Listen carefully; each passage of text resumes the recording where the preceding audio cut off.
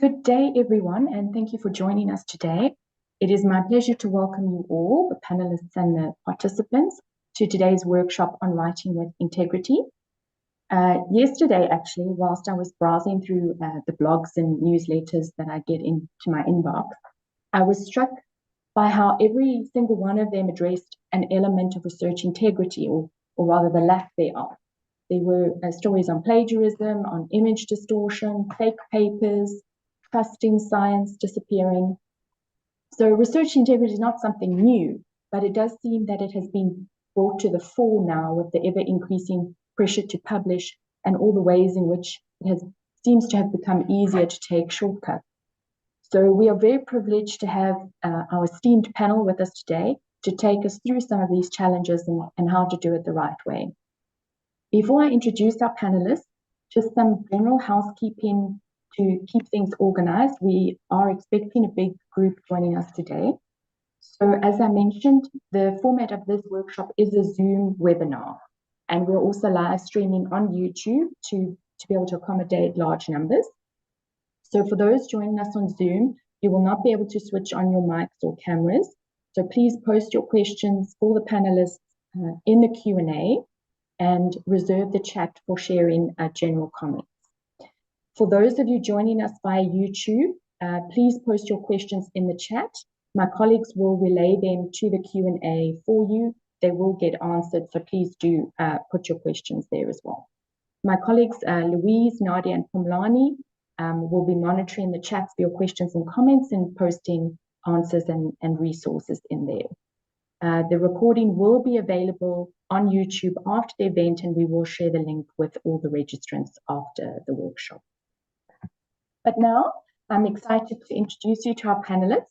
I will briefly introduce them all and then introduce them properly before they speak. So joining us today is Professor Leslie Swartz. He is the Editor-in-Chief of the South African Journal of Science. Professor Chrissie Boughey, who is an Associate Editor with the journal, and Dr. Thywill Dzogbewu and Dr. Lindah Muzangwa, who are Associate Editor mentees with the journal.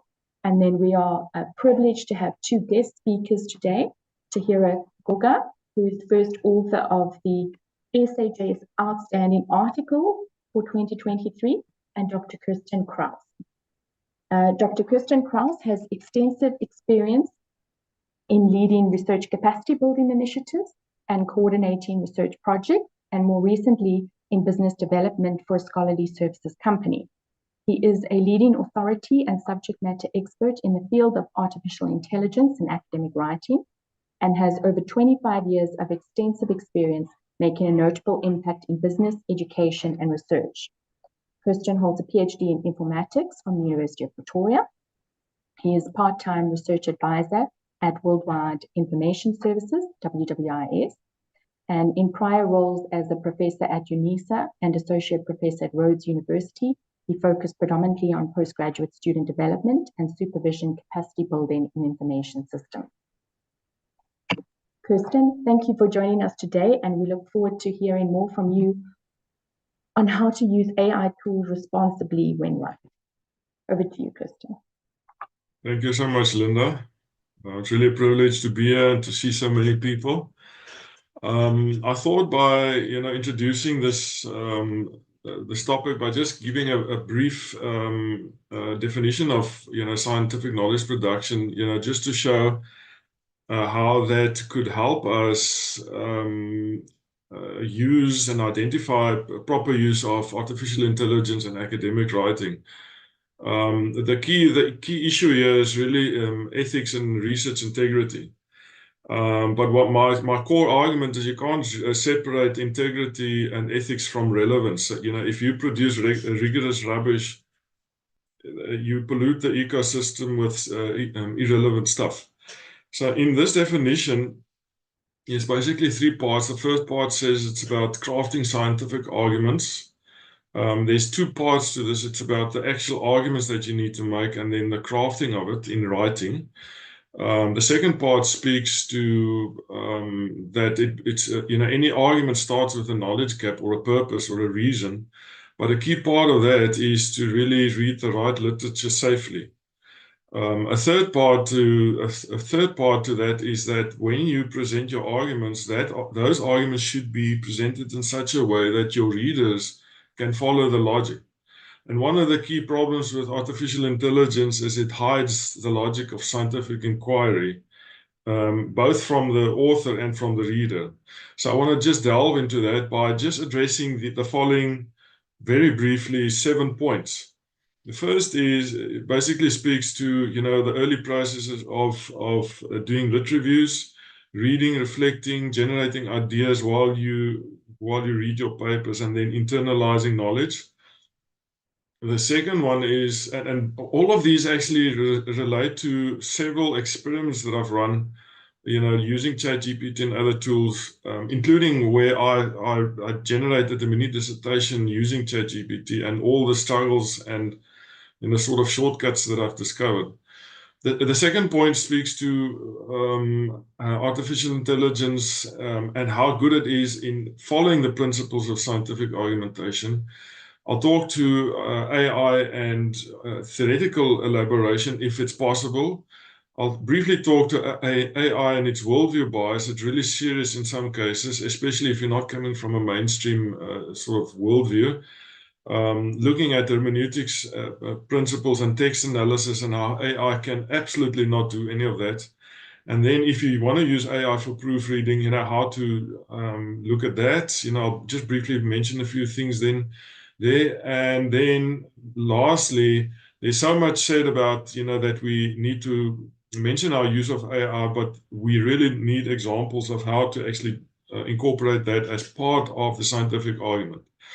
Now, when it comes to using AI to read, to reflect, to generate ideas, and to internalize literature, there's a whole number of things that one needs to consider. Now, in this picture, what I try to illustrate is, on the right-hand side, there's a whole bunch of tools that I experimented with extensively, and then in the pink block in the middle, I hope it's pink from where you're sitting, there's the traditional approaches that we as researchers need to follow when we want to do a review of literature. So in the traditional approaches, we have the benefit of systematic rigor.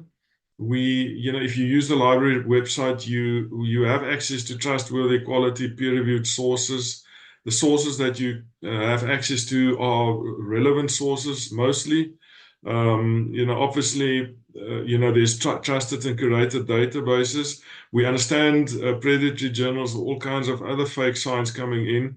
So, there are some tools developing that we can use for avoidance strategies. And so this all talks to the traditional approaches. But if we look at the AI side of things, there's artificial intelligence tools, can help us, for example, with forwards, backwards referencing.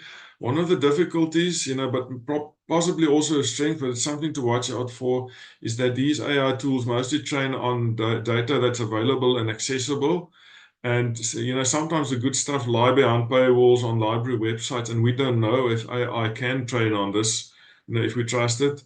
What I found with these tools is it's really good with tracing thematic networks of papers, finding seminal authors, seminal papers, those sorts of things, which is often a very sort of, not a sort, but an important part of finding the right readings, to build your own conceptual basis.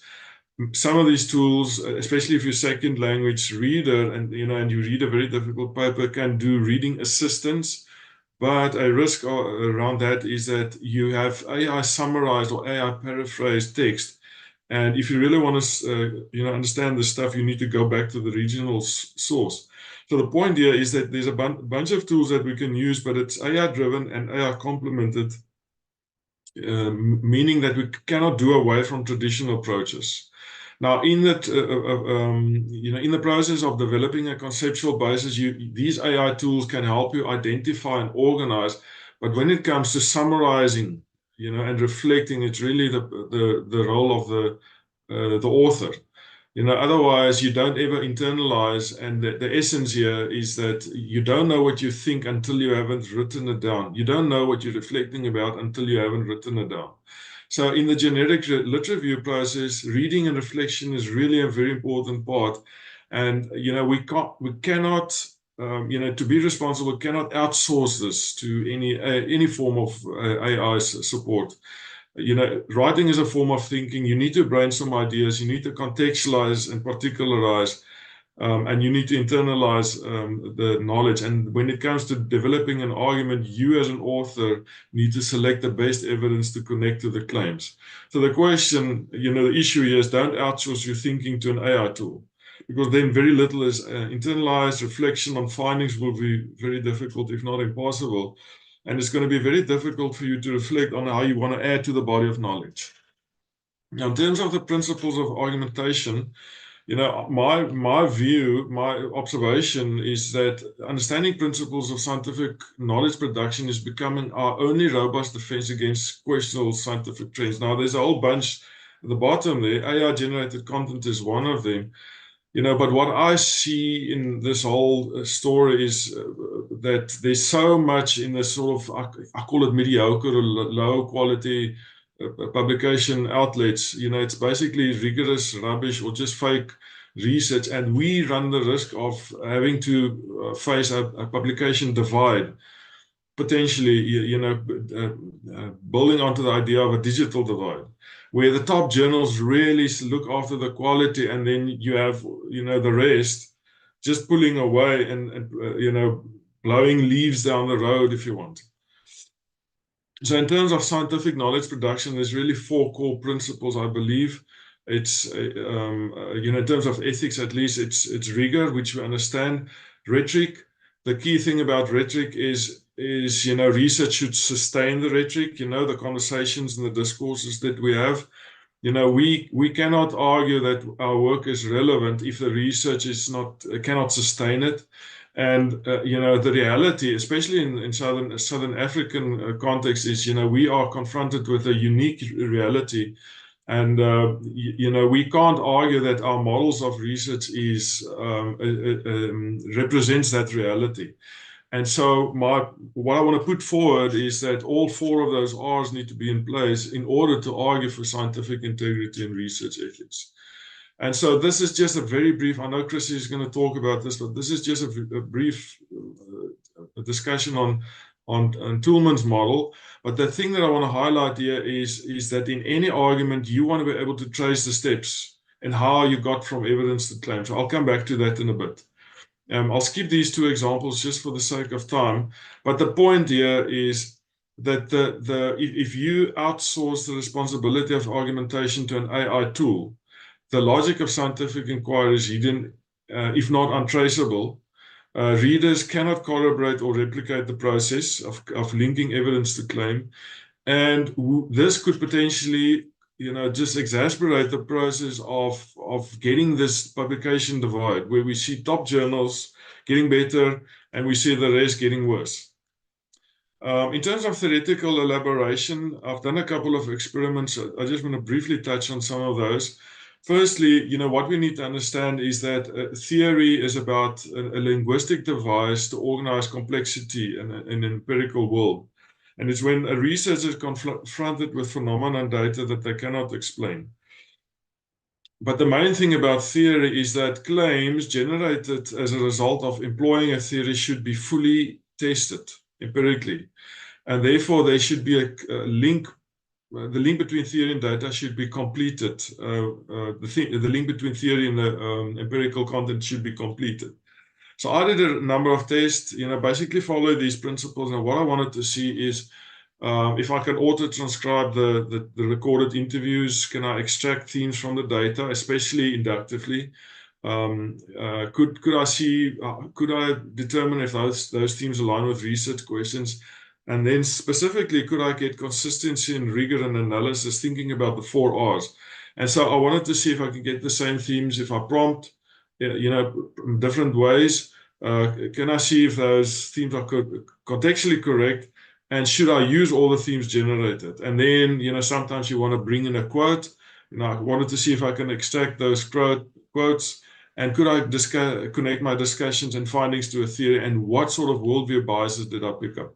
Now, one of the big problems that surfaced is that I only realized that AI now use the recorded interview. So it asks a question about the ethics. Did I get permission from my participants to actually use the data? to let AI ingest it. The other thing that I picked up, and this is just really quickly, I try to get good quotes, but the quotes linked to the theme is really just sometimes irrelevant or just rubbish. And I don't know if the best quotes are selected to support the evidence. I sometimes saw cases where there's repeated themes like here, and then themes enforced onto my research, like gender dynamics. Gender dynamics is a very prominent theme in the Western world, but it wasn't a topic that I was interested in. So basically, a worldview was enforced onto my work.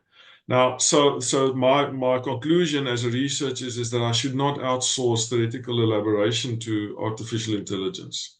Then, in terms of artificial intelligence and a worldview bias, I attended a meeting here at UCC. I'm staying in Ireland at the moment. UCC is University College Cork, and they had over 200 research looking at an AI toolkit. None of them picked up that there's a bias against second language authors or a second language user. None of them picked it up. And it just kind of speaks to, the issue of a worldview bias. I've also found readings like this that basically says that AI detectors has got a bias against non-native English writers or second language English authors. So that puts me at risk in some way.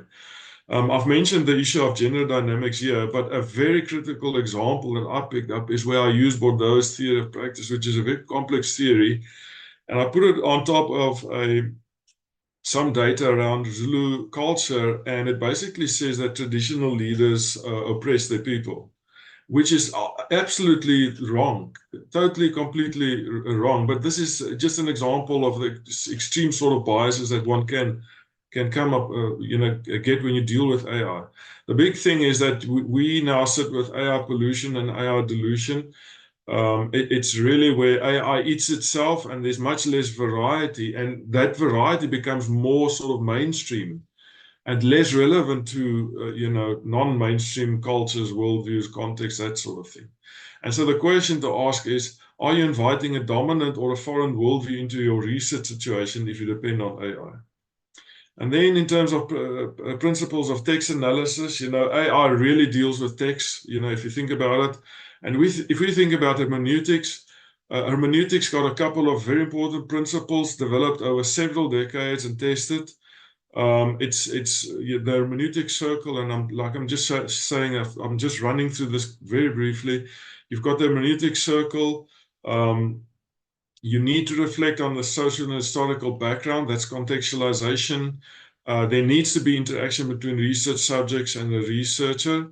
You need to, connect theory to generalizations so that the readers can follow the logic, as I just explained when it comes to, argumentation in general. You need to confront your own biases. That's really, and the biases of the research. You need to incorporate multiple interpretations, and then sometimes some social constructions of reality can favor certain interests, which we see in AI. And so if you look at hermeneutics as a text analysis principle, it actually tells us to avoid AI for some very scientific things. The issue is that if you depend on AI and you've got text, whether the text is your data that you analyze or whether it's literature that you read, and you've got an AI tool, sort of between you and the text, you actually distance yourself from all of that. And that's a risk in terms of these principles, hermeneutic principles. So AI could potentially and will distance you from the original text. And then ethics and proofreading. AI can do well in proofreading, but there's some cases, testing both the previous version, the free version 3.5 and version 4. In this case, in the process of proofreading my text, I found that it actually misconstrued my writing. It got it wrong.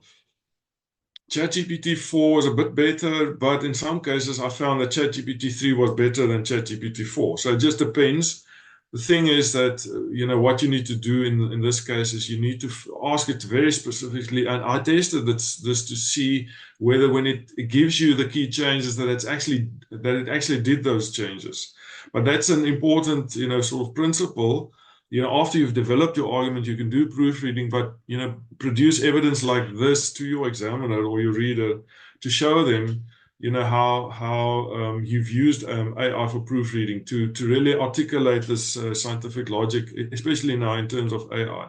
But the question then is, if you use a tool like ChatGPT, have you asked ChatGPT to not use the data as part of its training? That's another ethical implication.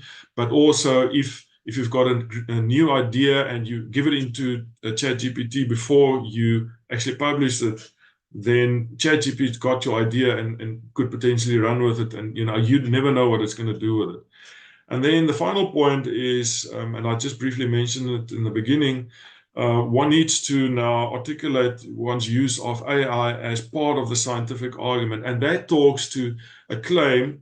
And if you look at policies on AI authorship, we've got COPE, and COPE says that we need to be transparent about our use. We need to say what we use and how we use it. So we need to make claims, but when you make claims connected to evidence, the question is, what sort of evidence do you provide now to show your examiner how you've used it, and how can the examiner corroborate and replicate the process to see if you're on track? Okay, and so we have these policies. This is also a very useful one I found, is International Committee of Medical Journals Editors. The key issue is this: may we please have some examples of best practices, so that we can still see how, the claim that we've used AI ethically, here's the evidence, can we see some examples? And we really need to, generate these examples and test these examples. So a few thoughts to conclude with. AI really lacks systematic rigor, which only traditional methods can give you. The author and the reader cannot trace argumentation or alignment, for example, between your literature themes and your research questions. You can't trace the link between evidence and claim, especially if there's a bigger picture. It's very difficult to trace and articulate. If you've distanced yourself from the original text, whether it's the literature that you're reading or the data that you're analyzing or whatever you do, you cannot prove that the summaries that are produced and even that you are producing are correct. Those summaries may be incorrect and shallow, and I've found many cases where AI misinterprets things, and you would never know if the best quotes or summaries have been extracted to either support your claims or to put it in your text or whatever the case may be. So as a scientist, as an author, you need to be the human actor, be the guardrail, and then the risk of, if you depend on AI, nothing's been internalized, and you can never claim that you have a better inference, a better explanation, because you only gave what's out there already. In terms of directions and reflections, my suggestions would be to always experiment. Start with a field that you're passionate about or well-informed, because you will quickly pick up the mistakes, the issues. AI and traditional approaches are not competitive but complementary, but one needs to understand the risks of both. There's a strong worldview bias, and the more you do research in a non-mainstream worldview, the more you need to stay away from AI. Just briefly, my point there, AI could magnify and perpetuate existing biases. It's really useful to use combinations of tools for different phases. The big thing is AI is an extremely fast-moving target. If you look at the Gartner hype cycle, we're already going into the trough of disillusionment, and we're still trying to figure out, what's the plateau of productivity. So we need to keep up. We need to avoid predatory AI tools or scams. And then my final point again is that scientific argumentation skills more and more is becoming a required competency for us scientists to remain relevant. And that was that. I'll take any questions if there's time. I see there's about 3 minutes. Thank you very much, Kirstin. And I think the take-home message from all the information you've shared is, don't outsource your thinking to AI tools. So that's very, very good advice.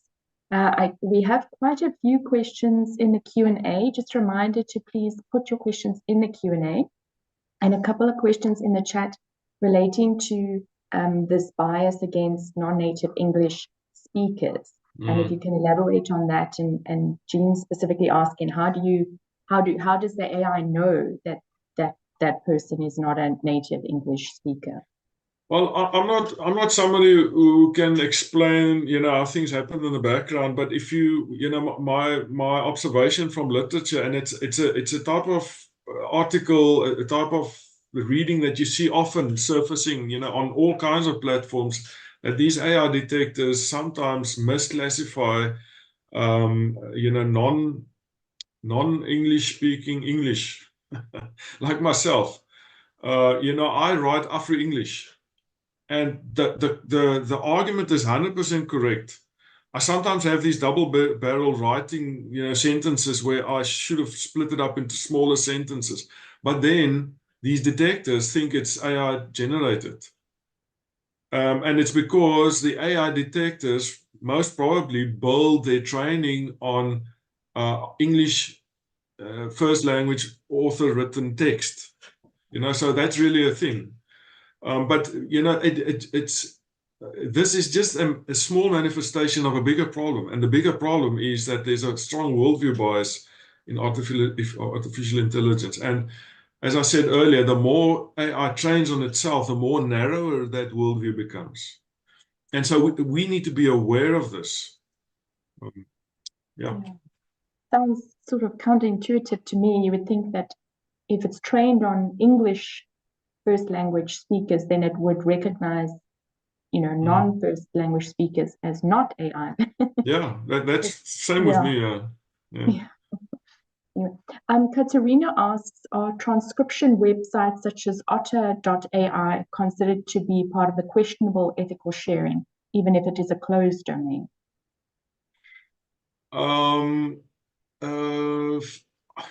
I can't comment on that. I haven't read anything specific, but transcription websites, it's fairly easy to check whether you're correct. I mean, in my case, I simply uploaded the recorded interview, which is not an English accent. It's Zulu accent and an Afrikaans accent. And it did fairly well. And for me to check, it's just easy. I look at the text and I listen to the interview. But I cannot comment on that, and I don't think it's an issue. What I say with scams is, or predatory AI tools, is there's so much.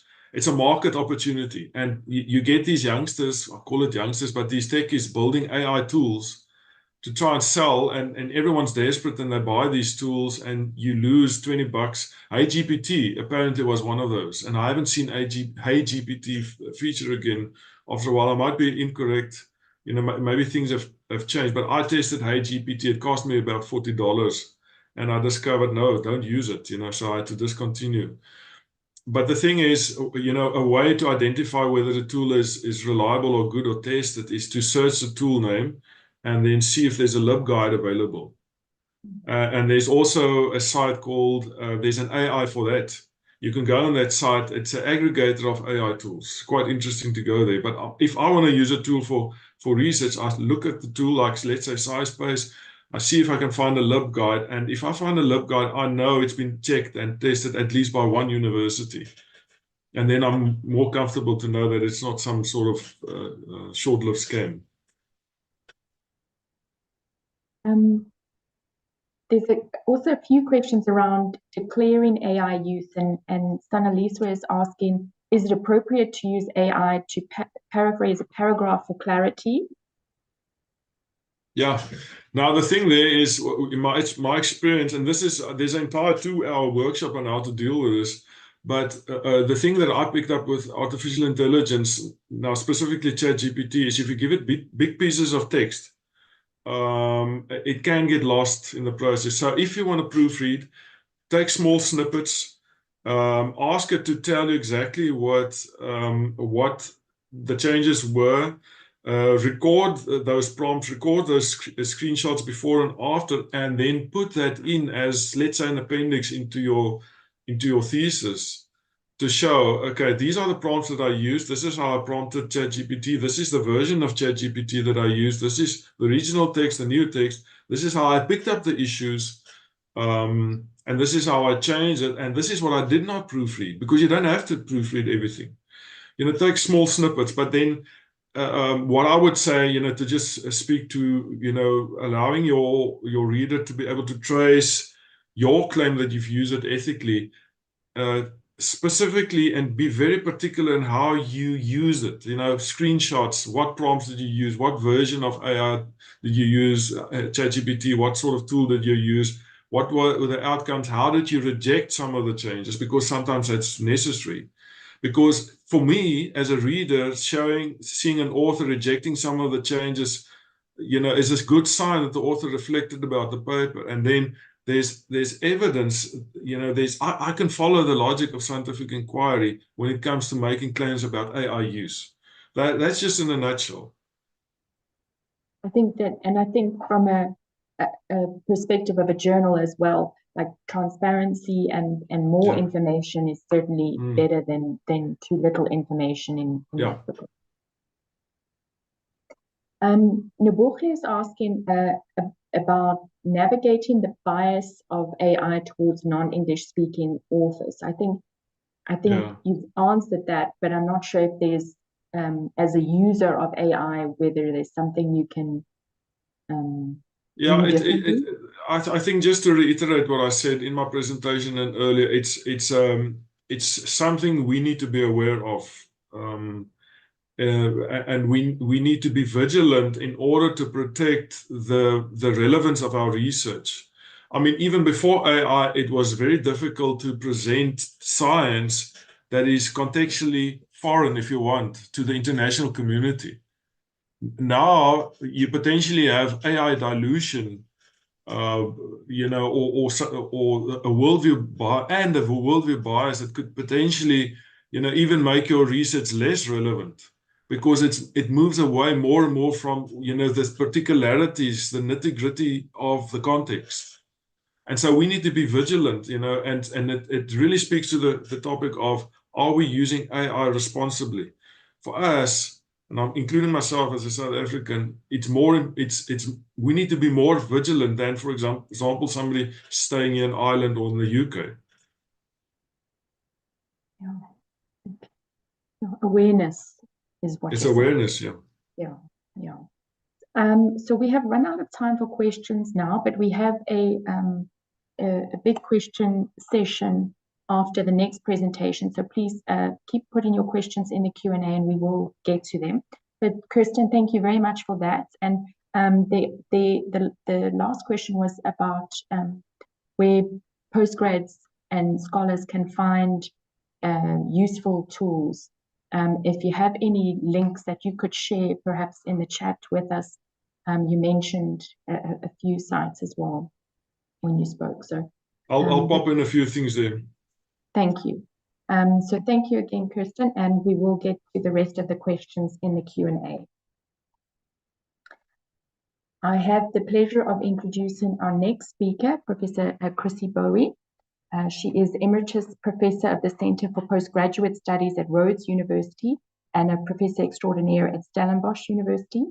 She is, luckily for us, the Associate Editor for Social Sciences and Education for the South African Journal of Science, and she also serves on the editorial boards of a number of international journals in her field.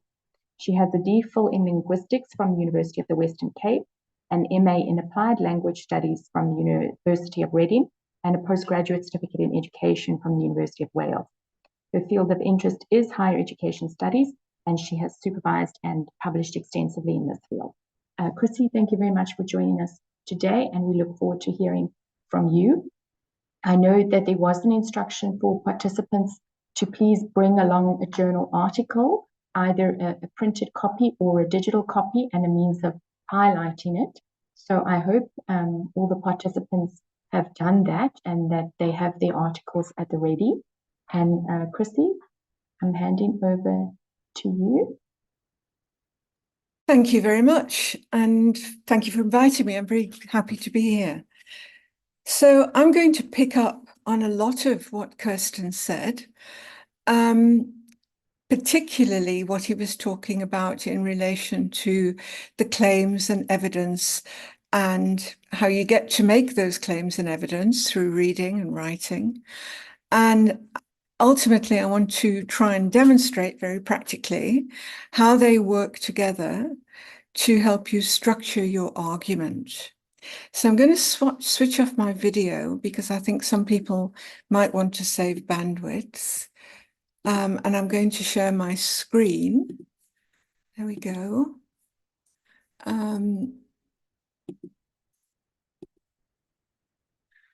Okay, so structuring claims and evidence. So no matter which kinds of academic text you look at, which subject area, and whether it's written or spoken, so a spoken academic text would be a lecture, for example, or someone speaking in a seminar. If you analyze it, all academic text is organized using the claim evidence structure. So what's this about? What's the claim evidence structure? So a claim, a knowledge claim, is a statement that you, the writer, believe to be true. A statement that you believe to be true. And that's really important because a lot of novice writers fall into the trap, and this is particularly true of postgraduate students in my experience. They fall into the trap of repeating what other writers say. So if they write a literature review, for example, it's he says this, she says that, this other group of people say something else. And the response of the reader to that kind of writing is, well, so what? I know that. I've read these authors.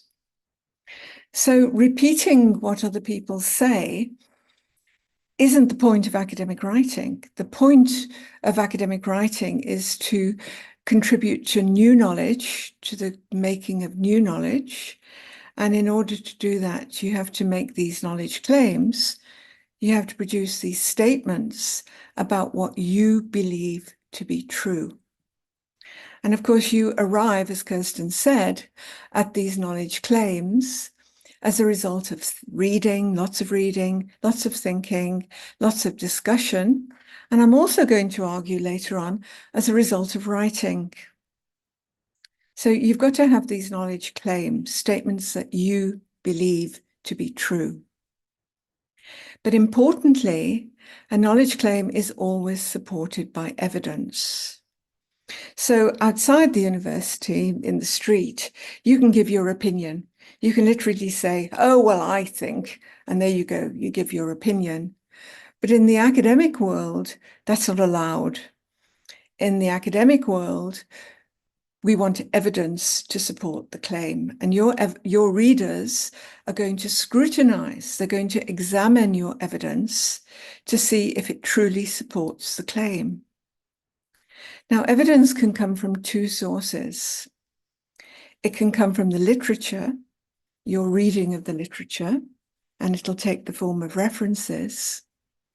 And typically in the early parts of a journal article, it comes from the literature, the early parts of a thesis, the introduction, the literature review, and the theory chapters, conceptual framework some people will talk about in the social sciences. So the evidence can come from the literature, and then you have evidence in the form of references.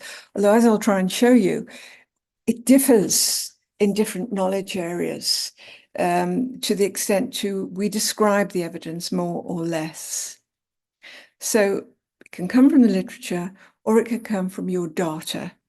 And if you're writing a thesis or a journal article, obviously that will be towards the end in the analysis and discussion sections of the thesis or in the same sections of the journal article.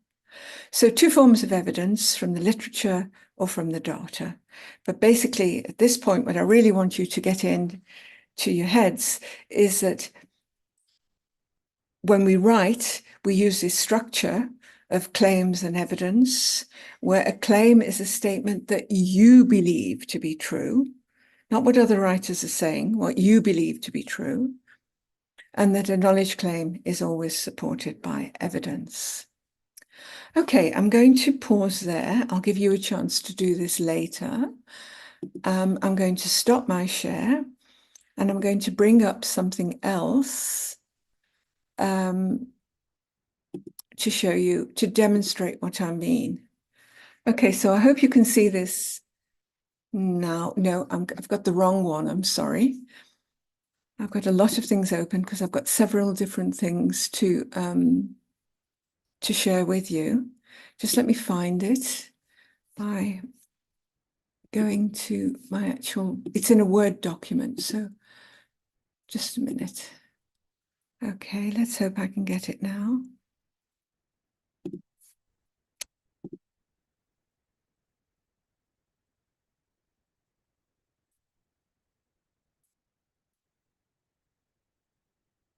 There we go. Okay, so what I've got on my screen is an extract from a journal article. I've actually got the beginning of the journal article. And the journal article is quite old now, but I'm using it because I've been using this particular article to demonstrate what I've been saying for years. And it's about, well, there you go, there's a title, The Effects of Elevated PCO2 on Growth, Shell Production and Metabolism of Cultured Juvenile Abalone, Haliotis iris. Now, it comes from the field of fisheries science. I'm not even a scientist. So I don't know anything about I don't even know what PCO2 is, but I can still, as an expert reader and writer, I can still analyze this article using the claim evidence structure. And that's what I'm going to try and demonstrate for you today. So there's a reference to it.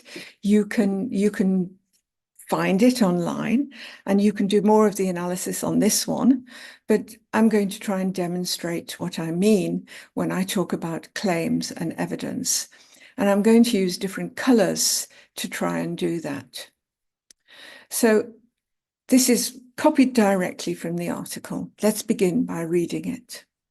Okay, so the first paragraph says, total global abalone supply, and abalone is a shellfish. It's very popular in China and the Far East. So total global abalone production supply, legal and illegal fisheries and farmed product to the world market in 2011 was estimated at 97,000 metric tons at an average rate of 39.9% per annum between 2000 and 2008. Farmed abalone increased significantly over the same period, and currently aquacultured abalone contributes to approximately 80% of the total world abalone supply.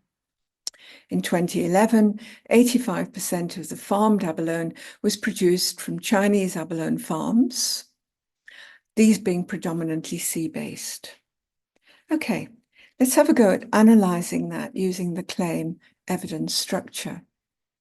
Well, I'm going to look for the claims and I'm going to look for the evidence. Okay, so I'll identify the first claim here. Sorry, let me make it a bit neater.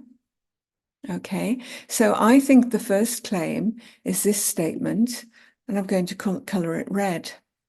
So total global abalone supply from legal and illegal fisheries and farmed products to the world market in 2011 was 97,000 tons. Well, where's the evidence for that? Well, the evidence takes the form of this reference, FAO 2012. So it's a piece of research done by the FAO, and it was estimating the total abalone supply. So I'm going to color that because there's my evidence for that claim in red. I'm going to color that in blue. So you can see I've got claim and evidence, and the evidence is a reference. And then the writers continue. So the total global abalone supply was at an average rate of 39.9% between Okay, so that's, if you like, it's the second part of the claim. So I can cover it red. How do they know? Well, the FAO did some research and the evidence is in that reference. So I'm going to call that blue. Okay, so basically what we've got there is a knowledge claim in two parts, marked in red, about the total global abalone supply. And the evidence for that comes from two pieces of research conducted by the FAO in 2012 and 2010. And in this case, the authors have split the claim. Okay, let's go on. I hope you're getting the hang of it, because it's very easy to do once you know what I'm talking about. So farmed abalone increased significantly over the same period, and currently aquacultured abalone, that's farmed abalone, contributes approximately 80% of the total world abalone supply. Okay, I can do the same with that. I think that is a knowledge claim. So I'm going to colour it red, right? Where's my evidence? Well, these people, Cook and Gordon, did some research in 2010. It was reported in 2010. So there's my evidence. So I'm going to colour that blue. The claims are red, the evidence is blue. I then move on to the next part. In 2011, 85% of the farmed abalone product was produced from Chinese abalone farms, these being predominantly sea-based. Okay, I think that's the claim. Okay, let me just make it a bit neater. So I'm going to colour my claim red. How do I know? Where's the evidence? Well, the evidence is by research done by Gordon and Cook in 2013. So once again, I can colour that blue. Okay. So there's one paragraph of this article, and you've got claim, evidence, claim, evidence, claim, evidence. And this is typical of writing in the natural sciences. The evidence comes in the form of references. This is in the early parts of an article or a thesis. The evidence comes in the form of references. The references appear at the end of the sentence, and it's very boom, boom, boom. Can you see? Claim, evidence, claim, evidence, claim, evidence. So the claims come and the evidence come thick and fast. So scientists will often say, the natural scientists will often say that your writing needs to be very concise. It needs to be very, they sometimes describe it as factual. And this is without any discussion and so on. And I think you can start to see this here.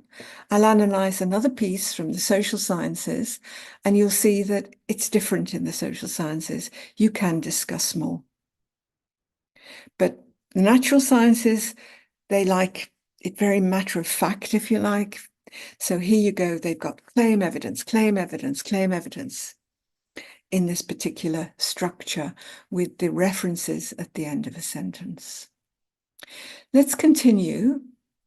So a desire to maximize production has promoted research into factors affecting growth, survival, and animal quality, with temperature, food supply, and water quality recognized as significant. Okay, now I think that's a knowledge claim, so I'm going to color that red.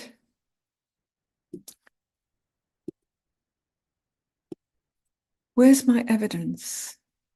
Well, my evidence is in the brackets, and there's, I don't know how many, 1, 2, 3, 4, 5, 6, 7, 8, 9, 10 or more references as evidence to support that claim.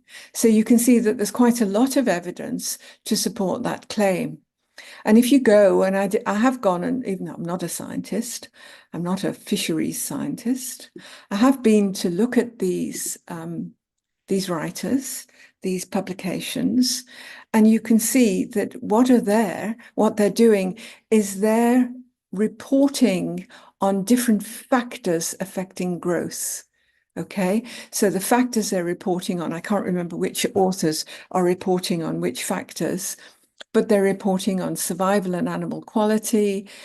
They're reporting on the effect to which temperature affects of growth, survival, and animal quality, the extent to which food supply and water quality also affect survival and animal quality. Okay, so you can see that these authors, Cunningham et al., the authors, there's the authors, Cunningham et al., they had to do a whole lot of reading, 10 or more journal articles, to get to produce that very neat, very succinct, very concise knowledge claim. But they've got lots of evidence for that claim. We continue and we can see the same structure. Increasingly, the role of seawater pH and PCO in reducing abalone production is being recognized as an important factor. I don't even know what these are. I'm not a scientist, but I can see the claim. Once I know what knowledge claims are, I can find them. There you go. So I'm going to color my claim red. Where's my evidence? Well, the evidence is in the references here. So in order to make the claim, the authors read these two references, considered them, and they came up with that claim. So once again, you can see the same structure. Claim, evidence, evidence in the form of references at the end of the sentence, claim, evidence in the form of references. And once again, it's got that boom, boom, thick and fast, very succinct science style to it. I'm going to continue, even though you've probably got the hang of doing this, because later I want to analyze more of this article and show you how the argument is built. So I'm just going to continue in the same fashion. Elevated partial pressure of carbon dioxide, PCO2, in seawater and associated reductions in seawater pH in aquaculture systems can result from both the accumulation of respiratory CO2 and through the nitrification that occurs from biofilters, the result of which can be detrimental to farm species. Okay, I don't know what that means. I don't really understand it. But I can still see it's a knowledge claim. And where's the evidence for the claim? It comes from the work of these authors, from the research of these authors. So I'm going to color that in blue. In addition, I'm reading on, to the reductions in seawater pH associated with culturing systems, ocean pH has reduced by 0.11 pH units over the past 250 years due to ocean acidification. Okay, I think that's a claim. So I'm going to color it red. Where's the evidence? Well, the evidence comes from the research of these people, just one article this time, and I'm going to color it blue. I'm going to continue. Ocean acidification has been postulated to negatively influence a range of species and biological processes, including fish behavior, calcification in corals, metabolic rates, growth and calcification of post-larval echinoderms and mollusks, and fertilization, growth, calcification, and development in larval stages of echinoderms and mollusks. Okay. Now, what I can see there is one big knowledge claim. So let me start to mark it. Ocean acidification have been postulated to negatively influence a range of species, biological processes, including fish behavior. Okay, how do they know? Well, here's the evidence in the form of references in these brackets. Okay, but then the claim continues. Ocean acidification and then has been postulated to negatively influence calcification in corals. Okay, so the claim is continuing. So I can color that red. How do they know it causes calcification in corals? Well, because these people, Rees, Cohen, and McCorkle, did some research. There's a reference to their research, so that's the evidence. Ocean acidification has been postulated to negatively influence metabolic rates and gene expression. So that's part of the claim. I'm going to color it red. How do they know? Michaelidis, all these people, lots and lots and lots of them again, did research which showed this. So I can color all of that blue because they are the references that provide the evidence for the claim that ocean acidification impacts on metabolic rates and gene expression. I'm continuing with this claim. So ocean acidification has been postulated to impact on growth and calcification of post-larval echinoderms and mollusks. Okay, I'm going to color that red because it's part of the claim. Where's the evidence? Well, the evidence, again, is in the references. So I can color that blue. Okay. And now we're coming to the end. Ocean acidification has also been postulated to influence fertilization, growth, calcification, and development in larval stages of echinoderms and mollusks. So I can color that red. How do I know? Well, there's the evidence. I can put the evidence in blue. Okay. Now I can continue doing that. I'll just do it very quickly. There's a knowledge claim, and the knowledge claim: elevated environmental PCO2 results in the accumulation of CO2 in the organism through diffusion. There you've got it. There's my evidence. There's references. With increases in intercellular and extracellular PCO2, it continues. The knowledge claim is expanded. More information about the knowledge claim. And there's the evidence for it. In addition, reduced seawater pH lowers the saturation state of calcium carbonate. So I don't even know what that is, but I can still see it's a claim. I'm going to put it there. How do I know? Well, all the references are there. All my evidence takes the form of the references. So if you look at that overall, and you can see it just from the colors, okay, you can see that this has got a typical scientific structure. The red are the claims, the blue is the evidence. The evidence comes from research of other scientists. And the claim evidence structure comes thick and fast, dum, dum, dum, dum, throughout the introduction to the article. You could do it you could call this a kind of literature review as well. And the claim starts a sentence, but then the evidence comes towards the end of the claim in brackets, in the form of references, but you can also split your claims.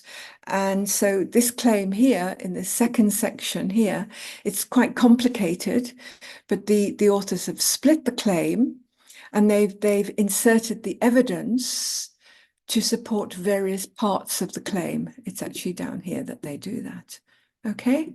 When they were talking about the negative influence and so on. So I hope what you could start to see there, and that analysis, is the way knowledge claims and evidence work in a piece of scientific writing.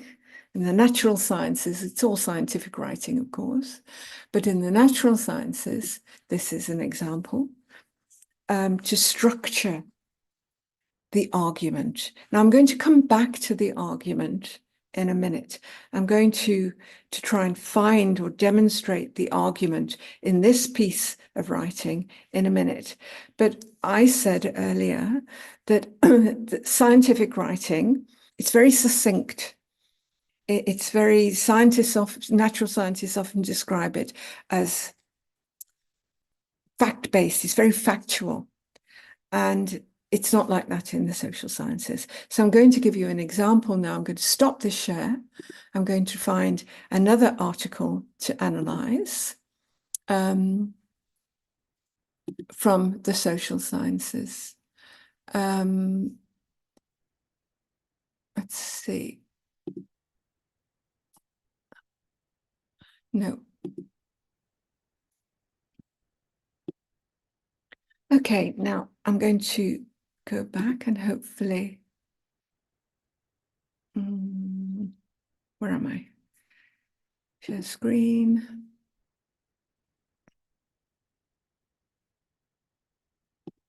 I hope I've got the right one here. I've got so much open. Okay, this is actually a piece that was published in the South African Journal of Science, our journal. And I identified this piece because I've recently done a review of work that's been published on higher education. So this is a piece of work in my field, my own field, higher education. And it's about the time that master's students take Chrissie? to... Yeah? Chrissie? Oh, sorry, we can still see the previous paper. Okay, let's see. I was going to say the same thing. Let me get rid of it. As I say, I've got several things to move through in this workshop.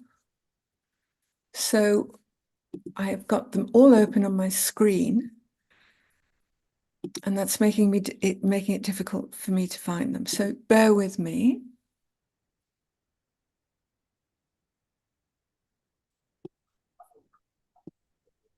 Can you see that now, Zawatier and Murray? Yes. Yes. Okay, hooray. Okay, so as I said, this is from the South African Journal of Science, and it's about the time master's students take to graduate. It's in the social sciences, the field I would classify as higher education studies, my field, so it's the social sciences.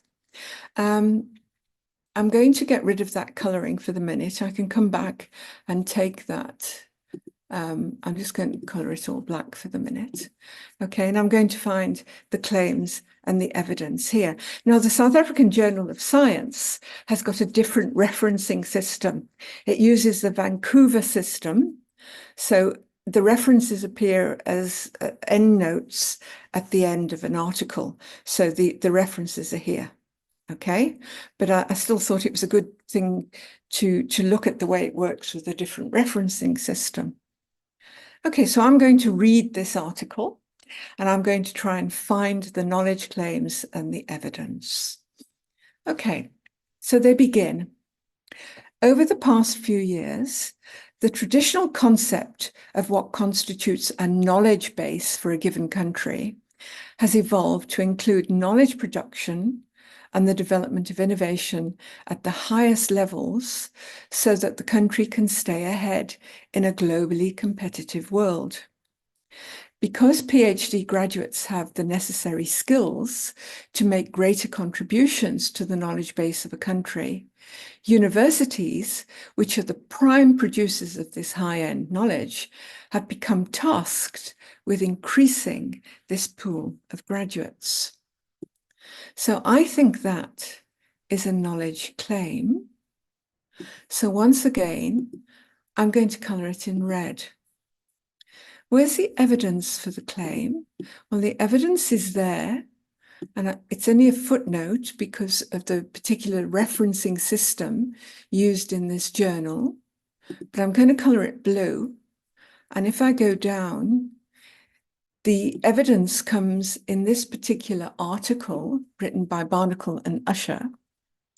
And you can go and check that article, but Barnacle and Usher actually say all these things, okay? So what Dzogbewu et al., the authors of this particular article that we're looking at, have done is they've given you a lot more in the form of a knowledge claim. And they've only given you one reference. But you could actually, if you like, split that into two knowledge claims. You could say that's the first knowledge claim, and that's the second knowledge claim. But this one article, which is there, provides the evidence for that. So you can immediately see that the structure is different. A scientist, a natural scientist, would probably want evidence there, but no. Here, these authors who are writers, expert writers in the social sciences, have chosen to put two claims together to be more descriptive, if you like, and then they give us one piece of evidence for it in the form of the article written by Barnacle and Usher.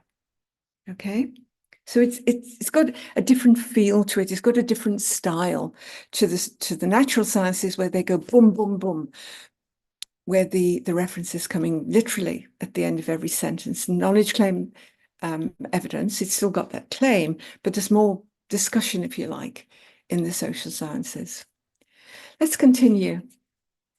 In particular, the South African Department of Science and Technology has set in place a 10-year plan that seeks to promote innovation in research by funding South African universities through the Department of Higher Education, according to a funding formula based on the drivers that promote research and teaching outputs.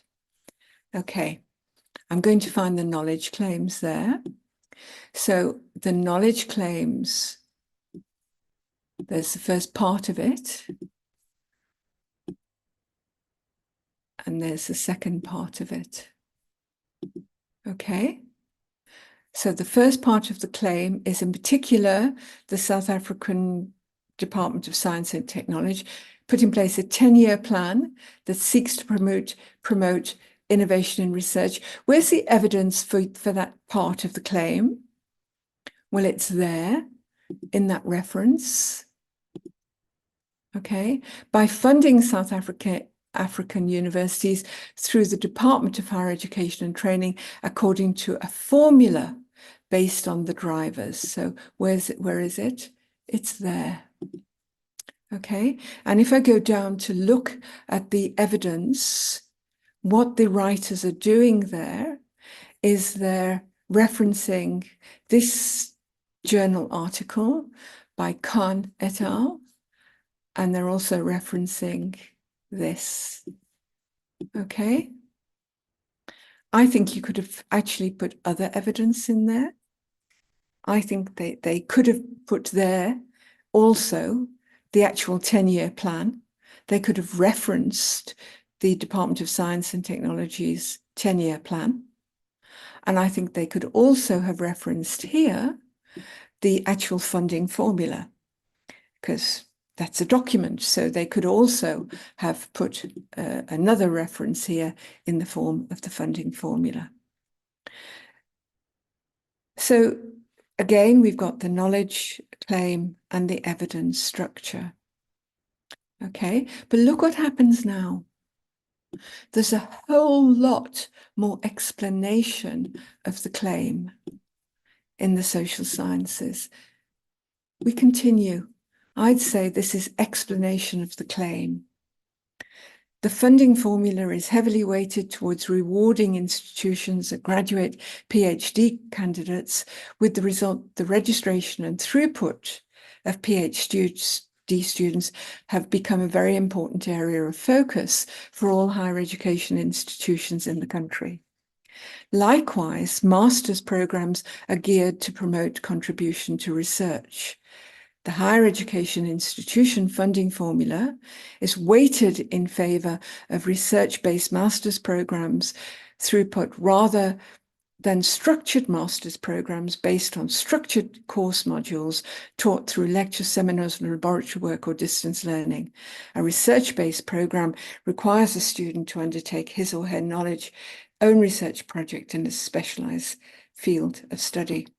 So what happens in this piece of social science writing is you've got a whole explanation here.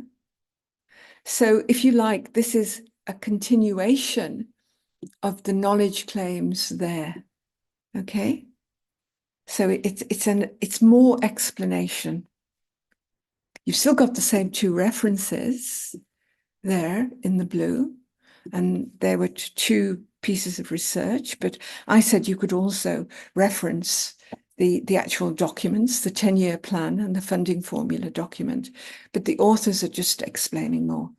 Now, I've heard natural sciences say that writing in the social sciences and the humanities is fluffy. And what they mean by fluffy is that it's got this additional explanation. Remember what it looked like in the natural sciences? Boom, boom, boom. It's just a different style in the social sciences. Okay, let's go on and do a bit more.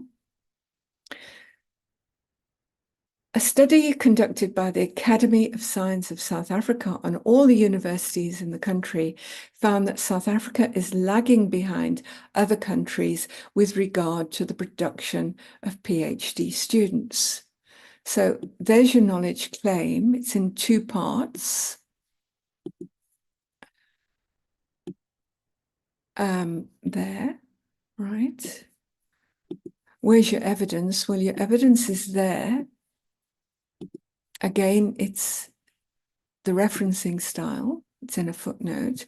A study conducted by ASAF, right? And you can go down and you can find, there it is, there's the study, there's the ASAF study.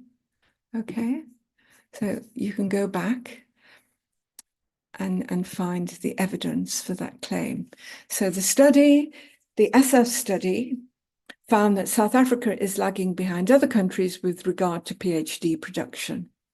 Now look what happens. We've got more explanation. So here, it becomes more like the natural sciences here, but they're giving us more detail with another knowledge claim. South African universities produce only 26 graduates per million, which is far below other countries.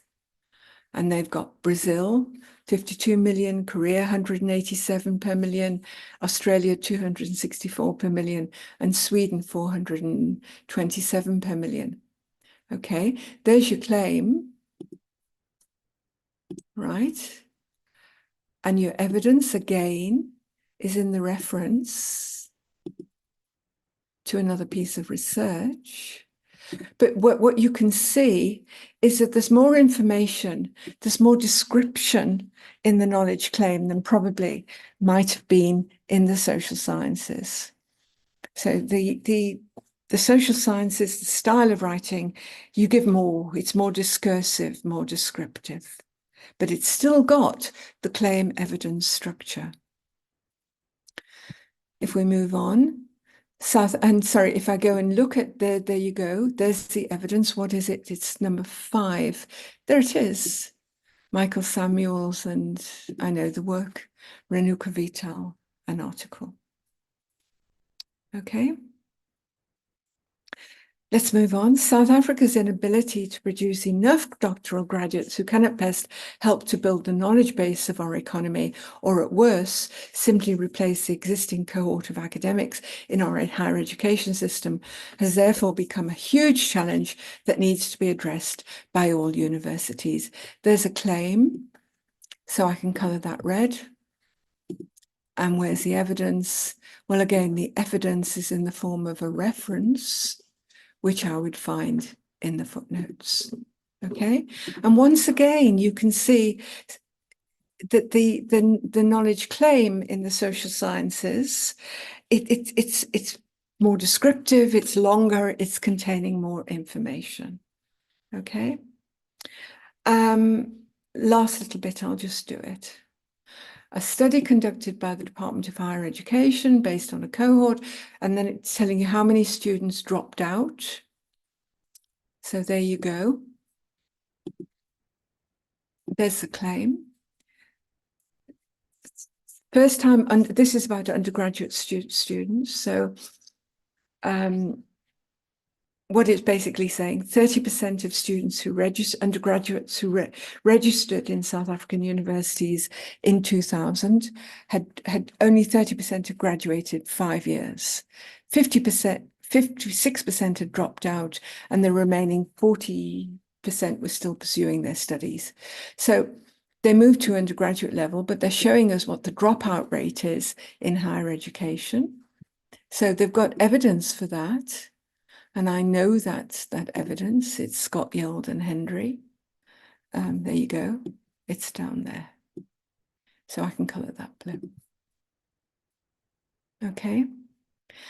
And then we go focusing on first-time enrollments for a master's degree. So they're now moving from making a statement about student throughput at undergraduate level. They're moving to master's level. Focusing on first-time enrollments for a master's degree, a Council on Higher Education study in 2008 found that nationally enrollment increased at an average rate of Okay. So where's the evidence for that? Well, they put the evidence there in the middle, but again, it's in the form of a reference. Right. And this increase, however, was tempered by a steady decline in completion rates from the degree. There's another knowledge claim. I can put it in red. Where's the reference? Well, there it is. It's in the form of a footnote here. Furthermore, focusing only on students who successfully completed their master's degree, the study found that they would take on average 3 years to complete their degree and were graduating at a relatively late age of 34 years. This means that many master's students typically interrupt their studies after completing their bachelor's and honours degrees to enter the job market, only to take up their master's studies later on. The interruption in studies is probably due to a lack of financial resources, impacting on their preparedness for advanced study, and could be a contributor to these students taking longer to graduate. So that is a knowledge claim. It's an expansion of the knowledge claim here. It's an expansion on enrollments, this claim about enrollments at master's level. Right? It's drawing on the same references, but it's giving more explanation. So more explanation, again, is typical of the social sciences. You can be much wordier. You can write more words in the social sciences than you can in the natural sciences like it boom, boom, boom. But you can still see that it's got this claim evidence structure. Okay, so this is you can't see the blue very clearly, but the blue is in these little footnotes. But in this particular referencing style, I can actually color all of this blue because this is evidence for the claims made in that particular article. Okay.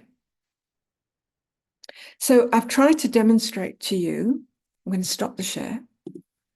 I've tried to demonstrate to you the claim evidence structure in the natural sciences and in the social sciences. And what I've tried to show is that the natural sciences, the writing is much tighter. They literally go boom with the claims and evidence. But in the social sciences, more description is possible, more elaboration on the claims is possible. But nonetheless, the social sciences still always support their evidence using references. Okay. I see there's 95 in the chat. Lindah, I wonder, are there any particular questions that need answering at this point? Hi, Chrissie, we do have quite a few questions. Is it easier to address some questions before moving on? Yeah, maybe, but maybe only questions about this particular structure. I'm going on to deal with argument, and I'm also going to deal with data in a minute, how you use data as evidence. So if you can see any questions about just the claim evidence structure. I'm also just trying to glance through them now and best categorize them. You see, while Lindah is looking, can I? It's Leslie here. Can I just make a comment on your wonderful presentation? Sure, please join in. I mean, I've been noting. I mean, everybody really loves it.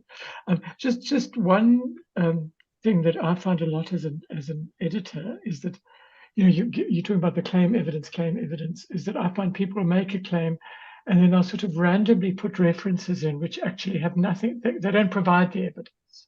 They just open a bracket to just put a whole lot of references in, which is sort of in the neighborhood, but actually have nothing to do with it. So, I mean, I think what's so important about what you're saying is there has to be a link between the claims and the evidence, and what's in the evidence has to pertain to this claim and not just be a sort of general comment. I just think that's, you know, we see that a lot at the journal. Yeah, thank you. Absolutely. And I think Kirstin also referred to that. You have to be very careful with your evidence, and you have to ask yourself, does the evidence actually support the claim? So yeah, it's about your rigor as an academic, that you're sure that the authors that you're using to support your claim do actually say that.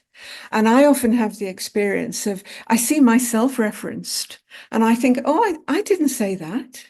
That's not me. So what they've done is they've appropriated my words. They've taken my words, and I never said that. I mean, I suppose I could challenge the authors, but I just think, oh dear, this is a bit sad. So your need as an academic writer to be really, really careful about the rigor of your work and ensure that the references actually support what you claim is important. So thank you, Leslie. Are there any questions that you spotted, Lindah? Because if not, I'll move on. There's a question from Aluwani that deals with what you and Leslie were just discussing about, and the question is, how does one deal with the issue where the claim does not correspond with the evidence? I'm not sure from what perspective. Yeah. Asking. So the claim doesn't what, sorry? The claim does not correspond with the evidence. Oh, right. Well, that's just poor. It's poor academic work. And editors can pick it up because the editors, they will read the article before they send it out to review, because the article obviously has to go to subject experts. So the editors will read the article and they know the field. And so they're likely to pick it up. As Leslie said, he finds that. So, you know, yeah, you do it at your own risk. Sloppy work. It is sloppy. Sloppy work runs the risk of getting a rejection at desktop review stage when it first comes into the journal. And if not, your expert readers are likely to pick it up. So this need for rigor, integrity, that's what this workshop is about. Integrity, it's really, really important. Okay. So Alawani, as an author, don't do it. If you're reading it as a reader, it means somebody didn't do their job. There's a few questions relating to how many references is the right number of references to support a single claim, and how old, I guess, can the evidence be? Okay, that's a good question. So basically, your claim has to be strong. Your claim has to be able to stand up, because people, what academic readers try to do is they try to come in and they try to knock your claims down, break your argument. They try to find fault with your argument. And one way they can find fault with your argument is by knocking the evidence away and making your claim collapse. So you need to ensure that you have enough evidence to support your claim. So I've got something, I'm picking something up from the desk. So imagine this folder is my claim, and you can see I've spread my fingers under the folder, right? So that's pretty stable, right? So imagine now my fingers as a piece of evidence, each finger is a piece of evidence. It's pretty stable, right? But imagine if can you see, it's less stable with 5. Can I do it with 3? No, I can't really do it with 3. Can you see? So you have to find enough evidence to support your claim. And it's your judgment. It's your judgment. And that's the rigor of your scholarship. I'll show you in a minute how you can adjust your claim. You can make your claim smaller. And I'll show you some easy ways to do that. So either, to get it really stable, you either bring in more evidence, right? Or you make the claim smaller. You can literally, I can't fold the folder. If I do it with a piece of paper, I often do it with a piece of paper. You can make the claim smaller. And then you might only need one hand, as it were, to hold it up. Okay. It's a good visual to have. There's quite a few questions. I'm not sure if you want to try and address as many as possible before we move on, or... Well, maybe, what are we? We're 10:30, so we've got, what, an hour to go, just over an hour. Let's do one more. So there's a quick one. Matotsi is asked about, do the reviewers check? And I think you and Leslie have answered that a good reviewer will know whether the claim does not match the evidence. There's a few questions relating to, in the social sciences, with the mixture of sort of evidence and claims. How do you know that your claim is enough for the evidence, or the evidence is enough for the claim? It's your judgment. It really is your judgment. How do you know your evidence be enough? Be critical of your claims. That's the point. I mean, scholarship, academic work, it really is about being self-critical. That's what the integrity bit is. It's not just throwing everything down on the paper. So you really have to consider, is the claim I'm making just? Is this doing justice to what I've read in the literature? That's what the question you have to ask yourself. And I'll suggest later on about some of the things you can do in order to get there.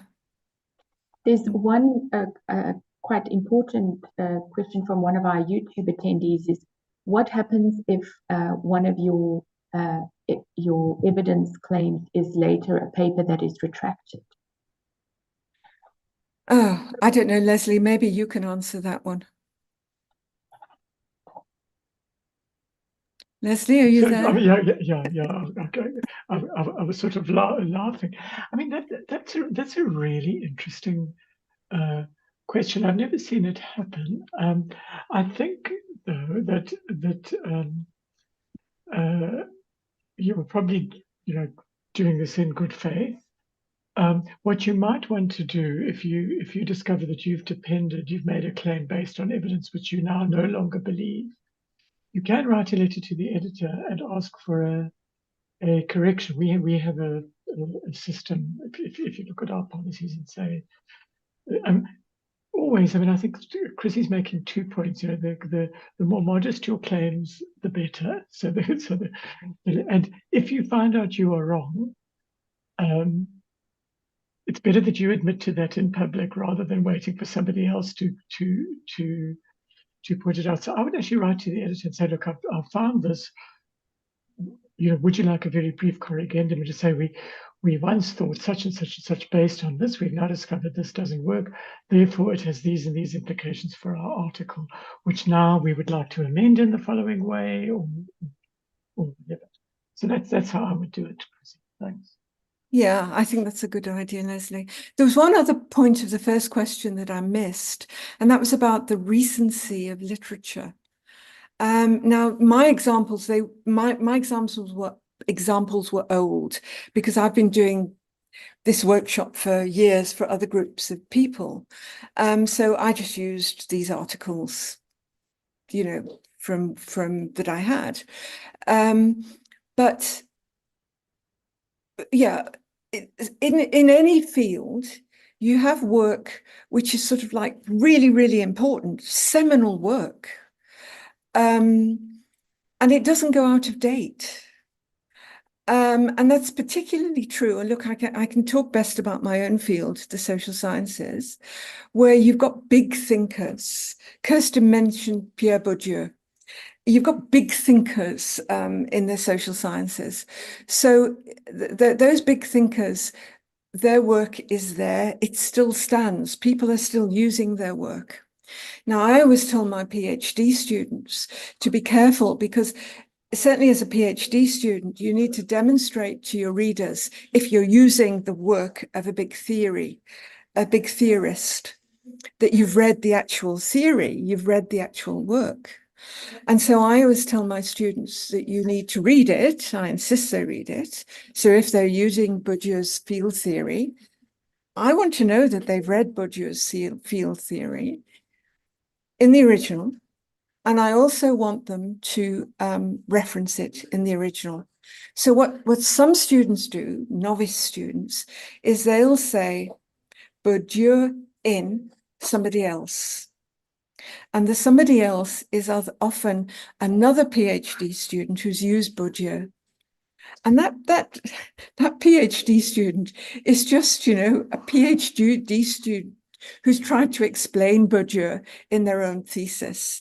And I tell my students, try to avoid that. Try to demonstrate your mastery of the field, because you're showing, you know, who are the big leaders and who are the big followers, if you like. So that would be a kind of academic literacy point, certainly for the social sciences. I think in the natural sciences, knowledge renews itself much more quickly. And I think, you know, yeah, it's a different way of making knowledge. But I think that, again, it's the question about recency. It depends on the field. And it also, if you've got big, important piece of work that stands over time, you can reference it even though it is some years old. Okay, I'm going to go back to my presentation. I'm going to stop the video again. I'm going to go back to my presentation. I hope now. No, stop share. Please go away. For some reason, the old one is, there you go. I've got that now. Can you see that? We're back to my PowerPoint. Okay. So what I don't know if we've got time. I really think I've spent too much time explaining, but I'm going to ask you to do this later. So go to the article that you chose for this workshop. So that's any article that you use in your own work, in your own knowledge field. And do what I did. If you're doing it on the computer, you can do it with, if it comes up in a PDF, Acrobat allows you to highlight. Otherwise, you can cut and paste into a Word document, which is what I did for these two. If you're doing it with hard copy, you need 2 different colored highlighters. So go to the article you chose for the workshop, highlight the knowledge claims, highlight the evidence supporting those claims. Okay? Do it in work that is in your field. And I promise you, this little exercise, it's one of the most useful things you'll ever do for yourself if you want to develop as an academic writer. Do it for yourself, and it will be time well spent. So I'm going to leave that point there. Hopefully you brought those article and the highlighters along, or means to highlight, and please do it after the workshop. But now I want to move on to the idea of argument. Okay, so a knowledge claim is a statement of what you believe to be true. It's you, your head, what you believe to be true. But basically, what you want to do in an article or in a thesis is you want to build an overall argument. And you'll often build a PhD thesis, for example, is one big argument. But as it goes along, it's a set of smaller arguments. So the first chapters of the PhD thesis, for example, are an argument about this is research that needs to be done. You're arguing for your particular study. You then go on and make another argument about this is the way this particular research needed to be done. So you're making an argument about your methodology. And then you move into the analysis chapters, and then you start making an argument about what you find from your data. Okay, so and that's true of a journal article. A journal article is one big argument, but you can break it down into a series of sub-arguments as you move through. This is research that needed to be done. This is how that research needed to be done. And then you come in to your actual findings. Okay, so this idea of argument is really, really important.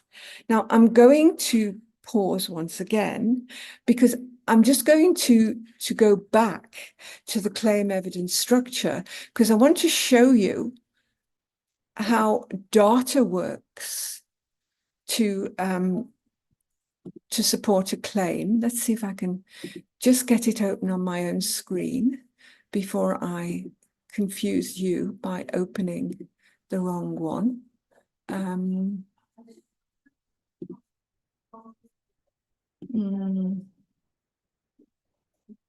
There you go. All right, now let's see if I can share that. Have I got it open?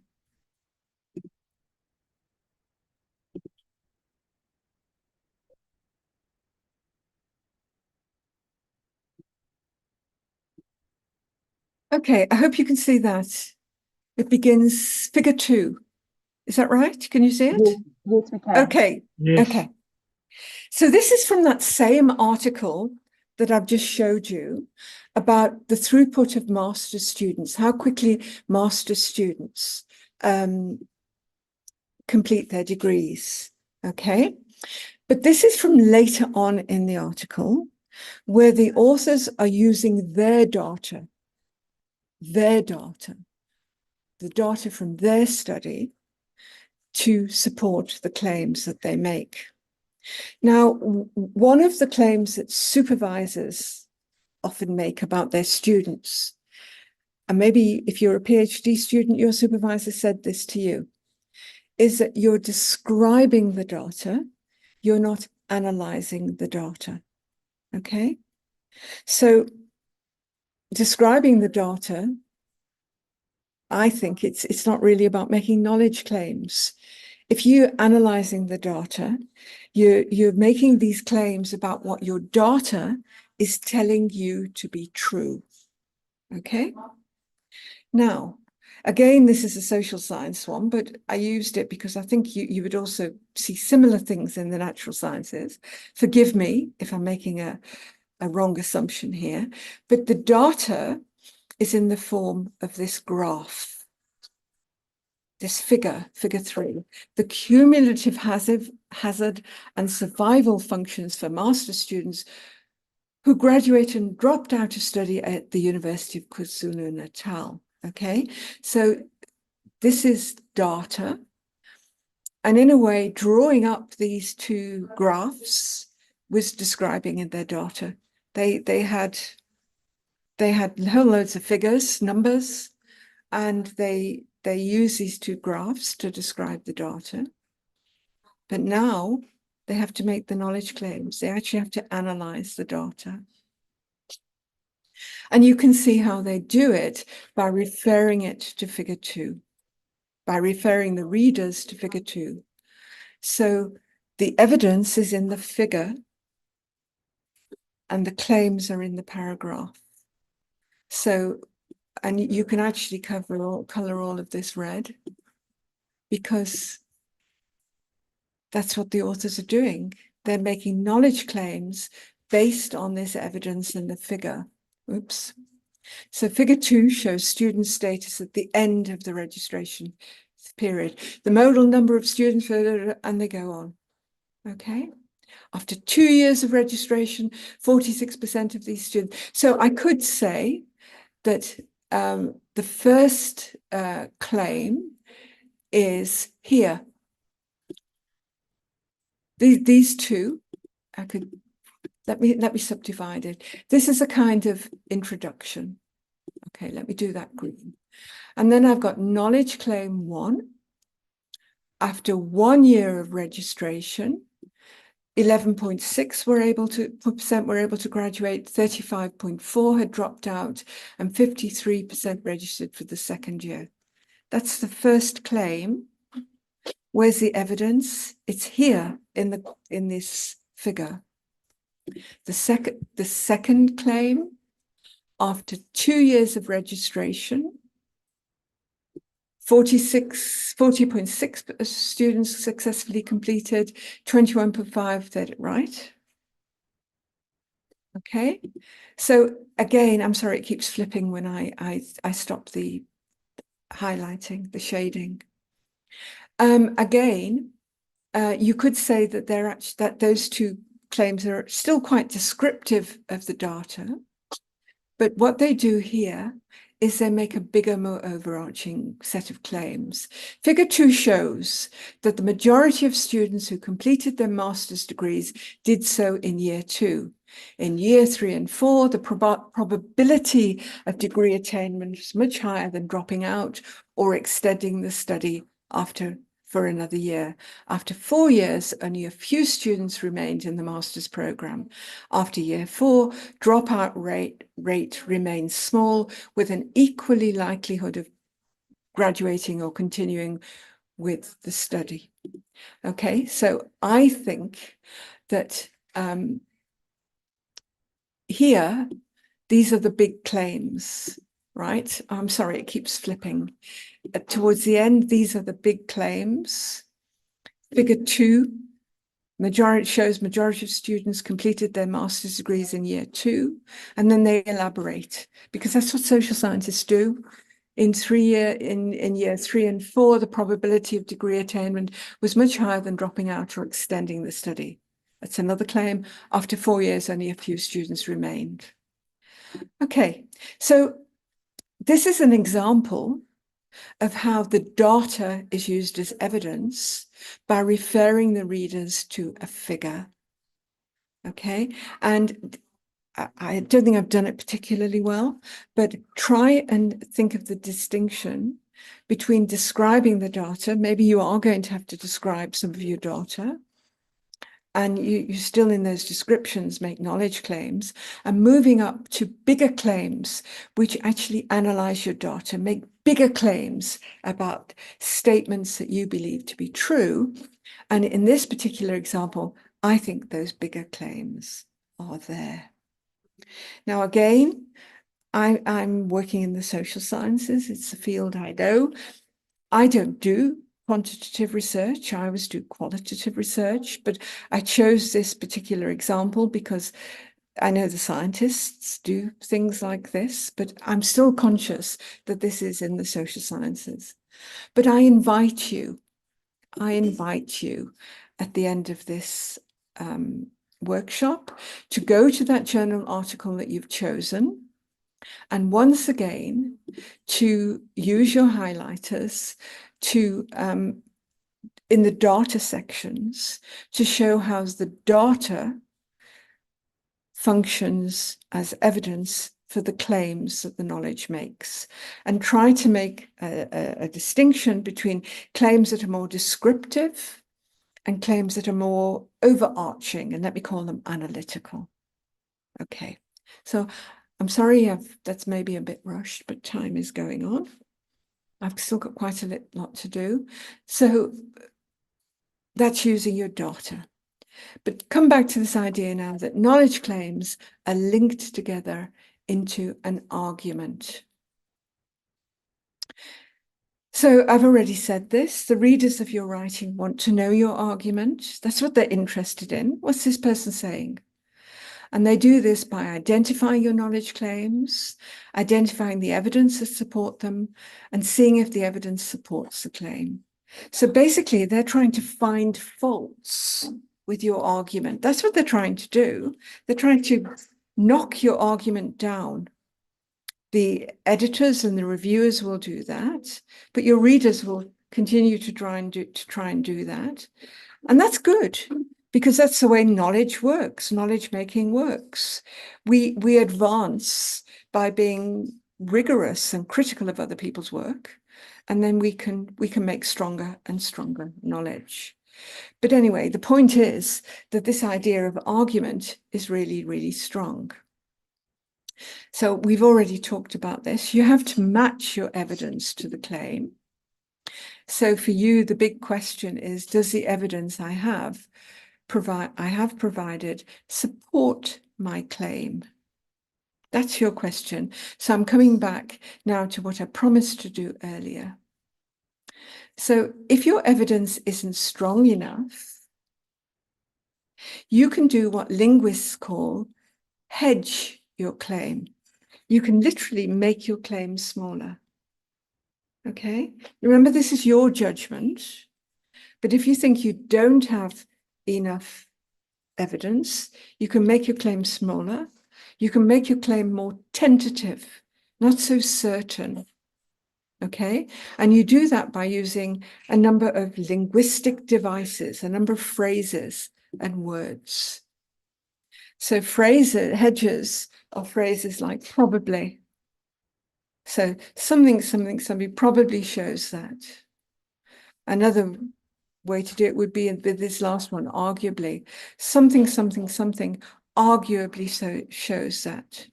When you introduce a word like probably or possibly or arguably, you're introducing an element of doubt.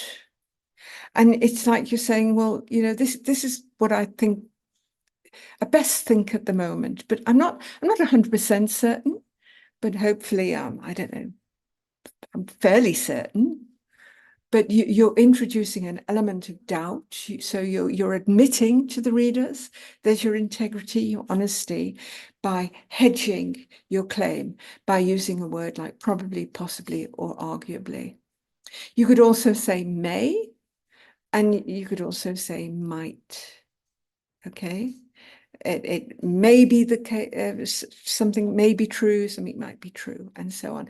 And then you can use sort of longer hedges, like it could be the case that, it could be argued that. Okay.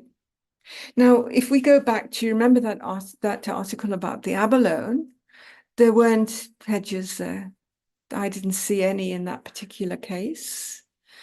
But one thing we know, and I think this is quite interesting, is that school textbooks don't contain hedges. There's lots of research that shows that. So when you go to school, you don't actually learn to look for hedges, because the textbooks, the books that you read, don't have these little phrases in them. So linguists have analysed school textbooks, and no, there's no hedges in them. So then you come to university, and good academic authors, rigorous authors, authors working with integrity, are going to be honest about the certainty of their claims. And therefore, they're going to include these little words and phrases, okay? But what we also know is that undergraduate students don't spot them. And maybe even some postgraduate students don't spot them, okay? So not surprising, because we haven't been trained to spot them.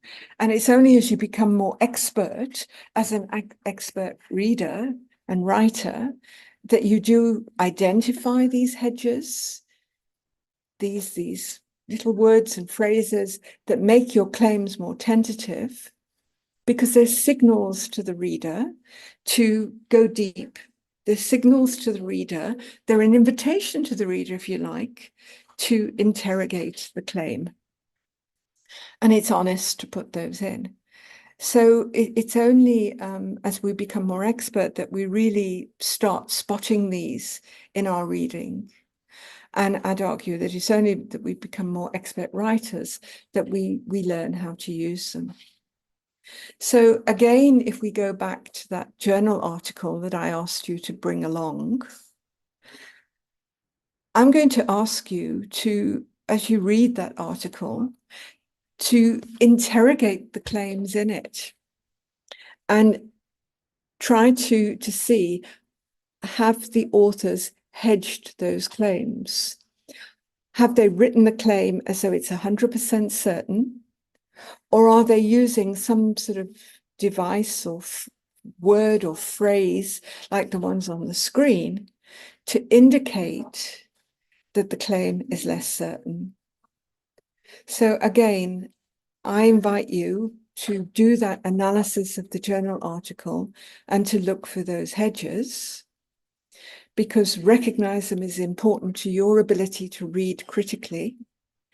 And it's also important for you to learn how to use them, because you need to use hedges if you're not 100% certain. And I'm very rarely 100% certain. But there you go. You have to use those hedges. And by seeing how other people do them, you'll learn how to use them. Okay. So what you need to do then is you need to look carefully at a knowledge claim, and you need to ask questions like, do I have enough evidence to support it? Do I need to adjust or make it smaller in some way? Tentative would be another word for smaller. And in that case, you're going to bring in a hedge. I'm going to pause this here, because I'm still going to keep on with evidence. And I'm going to go back to that article about the abalone. Okay. Right. And now, let me see. Share my screen again. Hopefully I can find it. Okay. What I've got now, I hope, yeah, I've got the right one. I've colored this abalone article again in order to try to show the steps in the author's argument. Okay, so remember, it's claim evidence structure, but Cunningham et al., they build the claims and evidence into an argument, and in order to do that, they do it step by step by step. So in the first paragraph, I'd say the first paragraph is the first step in their argument. And what they're doing there is they're providing some background, and they're talking about the total global abalone supply, the amount of abalone that is supplied to be consumed to the market. And that's in the first sentence, but then they narrow from talking about the total global abalone supply, they narrow it to looking at farmed abalone supply. So even in this first step in the argument, you can see a narrowing. They begin with a claim that talks about the total supply to the world market, and then they move and they start talking about the farmed supply to the world market. Okay, and then they narrow it even further because they move in and they talk about the supply from Chinese abalone farms, and this particular variety of abalone, Haliotis discus. I can't even say it. Okay, and the fact that they're sea-based. So that first step in the argument, and it consists of 3 knowledge claims. That first step in the argument, it's kind of setting the background, but it's talking about the total supply of this shellfish to the world market for consumption. Okay. Then we go on, and you can see the next step in the argument. So a desire to maximize production has promoted research into, okay, so the next step, okay, if the majority of the production is coming from farms, from abalone farms, which are in the sea, containing or farming this Haliotis discus hanaio, if the majority of abalone is coming from these Chinese abalone farms that are in the sea, they're sea-based, okay, the next step is, well, the desire to maximize production, because you want as much abalone from these farms as possible, has promoted research into factors affecting growth, survival and animal quality. So can you see the next step in the argument? We're getting most in the red, we're getting most of our abalone from Chinese abalone farms. Therefore, we need to maximize production of these abalone farms. And in order to maximize production, there's lots of research gone into growth, survival, and animal quality, with temperature, food supply, and water quality recognized as significant. Okay. And then we move on. There's another step here in yellow. Increasingly, the seawater pH and PCO in reducing abalone production is being recognized. Okay, so there we go. It's a step in production, a step in the argument where it's not research into all things affecting growth, all these things affecting growth like temperature, food supply, and water quality, but increasingly the role of water PCH. It's focusing on the role of seawater pH and PCO, which is actually the topic of the journal article if you go up there. Okay, and I can go on. The green is another step in the argument. Will you just excuse me a minute? My family are making an enormous noise.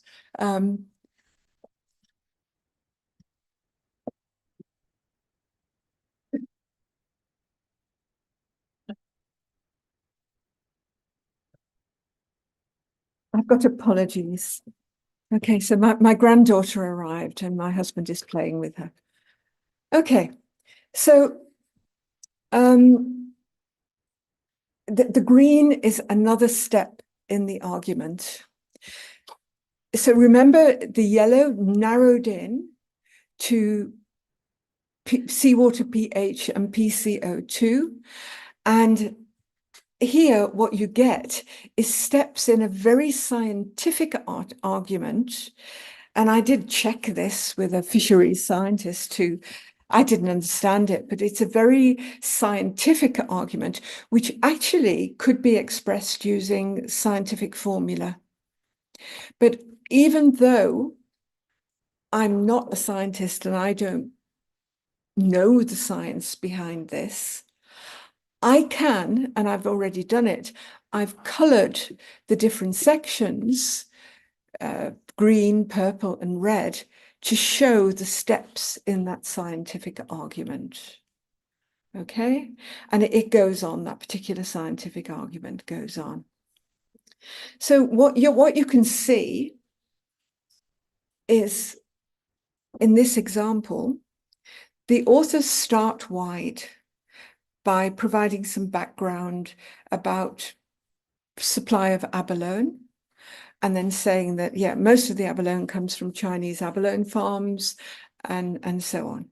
And then they go on to say the next step, which is, if we've got abalone farms producing most of this shellfish, we need to make them as efficient as possible. So people have done research, and they've done research into different things. And then the yellow step is a big step, I think, in analysing this. It's a big step because they're focusing on they're starting to bring the reader into the topic of this particular article. So they're bringing the reader's focus to the role of seawater pH and PCO. And then here we go on, and this is a scientific argument about why pH and PCO are important. So you can see a narrowing and the authors gradually becoming more and more scientific in their argument. So once again, I invite you to see, when you do this analysis of the article that I asked you to bring, can you see the steps in the author's argument? I've coloured them here. Can you do the same? Maybe you'll need to get a new photocopy or get rid of all the colouring that you've already done for the claims and evidence. But can you see the steps the authors are taking? Can you see the logic of their argument? Can you see that there is actually an argument? One would hope that a piece of published work, certainly a piece in a reputable journal, will have that argument. So can you find the argument in your own field? And importantly, when you write, can you find the steps in your argument? When you write, can you find your own knowledge claims and the evidence? Can you identify them? And can you find the steps in your argument? If you can't do it, how can you expect your readers to do it? So be very critical of your own work and check, that you do have to find, you can actually find the argument. I could have done this in another way. I could have done something like this here. Look, I could have inserted a comment and said, step 1.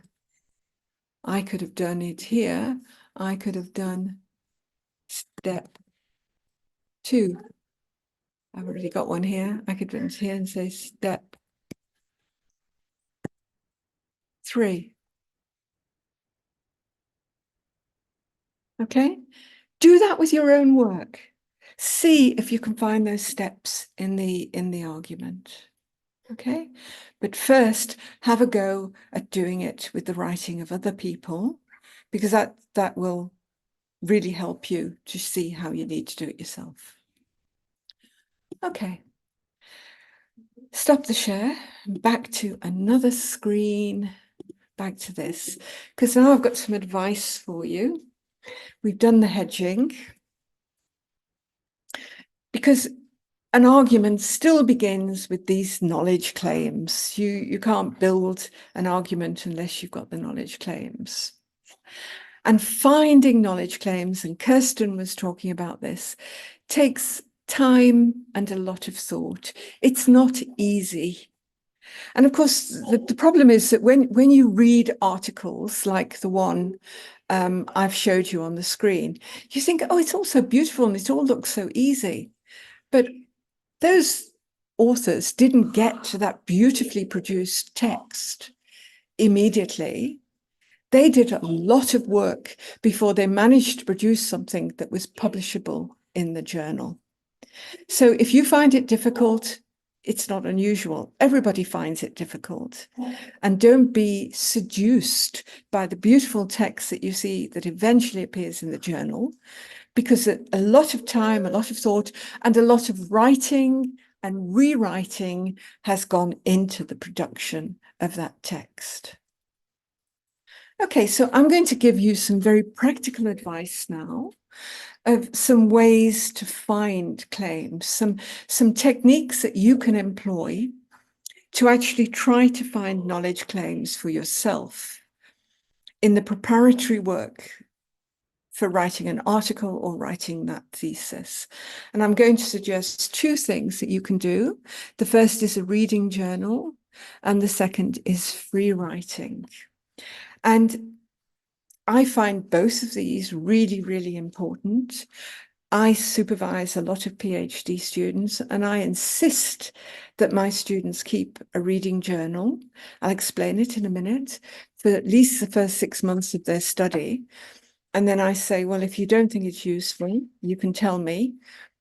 But I've never had a student who hasn't told me it's useful.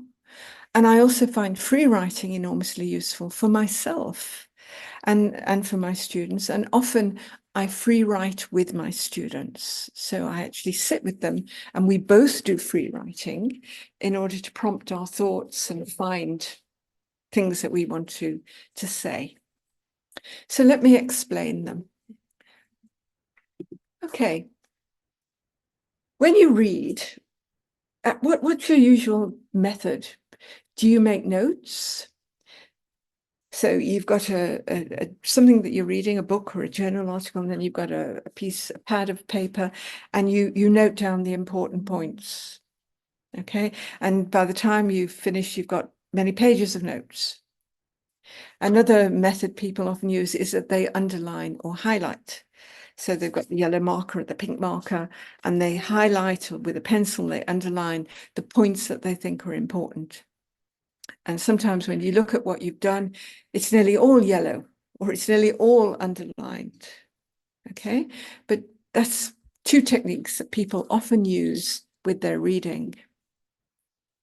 I'm going to draw on the work of a man called Bloom here, Bloom's taxonomy. And what Bloom tried to do, he was a psychologist, he tried to categorize types of thinking. He produced a hierarchy of thinking, sort of thinking that is more difficult, more demanding, and thinking which is not demanding, less demanding. Okay, and I've got it, a very simplified version on my screen. So at the bottom of Bloom's taxonomy is remembering. Now, remembering something might be boring, particularly if you're trying to rote learn something. I remember trying to rote learn poems as a child for school. Not a very good way of learning, but remembering is boring, but actually it doesn't put a great deal of high-level demand on our brains. Comprehending or understanding is more demanding, requires more cognitive action, but even more demanding is these activities of evaluating, analyzing, and synthesizing. Evaluating means judging the worth of something. Is it useful? Is it not useful? Is this a strong knowledge claim, or can I fault it? Analyzing, breaking things up. Can I see the steps in this person's argument? Synthesizing, bringing things together into a new argument. All that is much more difficult to do. It places a lot more demand on our brains. And right at the top of this particular version is this activity called Curating, which I think is new knowledge, making new knowledge. Okay, making those knowledge claims, building those arguments. That's right up here. Okay? Now, obviously, as an academic writer, you want to be up here, don't you? You want to be up at the top of the pyramid.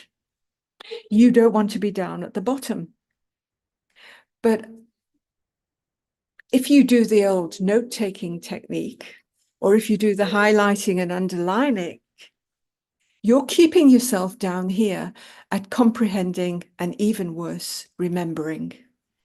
So you want a reading technique, a way of reading that will help you to get up to the top of this pyramid so that you are doing the evaluating, analysing, synthesising and creating of these knowledge claims.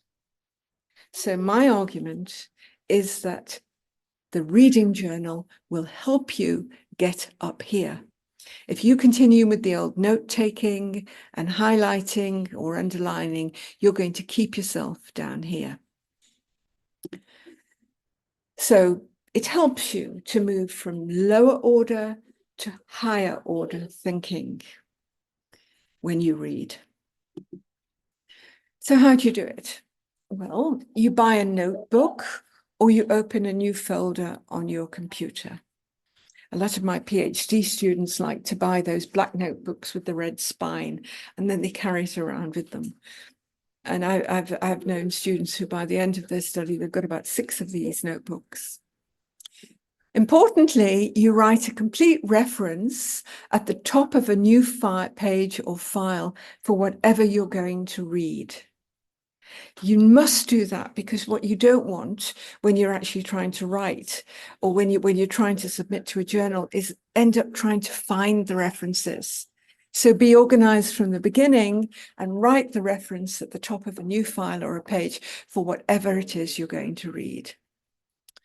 You don't have to read an entire article or an entire book in one sitting. So if you've got an hour, then identify in that hour how much time, how much you can read.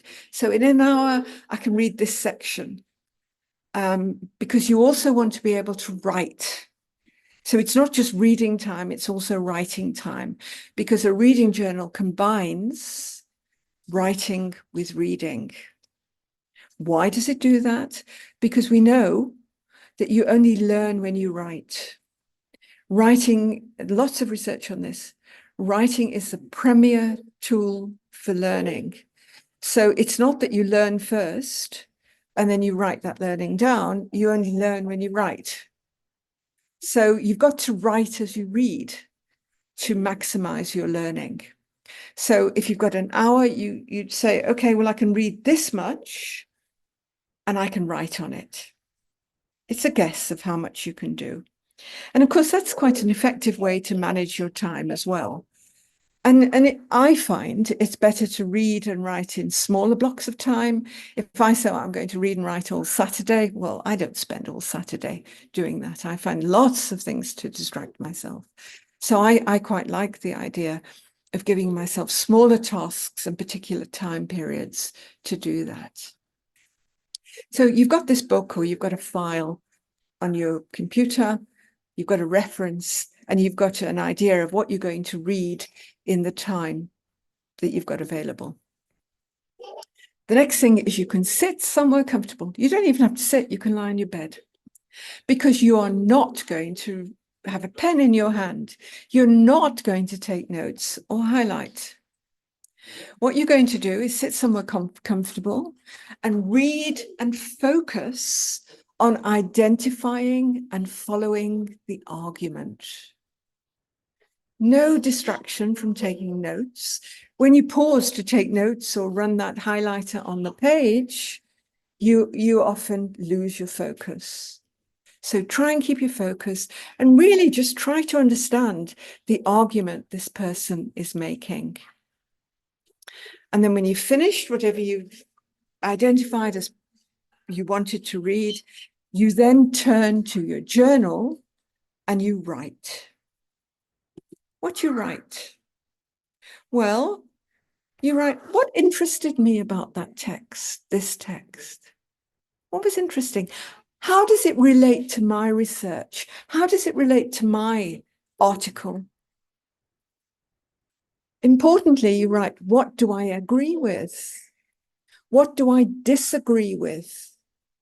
Really important, because as a journal article writer, as a PhD student, you need to have a position, right? So what do I agree with and what do I disagree with?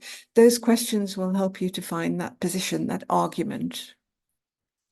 How does it agree or disagree with other texts I have read? Because the literature is full of disagreements. So when I analysed that Cunningham et al. Article, what we had in that was broad agreement between the people in those brackets, but you also get disagreements, and the authors didn't introduce any disagreements. You can introduce disagreements. You could say, these people all agree that PCO is important. However, another group of people disagree. So you can build an argument along those lines, but you need to find the agreements and disagreements in the literature. So if you write in your journal in response to questions like this, you're going to find the agreements and the disagreements in the text, really, really important for a literature review. And you're also going to be able to find your own argument. What you agree with, you're going to find the evidence for your argument, what you agree with, what you disagree with, and so on. And you're going to be able to do all that because you've moved higher up on that hierarchy of thinking. Okay? So I think over time, your journal will help you to find knowledge claims. Just let me say one more thing about writing the journal. You can write a journal, a reading journal, in any language. It doesn't have to be in English. You can write it in any language. Nobody but you is going to read your journal. I told you I insist my PhD students keep one for 6 months, but I don't take it off them. I expect that when they have a supervision with me, when I see them, they'll have the journal with them. And my students refer to the journals. I see them flicking through the pages, but I'm not going to read their journal. It's theirs. So you don't have to use fancy academic language. You can write in a way that's comfortable to you. It's important. It's a means of getting your thinking on a page, capturing your thinking on a page, and learning as you write. So you don't have to worry about grammar, spelling, punctuation, or anything like that. And as I said, you can keep a reading journal in any language. So my claim, my knowledge claim is, and I could give you a whole lot of other authors who agree with me to support my claim, is that your journal will help you find knowledge claims. It'll help you to find those knowledge claims that you need to build your argument successfully. One other technique you can use, and I'm coming to an end here, is free writing. How do you do free writing? Well, the steps are there in front of you. First of all, you identify a time limit. And the beautiful thing about free writing is it's short. You never go over 7 minutes. And there's a reason for this. It's because you lose focus. Free writing is very, very focused writing. So 3, 5, or 7 minutes. It's hard work, free writing. You often think, oh, that was exhausting when you finished a good piece of free writing. So it's a short time limit. You then set the timer on your phone. If it's 3 minutes, you set the timer for 3 minutes. The next thing you do is you identify a question to answer. And I'll come to possible questions in a minute. So write the question on the paper or at the top of the screen. Then you start the timer and you start writing. The rule in free writing is that you don't stop. You keep writing. Your focus should be on emptying your head, emptying the thoughts in your head onto the screen or the page. No thought is stupid. You put it on the page or on the screen. Empty your head in relation to the question onto the screen or the page. Don't worry about spelling, grammar, or punctuation because nobody's going to read this but you. Again, write in any language. And when the time is up, when the phone beeps, you stop. That's the rule. You take your fingers off the keyboard, you put the pen down. And then you read what you've written. You can either read it immediately or you can save it and go back later. You might do a piece of free writing while you're waiting for somebody and suddenly they appear, so you don't have time to read what you've written, but do go back and read what you've written. So some questions you could use to guide your free writing might be, what do I understand by X? There's this thing, this concept, or this process that's been bugging me. What do I understand by it? Do a piece of free writing. Remember, you don't learn until you write it. Do the free writing. What do I understand by X? Another thing is, how does X relate to Y? What's the connection between two things? I often start off thinking that two things are in a cause and effect relationship. This happens because of something else. And then when I've done a piece of writing, I think, no, they're not. It's actually although. It's although. So answering that question, how does something relate to something else?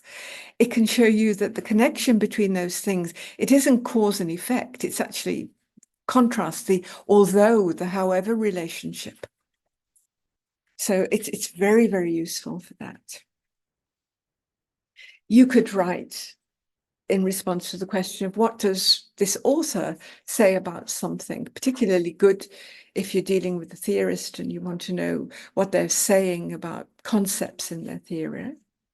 You could also say, write in response to the question, why do I believe this? So you can use free writing to interrogate your own knowledge claims. Okay? So again, all I can do is encourage you to try free writing, particularly in relation to this last question, why do I believe this? Put your knowledge claim up as a question, if you like, and write in response to that. Why do I believe? And then your knowledge claim, because then you're going to test your evidence. Okay? So all I can try and do is persuade you to try it, because it's a very powerful tool to find those claims and to ensure that your work is rigorous and that you are producing good academic work. Remember, and I've already alluded to this, you're going to need to write and rewrite and rewrite to make your claims and evidence strong and to develop your argument. Those beautiful journal articles that you read, they didn't start off like that. They'd probably been written and rewritten at least 10 times. So if you're going to have to write and rewrite to get these claims and evidence strong and develop your argument, don't worry initially about the beauty or the correctness of your writing. That's really quite important, because, you know, you can spend a long time agonizing over, oh, is it this word, or do I say it like this, or do I say it like that? I think you actually end up scrapping that paragraph or that page or that section because you write and rewrite and rewrite. So initially, focus on getting the ideas down. You can gradually work at getting your writing more beautiful, making it more beautiful, more academically acceptable or correct grammatically as you move through these drafts of writing. But initially, it's about the strength of your claims and evidence and the strengths of your argument. And if you're going to have to change that, well, don't bother too much about making everything technically correct with your language. Remember as well to reread what you've written. When I pick up my writing again, I'm writing at the moment, I always reread what I've written. I begin at the beginning and I reread it again to get myself into the flow of thought. So if I were writing a PhD, as I was working on a chapter, I keep reading it. As I was adding to it, I'd reread what I'd already written to make sure I was getting that flow. And the other thing, of course, is that when you reread your work, you might see something new. And in that case, you're going to have to rewrite it. So be prepared for this process of writing and rewriting. Experts write and rewrite and rewrite. And if you're less expert, why shouldn't you have to do that? The other thing that you can do is give your writing to others to read before you turn it into the journal or the supervisor or the examiners. So give your writing to somebody else, a fellow student or a partner. If good writing is intelligible to anybody, ask them if they can identify the steps, the knowledge claims in your argument. Can they do that? Ask them. Ask them if they can see anything wrong with the steps in your argument. You don't want to read it, tell you, oh, well, you know, you need a full stop here and a comma there. It's an editor's job. See if you can get somebody to tell you what's wrong with your argument. Ask them to criticize the claims you'll make. Is the evidence strong enough to support this claim? So academics do this. You know, they present at seminars. They first go to seminar with colleagues, and they go to a conference, and so on and so on. So why shouldn't you do this? Ask others to read your writing and be critical. And finally, remember that people aren't born as academic writers. Anybody can become a successful academic writer, just as anybody can learn to swim or anybody can learn to cook. The ability to write academically develops over time. And the more you write, the better that you'll get. So the point is to keep writing. And I really hope that what I've been talking about today and what Kirstin was also talking about earlier will help you in that process. But keep writing, be confident, and you'll get there. So that's the end. And I think I'm more or less on time. Is that right, Lindah? Thank you, Chrissie. Yes, and you're even a few minutes early. So fantastic. Thank you very much. You can see by all the clapping and applause and hearts and celebrations that I think you really made or had a huge, your presentation has been hugely insightful to all of our attendees. I think they've taken a lot from it that will change how they approach their writing in the future. So thank you once again for your very insightful presentation. We have a lot of questions, and I'm wondering if maybe we should start at the bottom. So those relating to free writing and then analysis, and then back to the evidence claim structure. There's a very quick one about, is it easier to free write by hand or on a laptop? It's up to you. It's up to you. I can no longer write with a pen. I just don't feel comfortable. My fingers go easier on the keyboard. It's up to you. And should free writing be after reading a paper? Should it be after reading a paper you plan writing on the topic? Free writing can be at any time. I mean, the important thing is you read, you talk to people, whatever, and hopefully you keep thinking. But free writing can literally be at any time. You could free write before you read a paper. I mean, you know, that paper we read was the effects of PCO on something. Well, you could do a piece of writing is, what do I know about the effects of PCO? That piece of free writing will often help you to understand a journal article. So you can do it to sort of activate all your existing knowledge. You can do it after you've read something. You can, you know, I woke up this morning and I was bugged by something that I'm working on a piece of writing, and I was bugged by something, and the question came into my brain almost as soon as I woke up. I wrote the question down, and I'll do the free writing later. It can literally come at any time. Maybe even depending on the mood. Exactly. But do it. I mean, you know, if you're waiting for somebody, always have a pen and paper handy or the computer handy, and you can fit it in. You know, it's not going to kill you 3 minutes, and you make such good use of your time. And you don't forget those ideas that pop into your head when you don't expect them. Exactly. So Katarina, I'll just give you one amusing story. I think it's amusing. I had a student, a PhD student, who appeared with a piece of free writing on the back of a cigarette packet. And it turned out, she told me, that she woke up in the night with this blinding thought, and the only thing she had at hand was a cigarette packet. So she tore the cigarette packet and wrote it. So there you go. and she didn't forget. And she got the PhD. So there's a few questions around sort of when do you take the notes, and how do you, as you're reading, how do you not lose focus in terms of what argument or what notes to take for the argument you're making? Okay, trust your brain. That's my response to that one. If you focus on the argument, you're focusing on the bigger picture, right? Your brain will fill in a lot of the steps if you've got the bigger picture.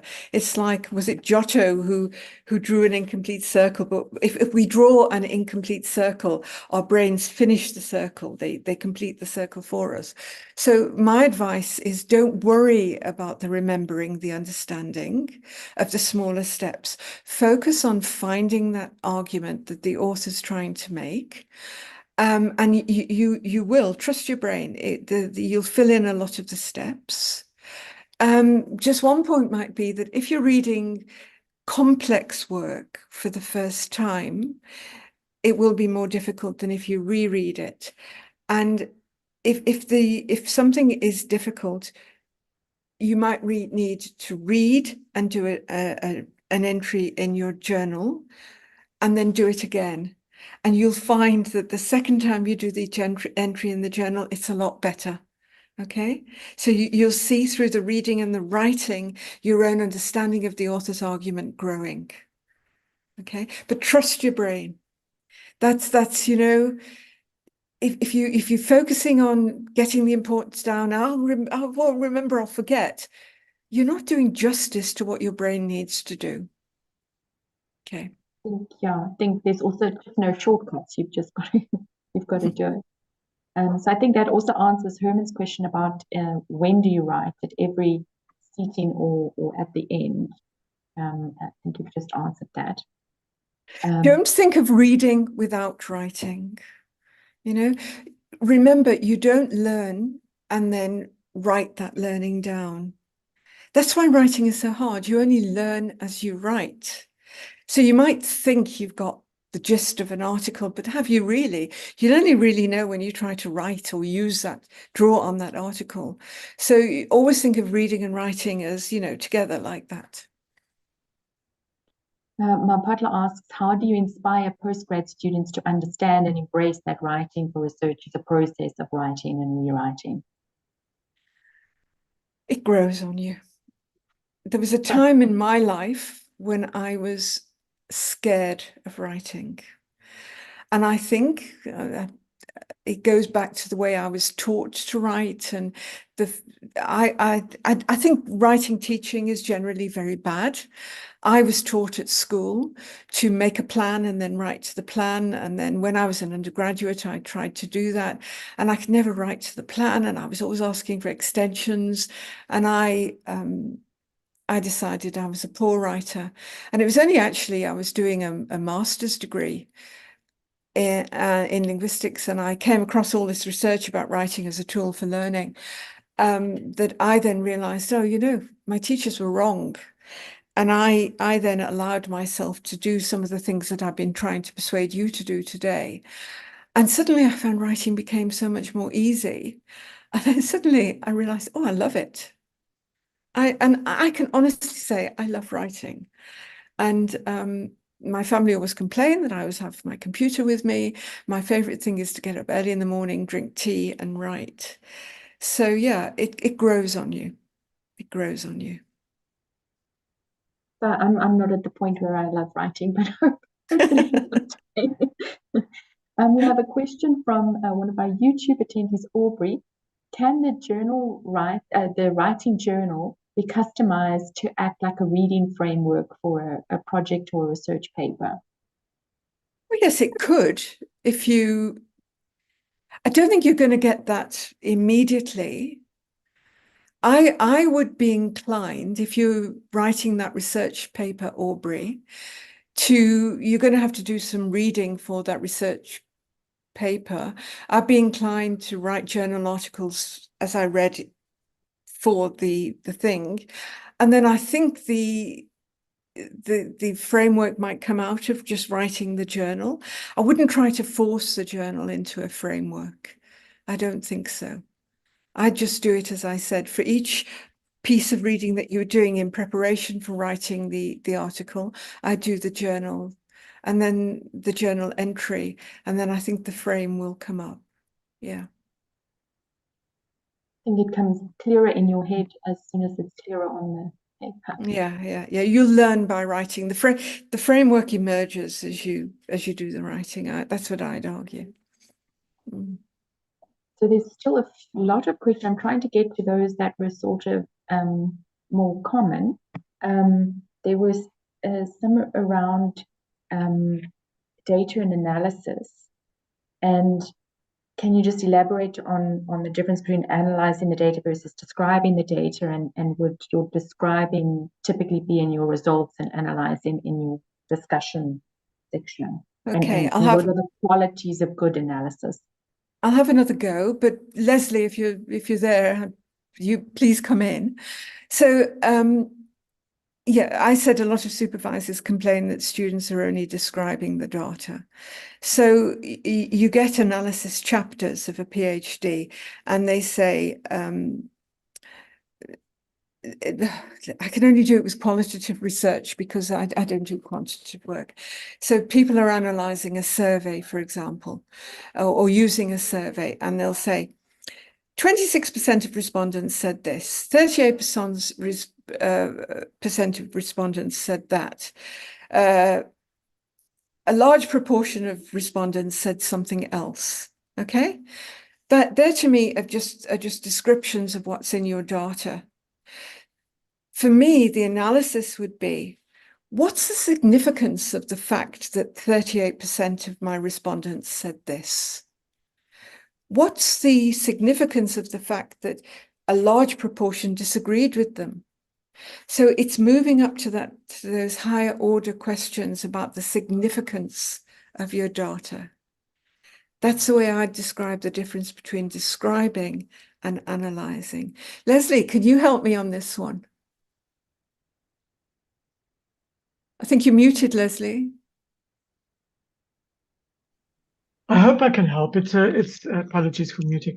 It's an excellent question, and it's kind of the bane of everybody's life as a journal editor and as a PhD supervisor and so on, because of course you in order to get to the analytic phase, your description has to be good. So you have to be clear on 30% said this and 25% said that. You have to be clear on what the facts are and what you actually found, or what your participants in qualitative research actually said.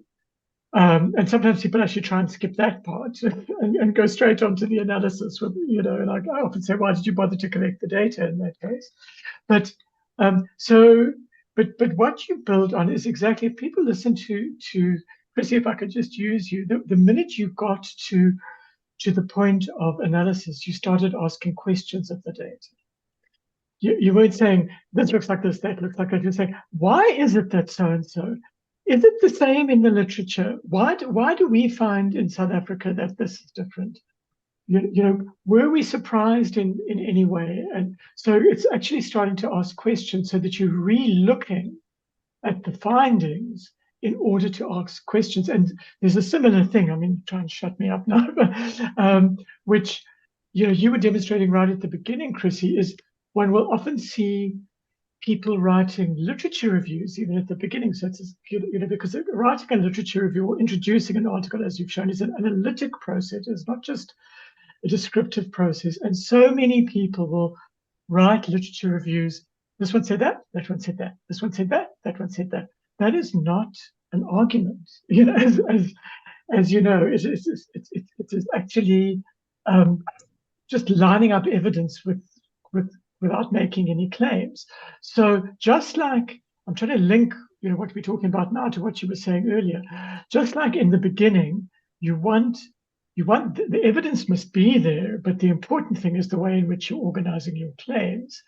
Similarly, your results must be there, the raw data must be there, but the analysis is your story, and you address your story by posing and asking questions, and often saying, on that tentative issue, saying, well, the jury's out, we thought that we would get such and such. This doesn't look like what other people have found. We're not sure. We need to look again in another way, which is also fine. Yeah, but I mean, I hope that helps, Chrissie, in some way. Yeah. Yeah. If you that was great, Leslie. Thank you. I think you did it much better than I did it. But if you go back, do you remember when I showed you that the use of data as evidence, the thing about master students, there was some description there. They did give us the numbers. They said so many % of students dropped out at the end of year 2. So many. They described that data, but importantly, they then went. I called it more overarching knowledge claims.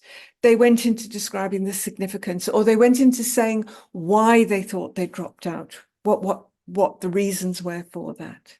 So yeah, you do have to describe, but you've got to go beyond description into the question of why is this significant? Yeah, what does it mean? And what does it mean for my particular study? Yeah. For my study, and again, if I can just sort of wear our editor hat for a minute. Also, what does it mean for the people who are reading this journal?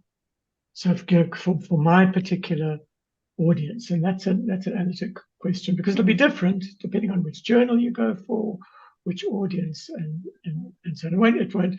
You won't contradict yourself, but you'll emphasize different things for different audiences. Thank you. I think that's a very important question that we covered there. There's still a few related to claim and evidence.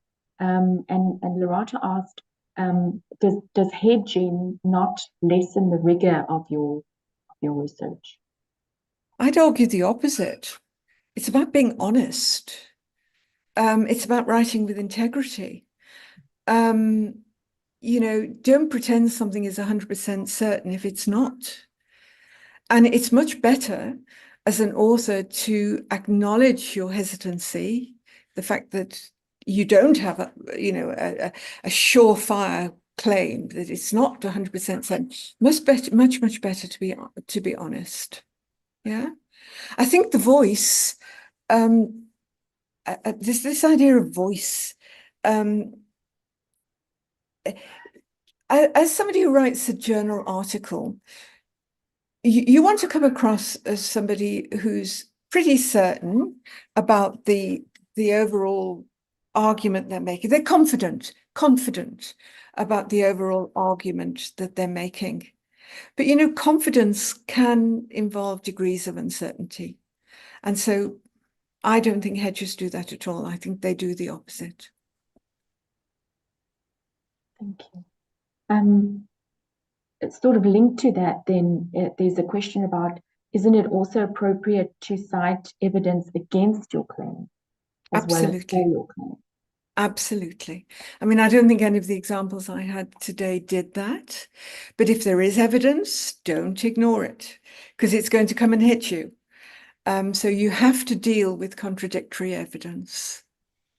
And you do that by using the although, the however thing.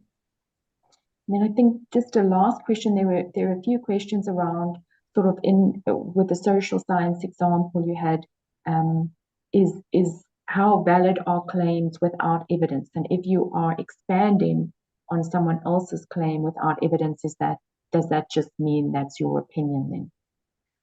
I looked hard at the social science example that I used today. I think the evidence was there, but what the expansion did was it simply elaborated on the claim. It provided more explanation. So I think the social sciences are just as rigorous. The evidence is there. It's not so in your front always, but it is there. But what social scientists and humanities people do more often is that they elaborate, they explain the claim more. I think that's the difference.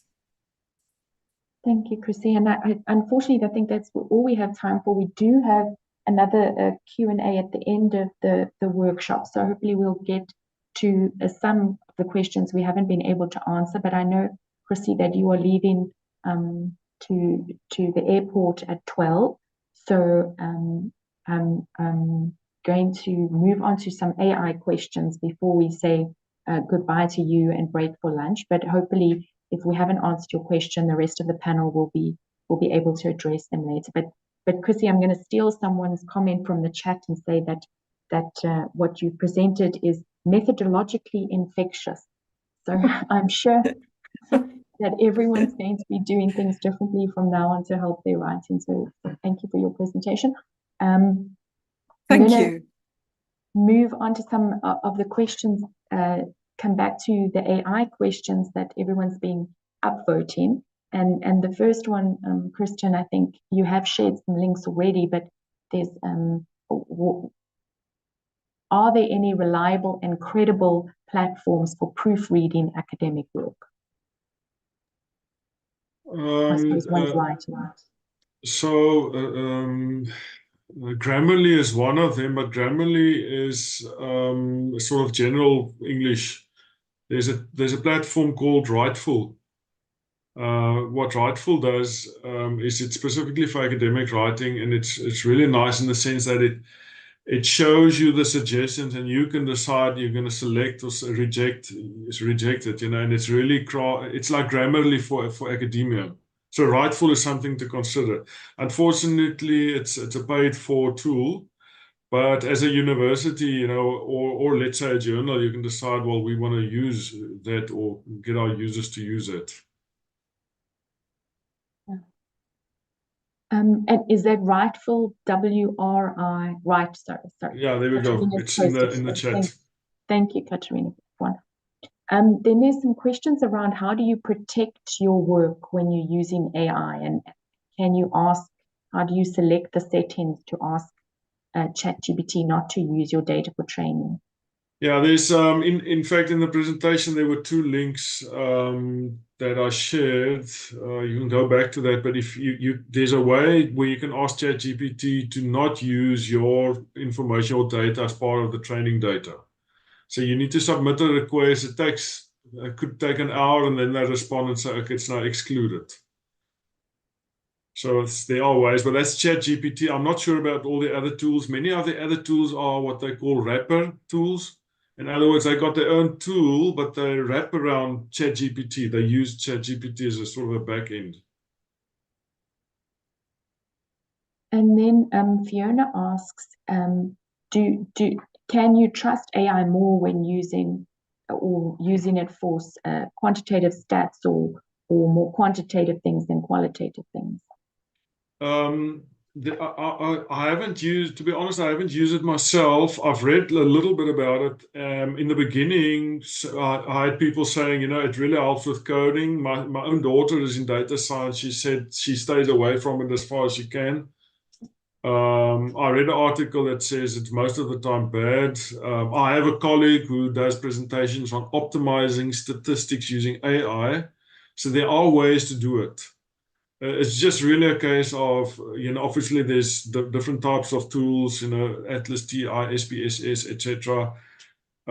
It's a case of really experimenting, finding out what works, what doesn't work, and obviously be careful in the whole thing. I think use your brain is always the Yeah, use your brain. I really love that. Nati's asking, how do we nurture students into using AI ethically and not just copying and pasting without using their brain? It's interesting you asked that. I mentioned that event that I attended here at University College Cork, and they said one of the most important things in how you introduce AI to students is to ask them to prompt AI around a topic that they're very passionate about. they very quickly and immediately see the facts are wrong because they know the topic. Now they prompt and they get incorrect information, that sort of thing. And that's where you create awareness around, the limitations of AI. I think the other thing, and this maybe a more difficult thing, you can have that sort of, how can you say, the policing approach. You put AI detection tools, you check references. In fact, Chrissie mentioned something about references, where you misquote somebody or misrepresent the author. I really think that reviewing list of references should become a much more explicit part of the review process, which it wasn't in the past. But you can, in terms of students and academic writing, you can show them how incorrect ChatGPT is in terms of generating reference because it's mostly a mess.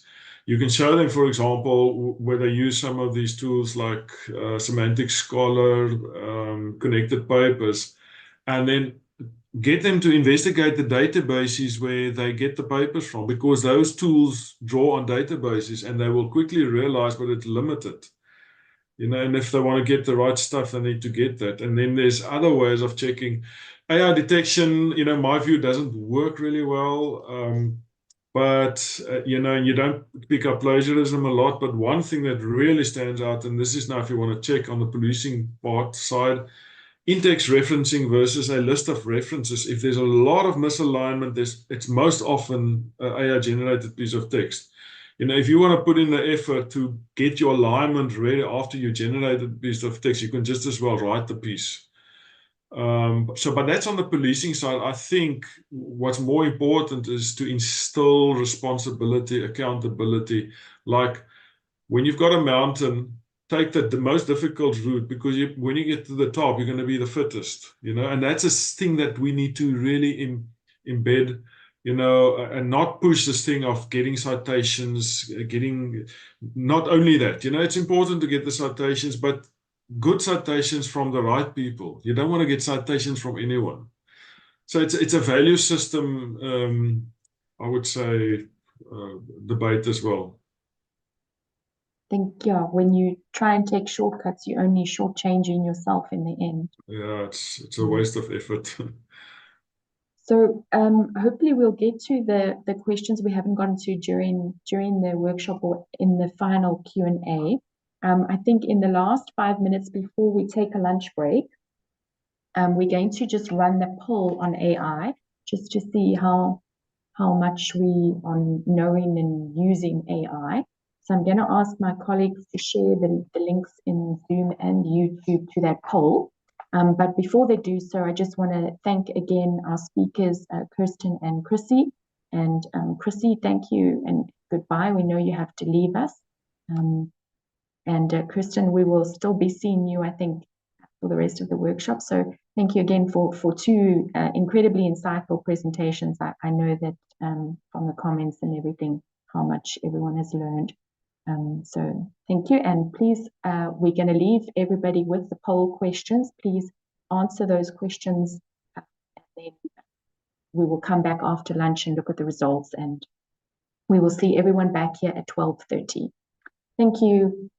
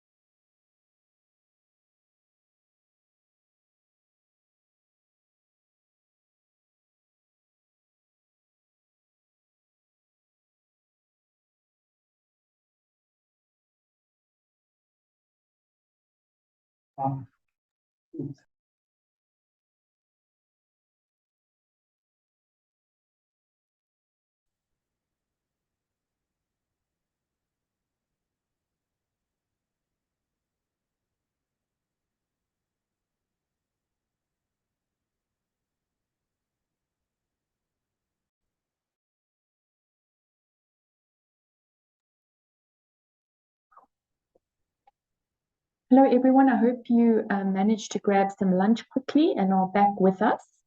It is 12:30, so we are ready to continue with the remainder of the workshop.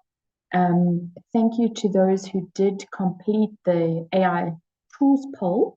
We got a few responses from our YouTube participants, and I think 80% of participants from our Zoom responded. So we're just going to Nadia's going to share the results. I think hopefully you can all see them on your screens. So have you studied statements on AI and authorship? Most of you said no, 77% said no. So hopefully you'll go and read some of those after this workshop. Are you aware that ChatGPT and other AI tools may use your content to train their models? Most of you, 63% said yes. But for those who said no, hopefully you are aware now that they can use your data for training. Are you aware that AI-driven tools have a bias in them? So 70% said yes.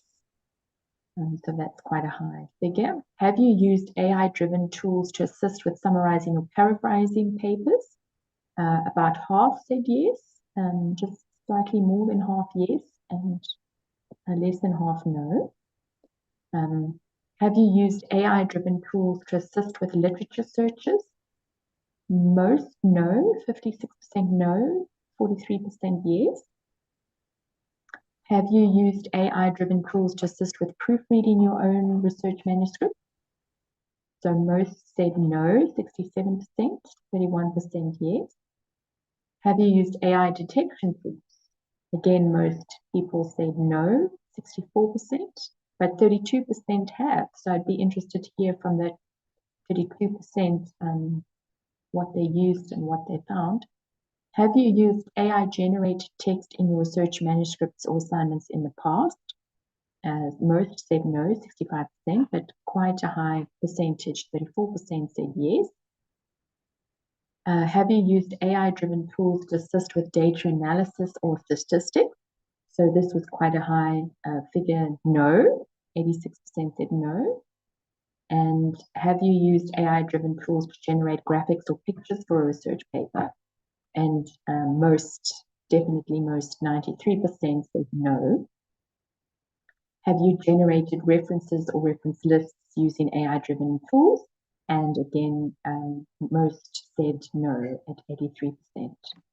So it seems like most of our participants are not using AI to generate lists, reference lists, figures, and content, which personally I think is a good thing.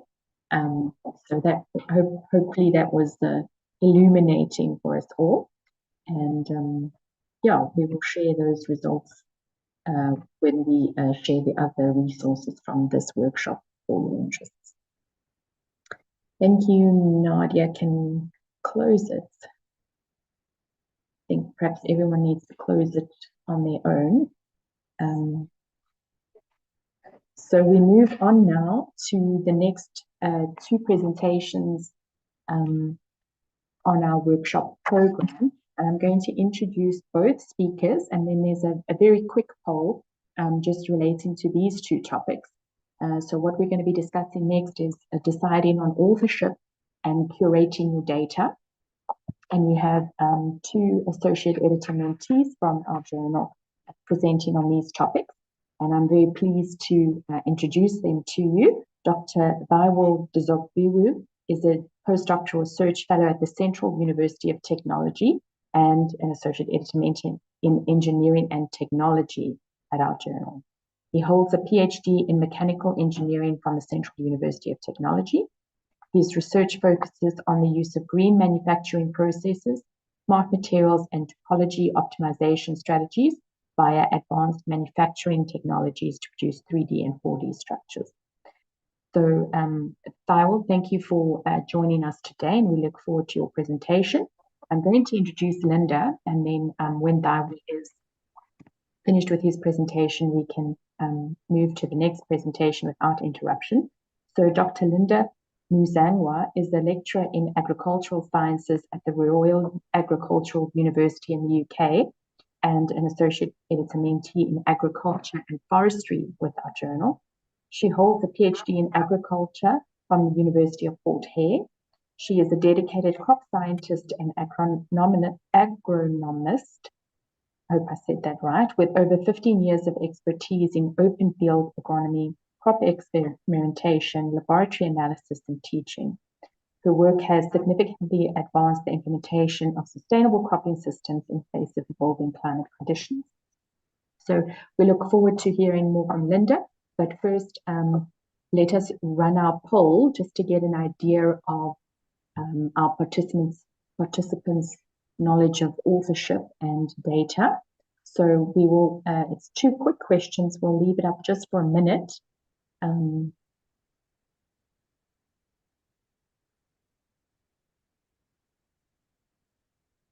The answers are coming in quite quickly, and the results are changing. So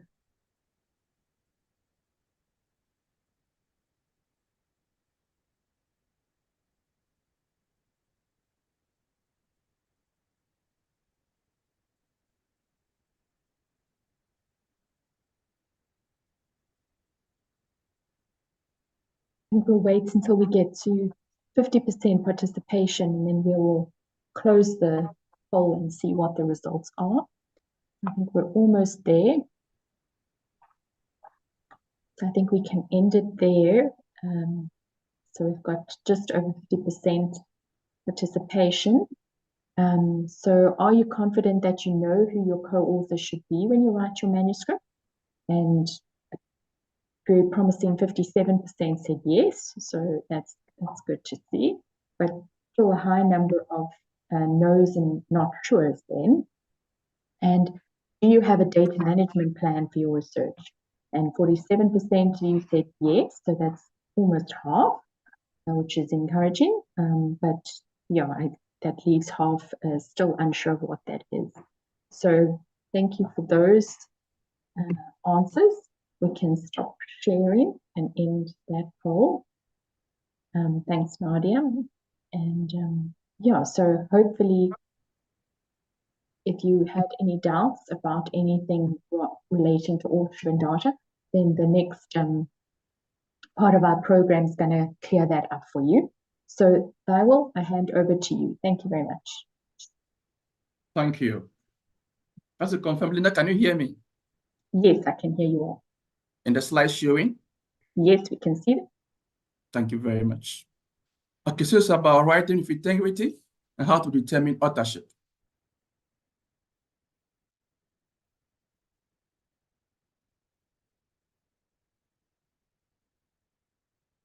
Lindah, is the slides moving? No? Not yet, no. Right. Are you Let in? me just unshare and share again. Let's see what happened. That happens to me often. I'm not sure why it does that. Okay.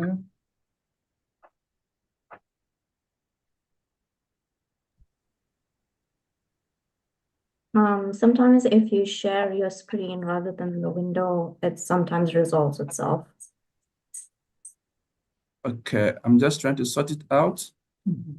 We can see the first slide. Okay. Yeah, but I don't know why it's not moving. Share. Okay, we can see it. Is this still not moving? Still not moving. I'm not sure, Taahira. Oh, there it's moved, yes. Okay, thank you. Is it? Okay. Thanks, everyone. Okay, sorry for that. Yeah, it's about authorship. So as you can see, there's somebody that writes all about authorship. Some who can write something, create something, they are called authors. So there are different forms of authors we know in the universe. When it comes to our field of academia, whom do we refer to as authorship or authors?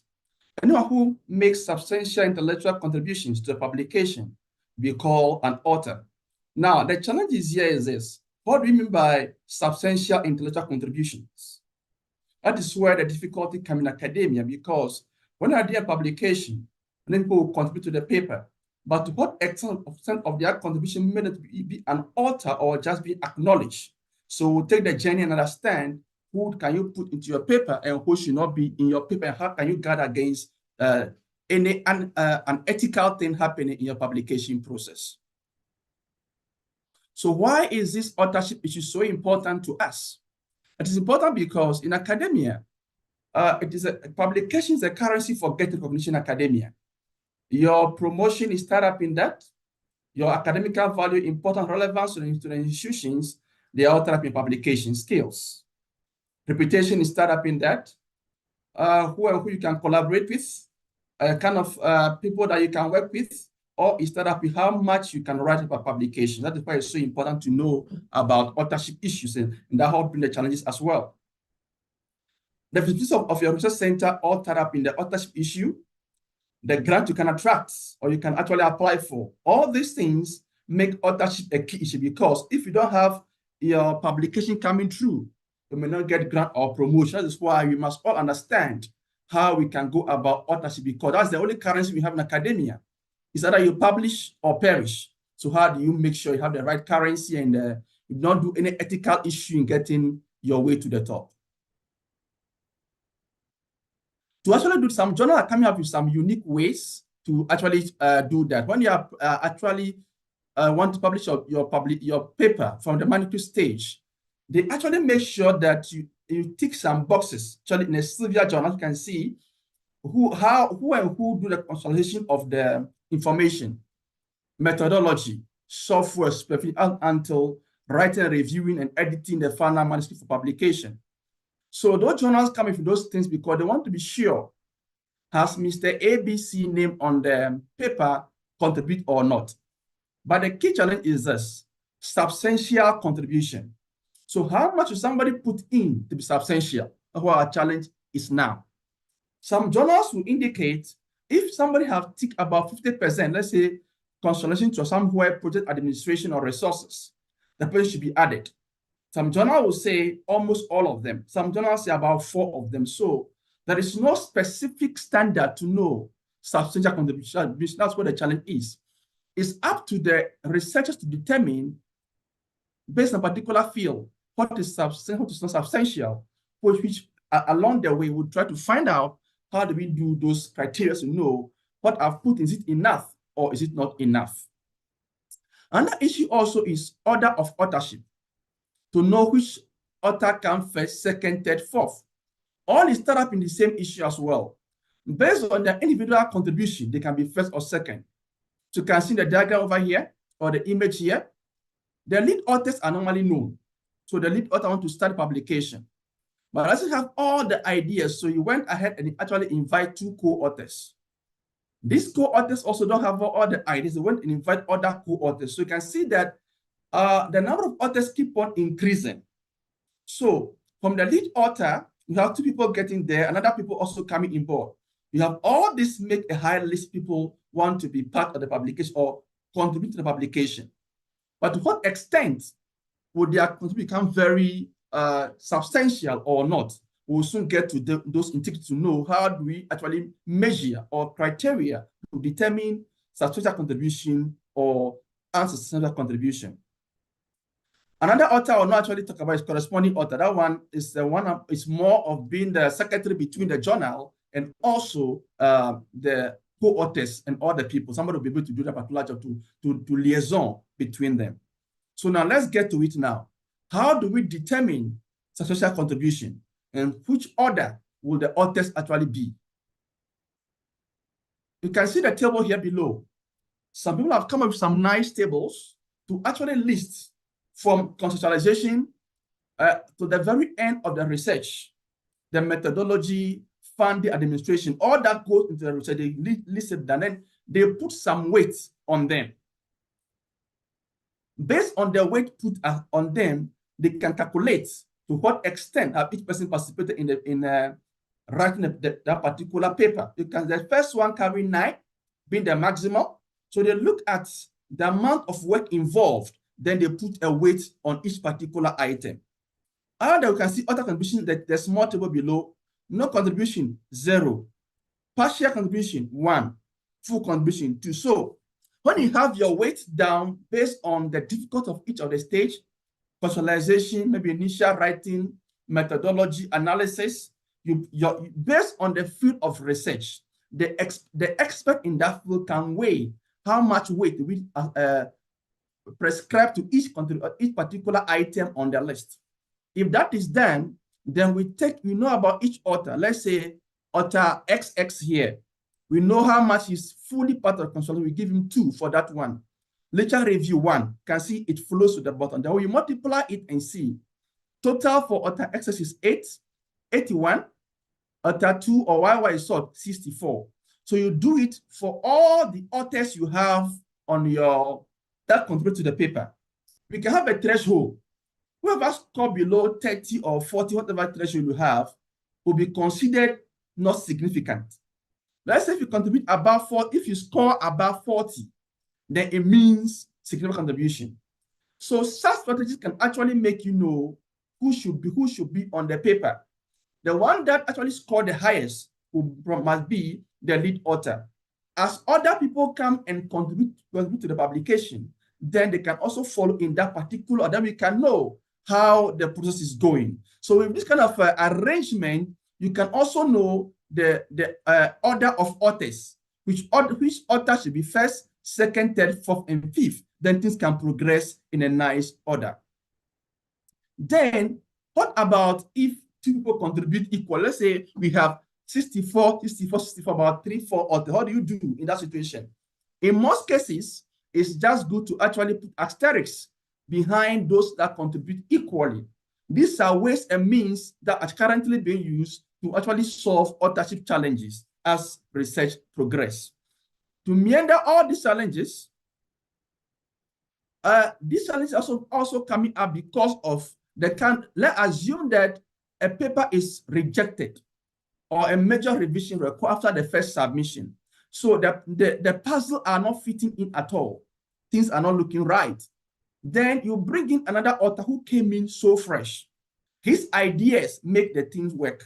Will you make that author the first or not? No. What happened is this. You go back to the table I showed you earlier on. Based on whoever come on board along the way, whatever they contributed, and you score them based on the criteria you already prescribed, then that determines their position or whether they will be author 1 or author 3. So authorship or order of author in any paper will keep on varying based on how much each person that come on board is contributing. So based on the degree of contribution, that determines the order of authorship. So you may be author 1, 2, author 3 for the initial paper, but as the journey begins, and the paper needs to be reshaped based on A, B, C, D, Y, Z, your name may go to the last based on as contribution goes when the paper get to the right standard. Now, why is this authorship issue keep on increasing nowadays? This is because of the new kind of authorship. We call some honoring authorship or guest authorship. These are people who do not actually participated in the work. But let's assume that in that research center or research lab, this particular author person is the main boss or the one that run the manager of the lab. So after the work is being done, because his or her lab is being used, we can make him a guest author or honorary author along the way, which can also create some problems. So how do you solve all this issue when you bring a guest authorship? A guest authorship can also be that we want to bring in someone who is very good a well-known person in the field. So you finish your paper and say, okay, Mr. A, Mr. C is a well-known professor. Let's give him a guest authorship on our paper. Yes. Once people are on the paper, it actually increases the visibility or the acceptance of the paper, but it can create a problem if it's not well discussed. So let us see how we can solve the problem along the way as well. We also have gift authorship. Because of some relationship that exists in the research center, you want to help Mr. A, Mr. B. So you just give me a gift. I'll finish drafting the paper. Please add your name to the list. It also happens. Generosity or sharing. or we also call it mutual authorship. Why mutual? Maybe because you did the paper before and you add my name. So when I'm also doing the paper, you add your name, it's some mutual benefit. That one also was there. All these can claim challenges. So let's keep on going and see kind of authorship we have. We also have the one we call ghost or anonymous authorship, one of the ones that you should never try. This is where people normally go ahead to actually contract experts to write for them. When the expert actually write a paper for they pay them, then their name will not be on the script, though they have authored a paper called ghost authorship. Another form of ghost authorship is where maybe some people in the lab, normally the people who are not well ranked in the lab, they put in all their effort into the writer, but because they are not senior colleagues, their names don't appear on the paper. It's also ghost authorship. But the one that is so common is the mandatory one. People pay others to write for them, which is a very bad practice. Another one is where the superior demand that his or her name appear on the paper, which is supposed not to be the case. So now we have seen several challenges that can arise in this domain of publication about authorship. Now, how do we prevent or solve or mitigate these authorship challenges? Number one, clarify who will be a co-author or authors and on what basis. So from the beginning of a publication, is the person coming in as a guest author, ordinary author? Is he coming in, or what basis are we adding him or her to the manuscript? If those things are being clarified, then there'll be no challenges. So if we did not clarify effectively who will be the co-author on the paper, challenges begin. So right from the start, we must know, okay, we are going to do the research or conduct the research in the lab of Mr. ABC. Because he is the owner of the lab, we will give him honorary authorship. If everybody in the team is aware before the end of the research is about, if people are not aware that there'll be any honorary authorship along the way, challenges begin. So right from the beginning, we must clarify who will be an author before we even start the journey. Clarify the order at an early stage. So one, the diagram I showed you earlier on, if such strategies are being used and people are being ranked, we can know the order. And when it changes, we can own this is a fair changing, because we give the order based on each person's contribution, then things are very clear. But if we don't have anything ranking the position, then you must be very clear. Which order are we going to use? Let's say it's collaborative research. It involves expertise from the engineering, expertise from the business or any other faculty or from field of studies. So one, are those from maybe the one field of studies, will they be the main, will their name come first before authors from other field of studies? All this must be clarified so that people know on what basis or in which order will the name come. If not, challenges may come as the work progresses, and those things, if it's not well defined quickly. Clarify what is important for each co-author. You know, sometimes we finish a paper and some co-authors, let's say they are looking for quick publication, and somebody is looking for high impact journals, which may take long before being published. So you must clarify it. Let's say somebody, these days for most institutions, they'll say that before you graduate, you must publish 1 or 2 papers in a journal. So there are some co-authors who are, let's say they are PhD students, candidate or master student. They need publication to graduate. If we send a paper to, let's say, some of the high impact journal to take very long time, it doesn't come out early, it affects their graduation. They may need a quick turnaround journal. So you must know what is each person's interest so that you can know how to decide how the whole process of the publication goes to avoid any confrontation in the process. So those must be clearly defined. If problems arise, talk about it immediately and then defeat instantly. It's more important to do things right than to do them quickly. So pick the best approach based on the challenges and solve it nicely so that it doesn't raise any unsolved issue in future. Know the norms and culture that governs the authorship of your research cluster. There are some rules for every department or unit. In some organizations, they have a very clear rule. Let's assume that when it comes to most student-based publication, they'll say that the student is the first author. Then the main supervisor is the second author. Then the other co-supervisors will come hereafter. So if such norms are well defined and well known for all the authors, there is peace. So familiarize yourself with the authorship procedure that actually existing within your research facility. That makes things easier. Once you know the norms and culture, you can play around it that you don't fall into any trouble along the way.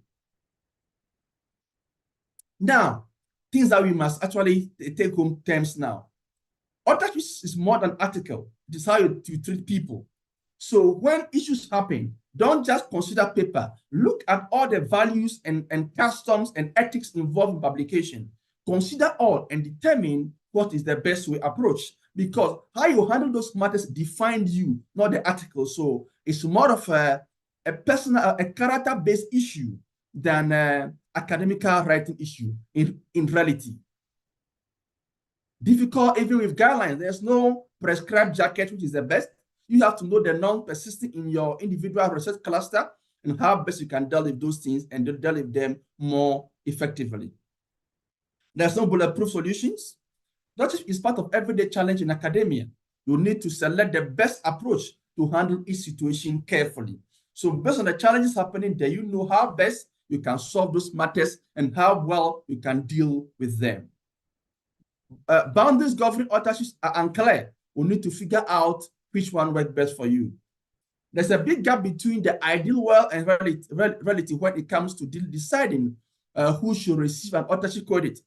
The example, let's assume that you conduct a research in a particular lab, and that particular manager in the lab may be the door opener to get the grant, even to set up the lab. So they use all their energy to get all the grant, buy the equipment, set the lab, do maybe initiate the collaborations. But based on their business schedule, they were not involved in the real research ongoing. Will there be guest author finally, because it is their money or their grant that secure the lab to run the research actually? So where do you place them? These are the dilemma. So there is no peculiar way. You must determine based on ABC issue. Should we bring in this person in, or should this person not be part of the authorship? So authorship is quite a very difficult matter to handle. It happens every day that colleagues get into conflict. I should be there or my name not to be there. The golden rule I always say is this: if somebody gives you a gift authorship, if you say yes, then be prepared to say yes when they request from you as well. So whatever you think that is not actual, whatever you will not actually accept, don't also you don't also do it yourself. So if somebody say, please, we are finished your paper, do you want to be an ordinary author? If you say yes, then when they want to bring another author into your paper, you must also say yes. So it's a golden rule: do for others what you want them to do for you. So whatever does not actually work well with your personal principle, don't accept gift authorship. If you will not be willing that they add somebody to paper. In that order, you can work with integrity. On that basis, I'll wait for your questions. Thank you.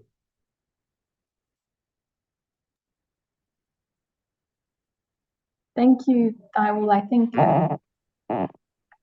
you've illuminated a lot of issues around authorship that perhaps not everyone realizes are issues. And I think it comes back to what Kirstin was saying in his first presentation is there are no shortcuts. If you take shortcuts, you're shortchanging yourself. So things like gift authorship, yeah, it's just not in the long run of benefit to yourself. So I was encouraged to see when you were speaking of ghost authorship, how many laughing faces appeared on the screen. So I think people are unaware that such a thing even exists, which is a good thing when we're talking about today's topic. We have one quick question. Okay. And that was who is involved when scoring or rating the authors? Thank you very much. Yes, if you saw the table that we actually displayed earlier on about who should be involved in that process, it's something very simple. The expert in the field, they can determine the weights of each factor. Let's say contextualization, literature review, identify aims and objectives. If we are the expert, we understand how much energy involved to do that. So who determine this is the expert that determine it, but it is their field. So they can know that this particular activity will carry this amount of weight. Nobody can determine that for you. So the weight is determined by the author, by the expert in the field. Then also, they will also determine, like the bottom table here, no contribution is 0. Personal contribution is what, 1 or 2. Once the weight is determined by the expert in the field, and this other side, the 0, 1, 2, 3, 1, 0, 1, 2 is also determined. And then when you come to this side, filling the table is easier. So those who are involved determining the weight are the expert in that particular field. Once that second is done, the rest is just the multiplication. You know the weight of the person. So if the person contributes fully in the study consultation, it costs 2. So 9 times 2 is 18. You do it for all the various fields you add, then you can know how the criteria, who actually score more. Therefore, you can also know the order. So it's about the expert in the field. They determine the weight for each item listed. Thank you. Yeah, so I think it's important just to note that this is not a standard form that, you know, the authors will agree on the weighting for that particular project or manuscript. Yeah, So, you can see that I just about 13 items here, just for presentation sake. There are a lot of items per particular project or particular paper. Some paper we have even about 20 items. So the expert must be able to break the task to the various items and put weight on them. So it's not like a standard template never existed. It's more about the amount of item involved. Let's say if I do literature review paper, we can now know how it will be. If it's a research-based paper, we know the amount of work be involved. So we can now know the item involved and how we can put weight on each of the items. Thank you. thank you, Thywill. We will have some more time for questions in the Q&A session. So I think we can move on to our next presentation. But thank you again, Thywill, for that insightful presentation on authorship and all of the many problems that can arise. Lindah is joining us next to present on curating your data. Lindah, over to you.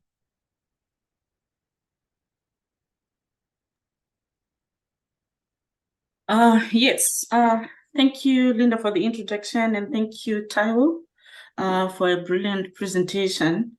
I don't know if you can hear me or you can see my slides. We can hear you well and we can see your slides. Perfect. Okay, so I'm going to have a short talk on curation of data. And sorry, my slides are not moving again. Okay, my presentation outline is as follows. I'm going to introduce the topic by brief definitions and also look at the reasons why we curate data. And I'm going to talk about the data curation lifecycle and also some important consideration to do with ethics and the legality, and then I'll conclude on the topic. To start the topic, I would want to start by defining what is data. This is an extremely broad category of material, and it can mean almost anything.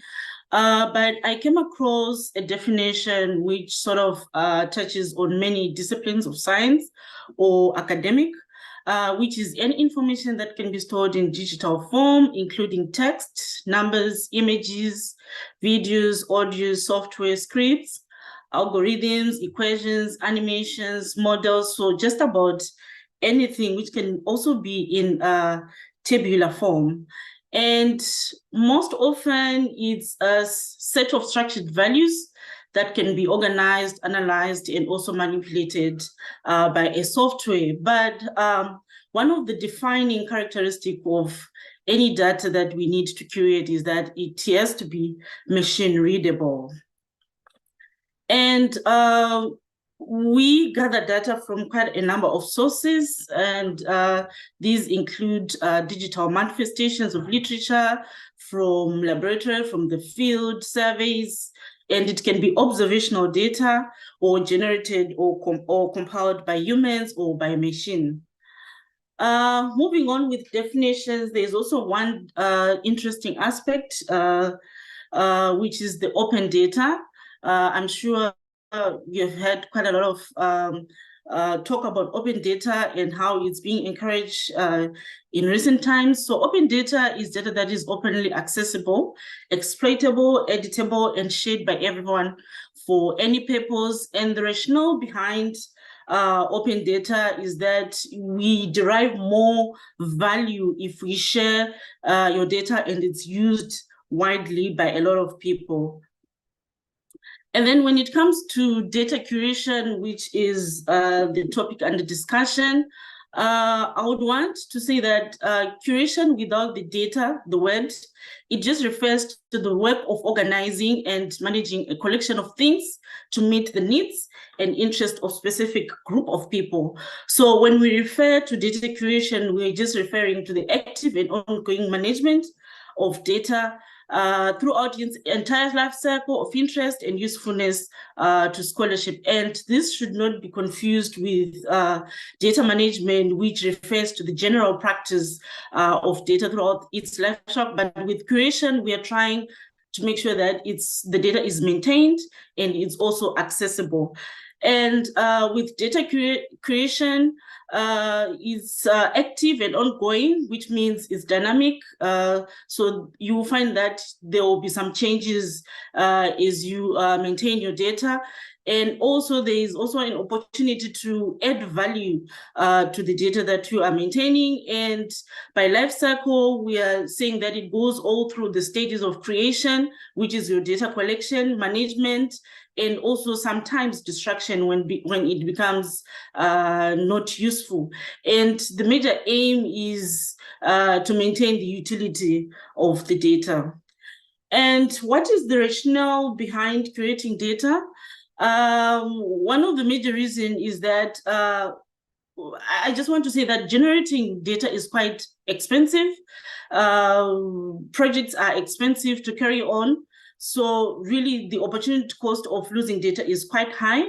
And also, given that good data is the basis for good science, it is important that we curate data and make sure that we maintain quality and also the integrity of the data. So these are the specific reasons why we curate data. One of them is to make sure that data is findable and accessible and ensure that we are able to trace data and also ensure its quality, integrity, especially accuracy, consistency, and also reliability of data, especially if you give others to prove the data. And also it facilitates data sharing and reuse. And this is an opportunity for creating new data, especially when you find other people combining these data sets in an innovative way. You find out that there will be creation of new information and new knowledge. And also it supports long-term preservation. We don't want to lose. Data is expensive to create. And some of the created data cannot be, it can actually be very impossible to recreate once it's lost. And also more often it's now a requirement for many funding bodies to make sure that your data is created, stored, and shared. And also many universities, they regard their data as an asset, hence it has to be managed and curated. And it also helps promoting the institutional impact and also visibility, especially when other people interact and cite your data. Right, as a scientist, what is your role in data curation? So apart from the initial creation and use of data and obviously getting the credit and recognition, you'll be responsible for managing the data during its life cycle or during the life of the project. And obviously you need to be using appropriate standards where possible and complying with data policies and make sure that the data is available in a format that is easily usable and by others as well. Right, so this slide is presenting the key steps that are involved in data curation. I want to say that data curation is cyclical, but these are the major 5 steps that are involved. The first step is data collection, where you're gathering raw data or secondary data from various sources. And as a scientist, you need to maintain your standards, and usually these standards are discipline specific. And also it's important to observe all ethics. So ethical consideration is very important. The second step is data cleaning, which is where you remove all the errors, inconsistencies, large values that are out of place, just to ensure that you have quality data. And then documentation is when you put your data into tables, pictures, describing data to provide context and usability. So it can be metadata. And then data storage, this is where you make use of data repository, and this actually ensures visibility of your data. And then the last thing, which is data sharing with your stakeholders. So like I said earlier on, the actual framework is actually cyclical. So sometimes when you have stored your data, you can actually repurpose it, reanalyze it using different aims than the initial aims. And then also you can re-archive your data into repositories. So what are the important ethical and legal considerations to make when you're curating your data? Obviously, issues to do with ethics are quite important, especially in the current times. So issues like privacy and confidentiality, anonymization of data, you need to have informed consent when you're collecting your data, especially for surveys. Voluntary participation, data sensitive information should not be shared. All those issues need to be considered. Make sure that your data is not biased and there is fairness in your collection of data. And also when it comes to legal issues, we need to know who are the owners of the data, because you will not want to be found wanting by sharing data that you don't own. So ownership and rights are important, and also compliance with data protection laws. So I just want to give some examples where we meet curated data. We have manuscripts. So traditionally, the publication of manuscripts usually present what you call curated data, but this is in presentational version. But more often we find out that journals actually can ask for supplementary files, which are also reviewed, which is quite important. And we also have data journals. These provide an opportunity for publication of data sets, and these are actually discipline specific, and they provide also usable data which can be independently cited. And data repositories, many universities, they have these, many projects, funding bodies, they have repositories where data is stored for long term, and it's computer accessible and maybe discipline specific, and can be built for a number of organizations. I just want to play this video, which sort of summarizes what data curation is.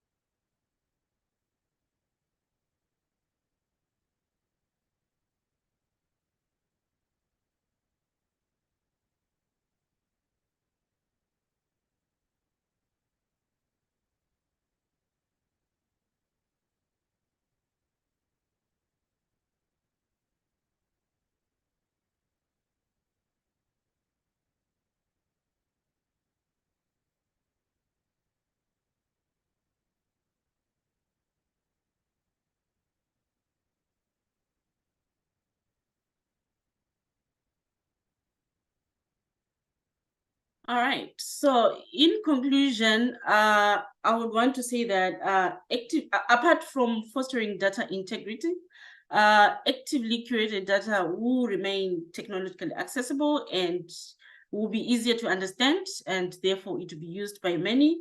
And especially if your data is made open, you are rendering it to be used widely. And normally widely used data, it's better understood than isolated data. Right. Thank you so much for listening.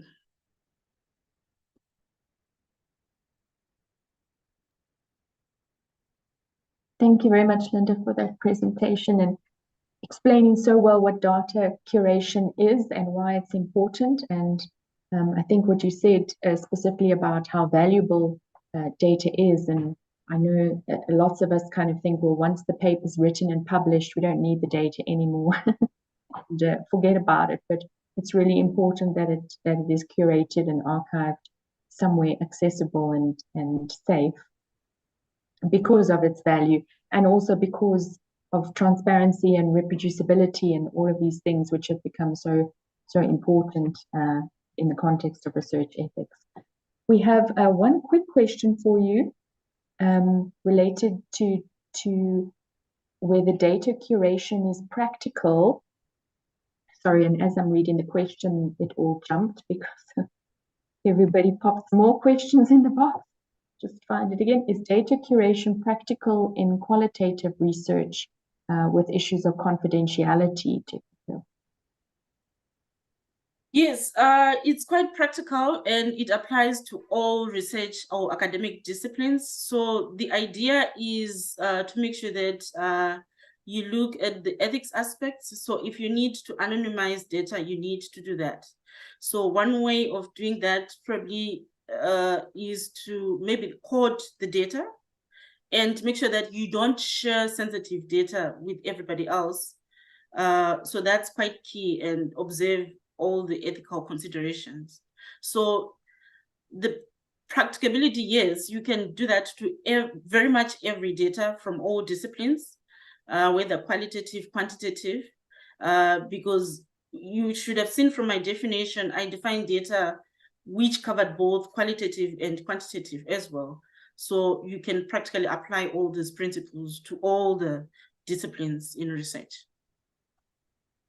Thanks. I think that also sort of covers Susan's question about and how does it work in a clinical or pharmaceutical research context where the information is also proprietary, and it relates to how you store it and encode it, that you're not sharing information you shouldn't, but still the data is stored somewhere and accessible in some format. Gerald asks, what's the difference between data curation and data management? Sorry? The difference between data curation and data management. Okay, so I would want to say that data management is part of data curation, right? So with data management, we're just looking at the practices throughout the life cycle of the data. But with curation, you are maintaining it and make sure that it's accessible. So there's that element of accessible and maintenance. But with management, it involves everything else, like how you're going to store it, how you're going to compute it, and so forth. But it doesn't have accessibility in that definition. So with curation, there's that element of accessibility and also maintenance and adding value that can happen with data curation. Admire asks about data cleaning and data manipulation. Are they the same thing?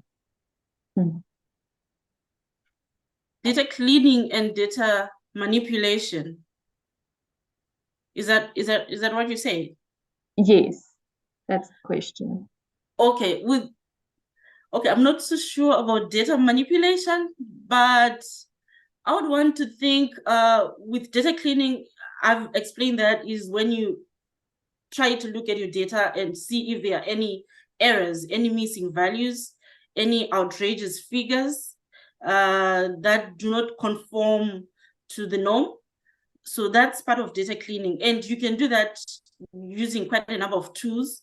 So if it's quantitative data, you can do that using like statistical softwares, just to look for outliers and see where there are errors and rectify if it's possible, right? But with manipulation is when you're trying to put the same data that you have in a different dimension, which can be through modeling, through some statistical analysis, I want to think.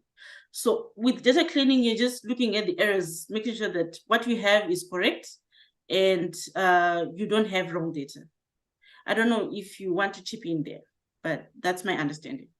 Yeah, no, I agree with you. I think data cleaning is the essential part of using your data, is to removing values that will distort the true reflection, whereas manipulation is done more selectively according to what you think should be there or what you think doesn't fit the story you want.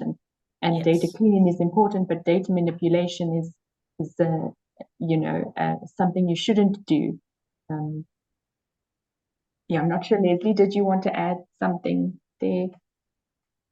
I just wanted to agree with you. Data manipulation is unethical. Data cleaning is very important, as Lindah said. So if you've miscoded your data, or you've put something in the wrong place, you have an ethical responsibility to make sure your data are correctly captured. Data manipulation is when you take data that you have correctly captured and you fix it to your story. So they're sort of almost like opposites in my understanding. Thanks. So there's a question from YouTube from Mulalu. Is it ethical to run the data again and do another study with previous data and publish it as a new study?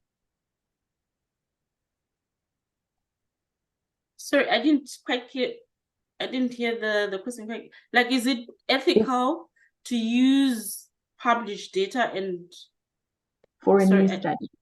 For a new, that's quite possible. It's actually part of curation. Like I said,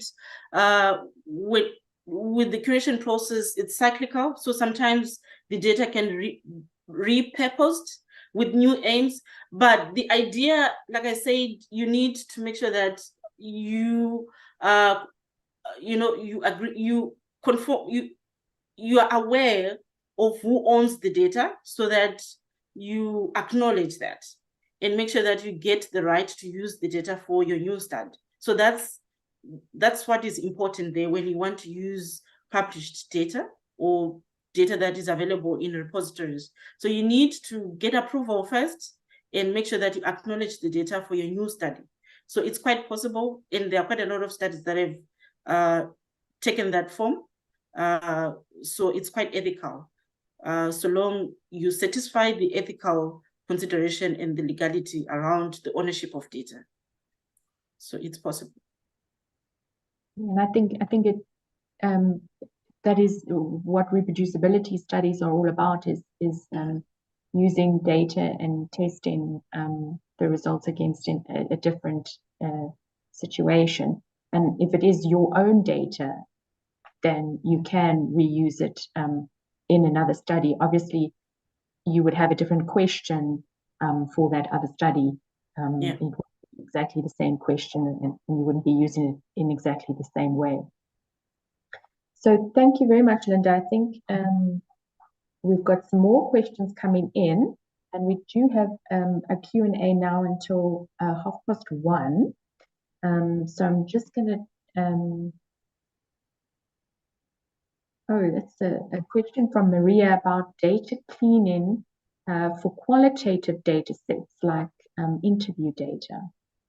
What does that look like? I'm not sure. Leslie, maybe if you want to jump in here. I know you work with qualitative data a lot more probably than Lindah. Yeah. It's really complicated, depending on the nature of the data that you have, and actually it really needs to be budgeted for. So Lindah, you gave me an, I'll talk about the current project that I'm working on. Has to do with mental health and migrants to South Africa. And so we've interviewed people using community interpreters, their first language, Kiburundi, Kinyarwanda, Kiswahili, Shona, a whole range of languages. And now, in order to use the data, we're having to go through this, and this is the data cleaning. So it's, you know, it's easy to use, as mentioned before, use an AI tool really to get the first go of the English pieces. But then when, for example, I'm asking a question in English and there's an interpreter who's interpreting into Kinyarwanda, and then the person says something in Kinyarwanda that I don't understand, and then something comes back to me in English. We need to know what's happening in all of those interactions. And so it's quite a performance, actually, to get good quality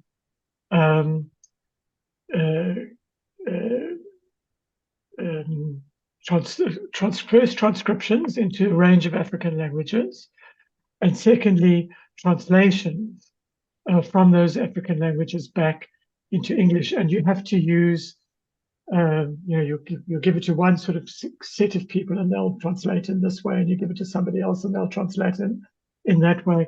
And so the whole, a very good example in qualitative research that affects many of us in the context within we work is the whole huge field of translation and interpretation, where you will often end up using multiple people, committees, back translation, member checking. Even within various African languages, there are different dialects. So, for example, isiXhosa as spoken in the rural Eastern Cape is often different from the isiXhosa that's spoken in Cape Town. And so you'll have to go through all of that until you're satisfied as a researcher that I may not have this perfect, but I'm getting as close as possible to what the person actually was trying to communicate. And it's a huge amount of work, but that's an example. So there's lots of data cleaning in qualitative research. Thank you.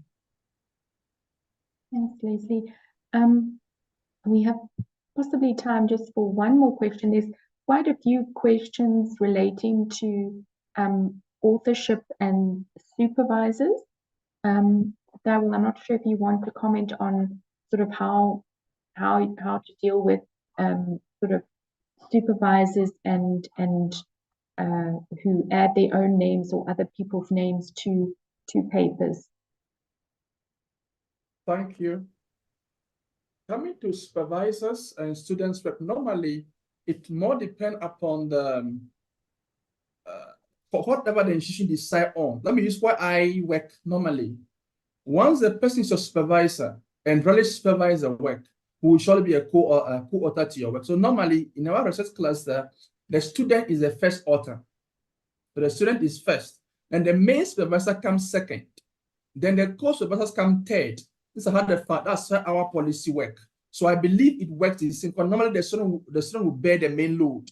It will be unfair for the supervisors to be the first, the student being the second. So in my view, when it comes to student and supervisor relationship in terms of publication, the student must always be the first, followed by the main supervisor, then the other co-supervisors can actually follow. Yes, that's my view.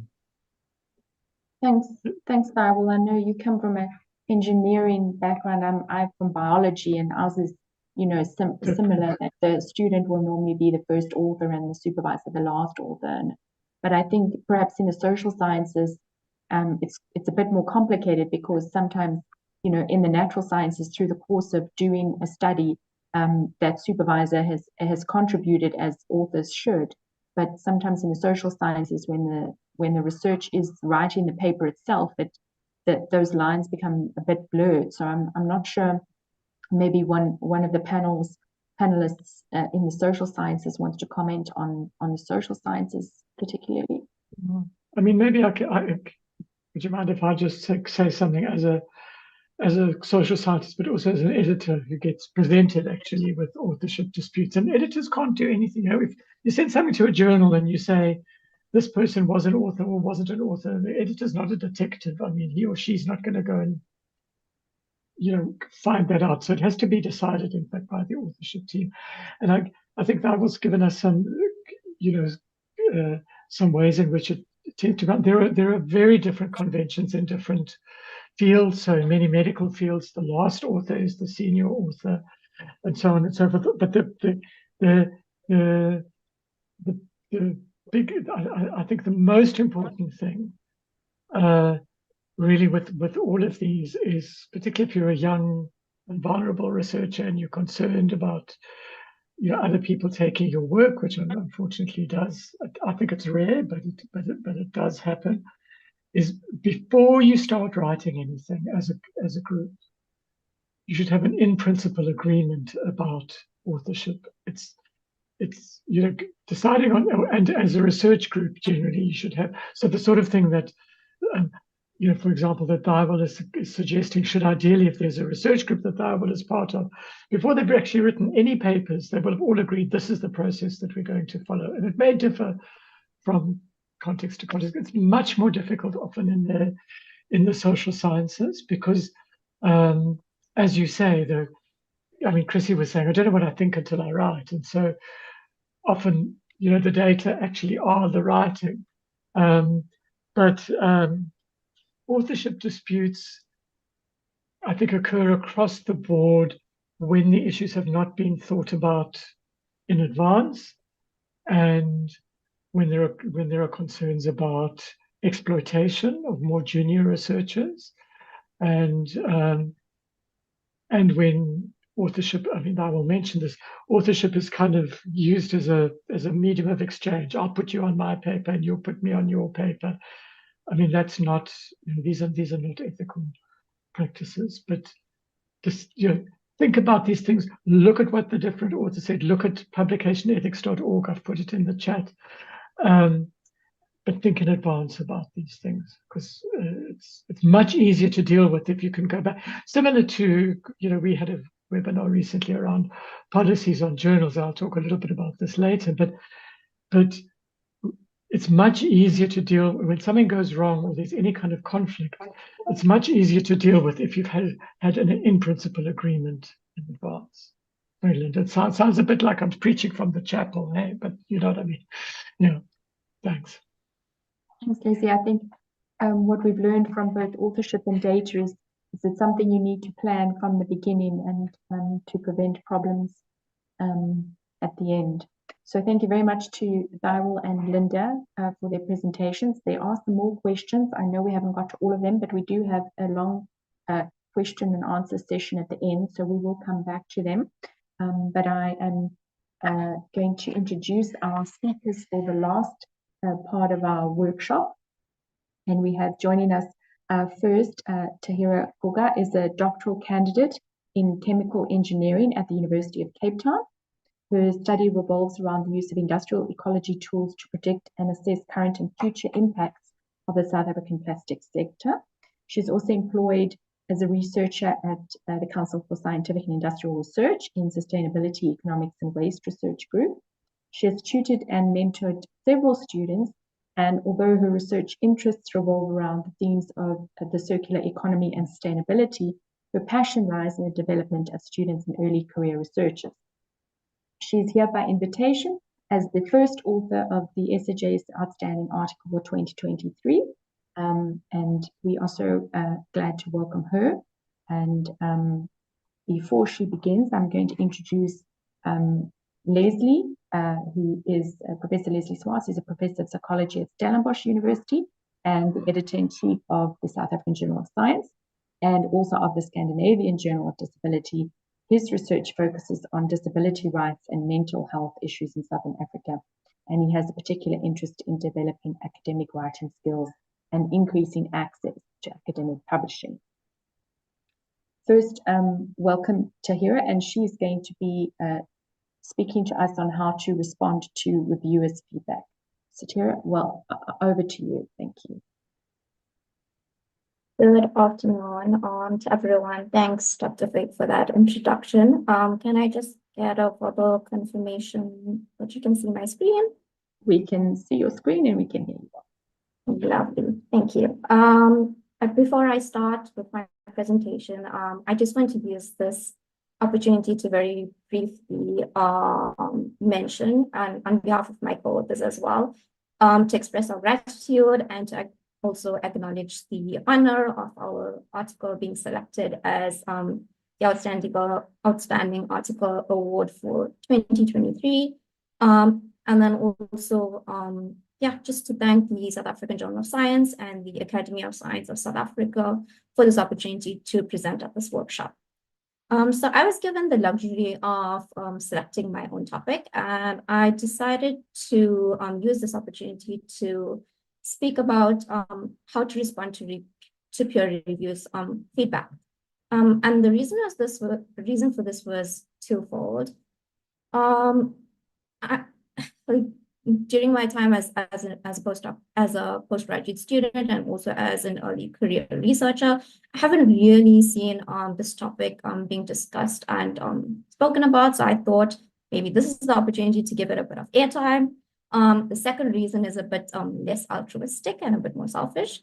I also wanted to actually advance my own knowledge in the field and in this space.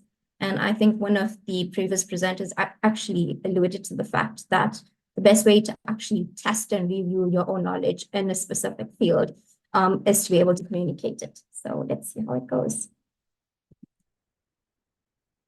So as an introduction, as postgraduate students and as researchers, both early career and more senior and advanced, we know that the peer review step is a necessary and it's a mandatory step in the entire publication process. However, by and large, it is viewed as a potentially challenging step, but in the sense that it can become a stressful experience, sometimes a very prolonged and protracted experience. And some authors also view it as a sort of public attack on your capability and your capacity, maybe as a scientific writer or also as a scientist or a researcher. So researchers will get this and feel the sense of apprehension due to the nature of this process.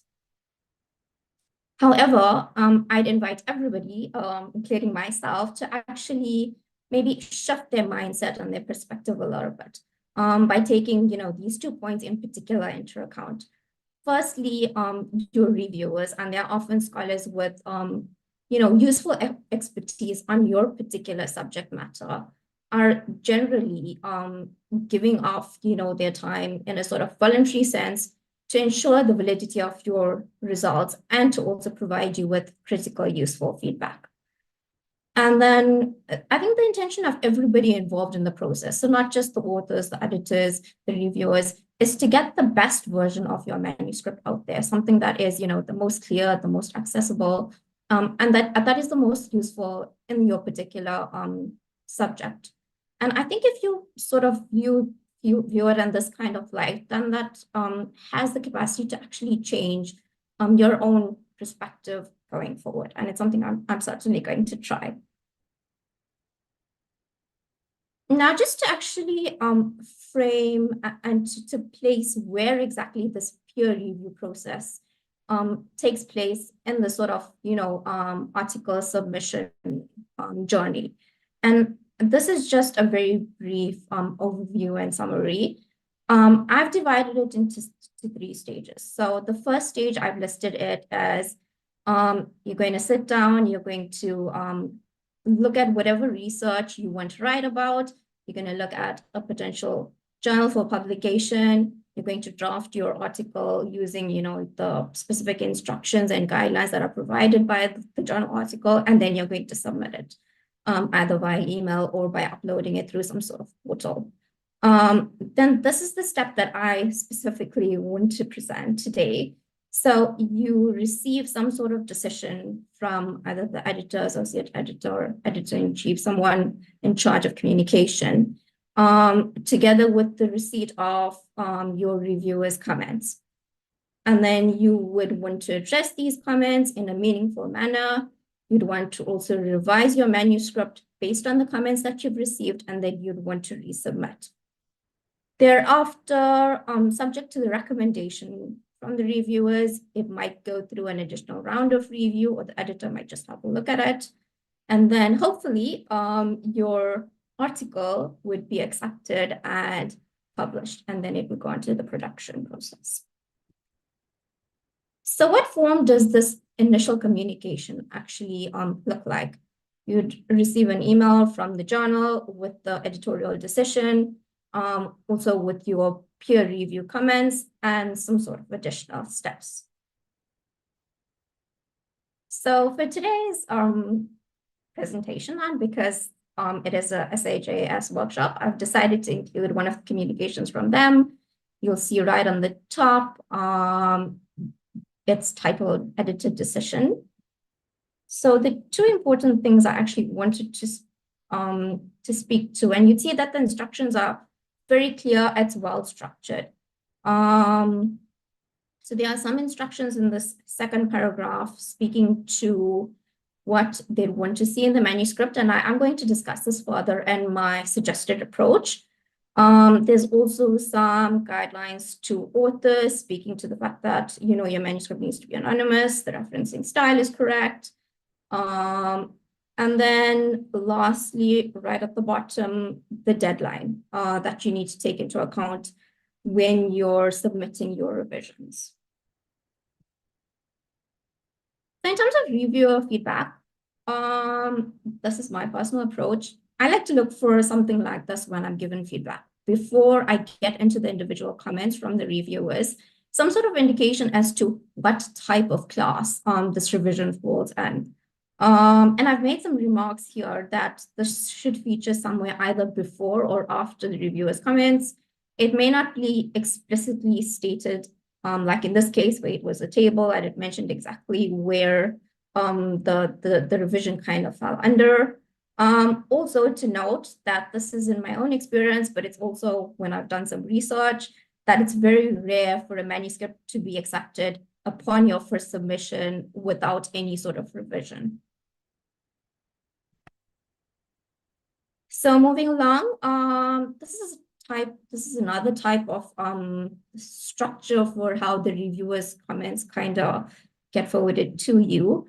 And I just listed the criteria on the right-hand side. I think this is really important and significant to also bear in mind when you're writing and when you're submitting. The fact that, you know, your reviewers are generally going to assess and review your piece based on these general criteria. And I'm just going to go through it really quickly. So first of all, speaking to the novelty of your research, is it novel enough to warrant publication?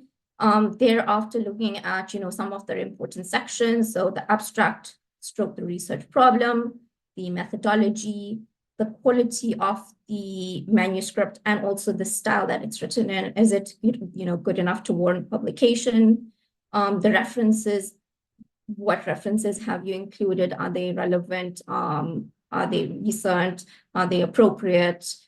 Should more be included? Should less be included? Is the style, you know, what is expected from the journal, etc. Compliance with the journal scope, just, you know, whatever you've published, does it fit within the scope of the journal? And then I think circling back to the first point regarding novelty, does your research actually contribute and does it, you know, generate knowledge within your particular field? So some more reviewers' comments. So you'll see in this case, the one reviewer kind of puts it all in a sort of paragraph and block format, and you would need to extract a little bit. Whereas the second reviewer, it's a bit more sort of delineated and disaggregated, where sort of mentioned each section, but there's also some sort of extraction involved. Another example of reviewers' comments. So this one's a bit better, and this is actually, I think, for the piece that won the Outstanding Article Award. You can see, and I can see just from a brief glance of it, because it's sort of point by form, just having a quick look at it, it's a lot of the comments are to do with the methodology. So these are just different types of, you know, responses that you could get. Also the variety in terms of, you know, things like format. I wanted to share this because I thought it was particularly interesting. So it's 3 reviewers' comments for the same manuscript. And if I go through it really quickly, the first reviewer mentions that, it's interesting work, but that the problem that they find is with the structure of the work. In particular, they feel like the results and discussion section is somewhat lacking and could be improved. And then also the final conclusions could be improved as well. Reviewer 2 kind of goes on to mention that as well, sort of noting the fact and acknowledging the fact that the discussion and conclusions could go a bit deeper. And then the concluding remark is that most of the content is actually what they feel, in their opinion, it's for local interest, and it lacks the approach to be considered for publication. And then the third reviewer just goes on to say that it's a good overview of the work and it's useful in understanding its evolution in the South African context. So I just want to point out that for the same manuscript or for the same piece, there are maybe some similarities, and those are the ones you probably definitely should address and pay attention to, but that you could also find that there are contrasting views. So the suggested approach, so you've received these comments from your reviewers. How should you go about actually addressing them? And I just want to sort of put a mini disclaimer here to say that this is sort of this is my approach. It's obviously something that I would, modify and hone, but I've also tried to integrate some of the tips that I've found as I've done some research. And right at the end, there are some sources that I've put for everyone. So first of all, you'll see that some of the comments are sort of integrated and they included within the body of an email. So first step, obviously, you'd want to download all the comments. Secondly, I generally do some sort of initial screening of the feedback. So this gives me a sense as to, in my mind, sort of what is minor, what is major. Is it typos, grammatical errors, figures that need improving, or are they more substantial? And then more substantial, where is it? Do I need to create another scenario? Do I need to do a bit more analysis? Is my review not good enough? Is the flow? Do I need to adjust something? So some sort of screening as to, which comments I can, address right off the bat and which I need to sit down and think a bit further about. So when you're addressing these comments, I think it's important to note that your response should be self-contained in the sense that you don't want whoever's reviewing afterwards, whether it's editor, whether it goes back for a second set of review, to actually keep on flipping back and forth between the manuscripts. So you want to add as much detail as possible in your response to your reviewers. Try and respond to every point raised by the respective reviewers, even if it seems, trivial. But once you start excluding points raised, then this is going to raise sort of a red flag in the editors and reviewers' minds regarding why wasn't this particular point addressed? Was it because they just missed it? Was it because they didn't know how to address it? So definitely try and respond to every point. Also try and respond directly to the comments. So this I think is self-explanatory. You don't really particularly want to waffle around. And you'd also want to explain the changes made. So not just saying, I have made this change, but also some sort of rationale and reasoning behind why you've decided to, or how you've decided to upgrade and update your manuscript. And this was mentioned in the email earlier, you'd want to emphasize your changes made in the manuscript for easier navigation. And you can do this through many different ways. You can use track changes. You can also use some sort of color variation, or also font variation. So some additional aspects, and I think this is fairly obvious, but I will mention it. You obviously want to be respectful of your reviewers. Even so-called critical comments can actually provide some sort of food for thought. And I've included this one because on the face of it, I mean, it's an interesting comment. You might not be sure what to do with it. But it's actually provided us, with some sort of thinking, and there's two thoughts from this. Either we need to sort of tweak our contents a bit better so that, it fits within the scope of this journal, or perhaps this wasn't the right journal for our particular, research, and we should probably look somewhere else. So yeah, just take some time basically to evaluate the comments. You need to be humble enough, I think, to accept any faults and to also acknowledge the benefit and the use of comments and the suggestions for improvement. And sometimes you can't really integrate, some comments and some improvements within your current manuscript, but it can also give you some idea for, future research. And I think that is also useful in its own right. Note that if a reviewer sees a problem or fails to understand something, it may be due to the contents of the manuscript.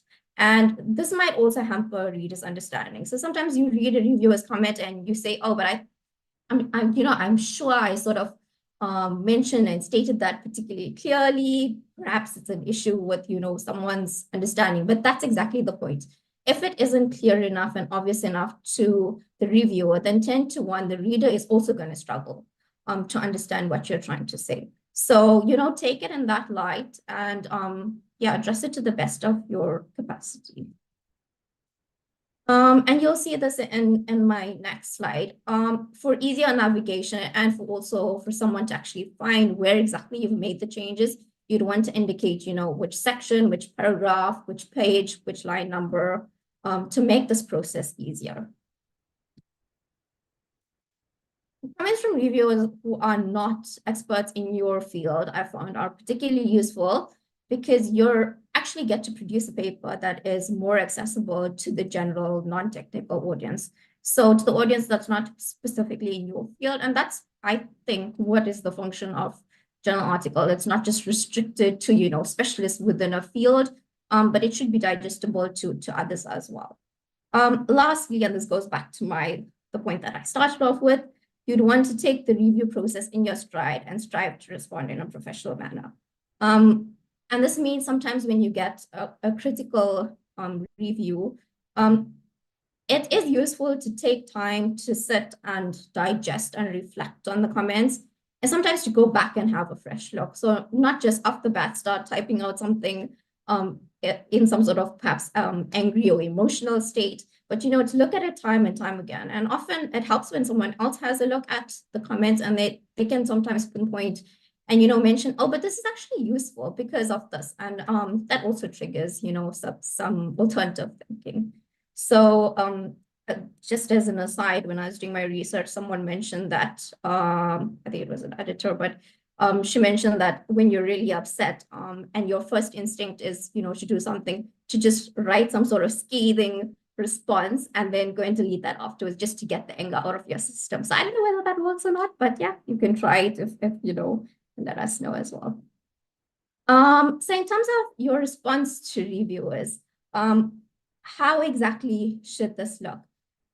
So this is more and I couldn't really find a great example from the ones I've been involved in. So this is from a template that I've taken. It sort of goes point by point and comment by comment. So you'd want to put the first comment in, you'd want to change the font, and then you'd want to respond to it. And they've given some hints as to how to respond to comments that you agree with, and then how also to respond to comments that you disagree with. This is the approach that I've seen a lot of the times, that is to put all your reviewers' responses in a sort of tabular format and to go through it comment by comment. I've just included the aspects here that I think are useful. So for point 1 in particular, straight off the bat, they've said that they've addressed or they've noted the point. Then they've gone on to give some sort of explanation regarding how they've addressed it.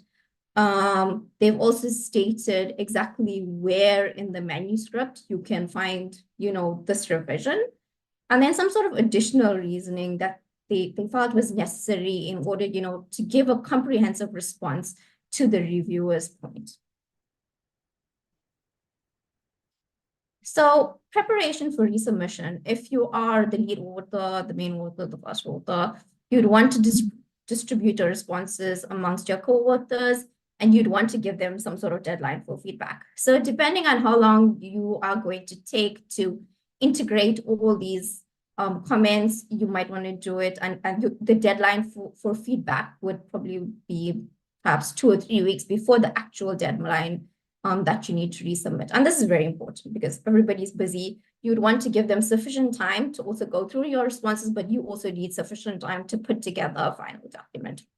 If necessary, and I do find this quite helpful, you'd want to have some sort of team meeting, a team discussion to actually go through some of the comments that require a bit more thinking and analysis. Once you've got everybody's comments, you'd want to assess the comments and then integrate them and create a final version of both documents. And by both documents, number one, it would be your revised manuscript with all your improvements and changes. And secondly, it would be your response to your reviewers.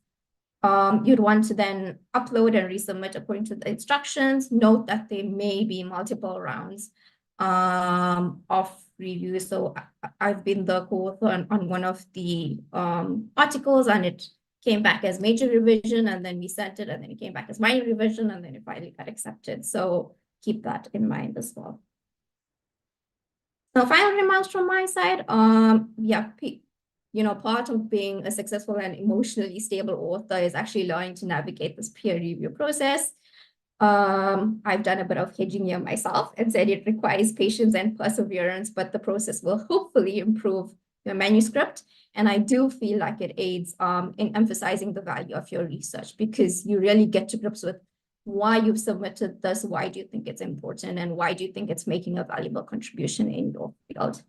And just some humor. So when I was doing my research, I found this graphic and I thought it was pretty funny. So I thought I'd share it with you. And lastly, I've just listed some sources that I found are useful. And for those that actually want to supplement their reading with watching some videos, the last two are YouTube channels that I think are also interesting in their own right. Thanks, everyone. I think that's all from my side. Thank you very much, Taahira. That was very comprehensive guidance on how to respond to reviewers' comments, because I know that's something we get a lot of questions on, and there always seems to be conflict or contention around reviewers' comments and how to respond to them. So I think your presentation will have helped for a lot of people. There are a few questions. I know Leslie's also been answering them, and they are there, but I think maybe just for the benefit of everyone and our YouTube participants, I'm just going to read the questions as well, and you can add your own responses. Just finding the questions relating to reviewers. So someone's asked, what happens if 1 or 2 of 3 reviewers are happy with an article? Will it get accepted, or do you still need to address the comments from the reviewer who was unhappy? So there would be some sort of preface generally from the editor or the editor-in-chief to say, based on the reviewer's comments, this needs, either a major revision, a minor revision, and then that kind of sets the tone as to what you want to address. So if one reviewer is 100% happy and they have no comments, then obviously there's nothing to address. And I can't actually speak from the, an editor's perspective, having never been one. But yeah, that's the sort of guidance that I would expect and I use to address these comments. Thank you. So I think Leslie did answer from an editor's perspective, very much the same as you've answered. And I think it also comes back to what you said earlier, is, just address each response, but as they have been presented to you by the editor. Somebody asking if reviewers always understand the work, and do you have to agree with their comments, or can you substantiate your response or your concepts? Okay, so whether they understand or not is obviously debatable. I know in some instances there is an opportunity for authors to actually provide names of potential reviewers, but obviously that depends on availability. I do think every comment is useful. Having just gotten back comments from my thesis actually about 2 months ago, I would say that, you know, on the face of it, and as I mentioned this already, some sort of preliminary look, and you'd look at it and say, I'm not really sure whether they got what I was trying to actually put forward. But if you look at it with a fresh eye, get someone else to look at it, there may be some sort of value in it. 10 to 1 they will be. I think what was the second part? Whether you don't. So yes, there is scope within, you know, responding to reviewers to actually say, thank you for your comment. I acknowledge the fact that, you know, this is useful, this needs to be considered, etc., etc. However, and then you can say maybe it wasn't within the scope of research, maybe you tried something, etc., etc. And then that gives you that additional explanation to actually say, you know, I can't really integrate your response into my updated and improved manuscript for this particular reason. Thank you. Yeah, and I think even if it seems like they haven't understood, maybe there's a lesson in how you've written it, or that you can rephrase it to make sure that it's as clear as you think it is. So, thank you very much, Taahira. And we have some remaining questions we will get to in the Q&A. But thank you for your presentation. And I think we are handing over to Leslie to speak on communicating with editors, which I think has flowed quite well from Taahira and the questions that have come up from her presentation. So thank you, Leslie. Thank you, Lindah. Let me check, it's working. Can you hear me okay, Lindah? Yes, we can hear you and we can see your slides. Good. Wonderful. I think I'm going to stop the video of me just, yeah. Well, that was just wonderful. I mean, I've really learned and enjoyed so much of all the day, and I must say I've never met Taahira before, but I'm sure that the people on this webinar will see that we made a good choice in with a rigorous process in giving her that award, because that was really excellent communication, great advice. And I even had to chuckle that the very cartoon, that thing about, you know, fixing the car through, is one that I use often in my own presentations. But that was really excellent and very helpful, and little nuggets in there, like, you know, for example, if your reviewers don't understand you, think about why. What have I done to help them not understand me?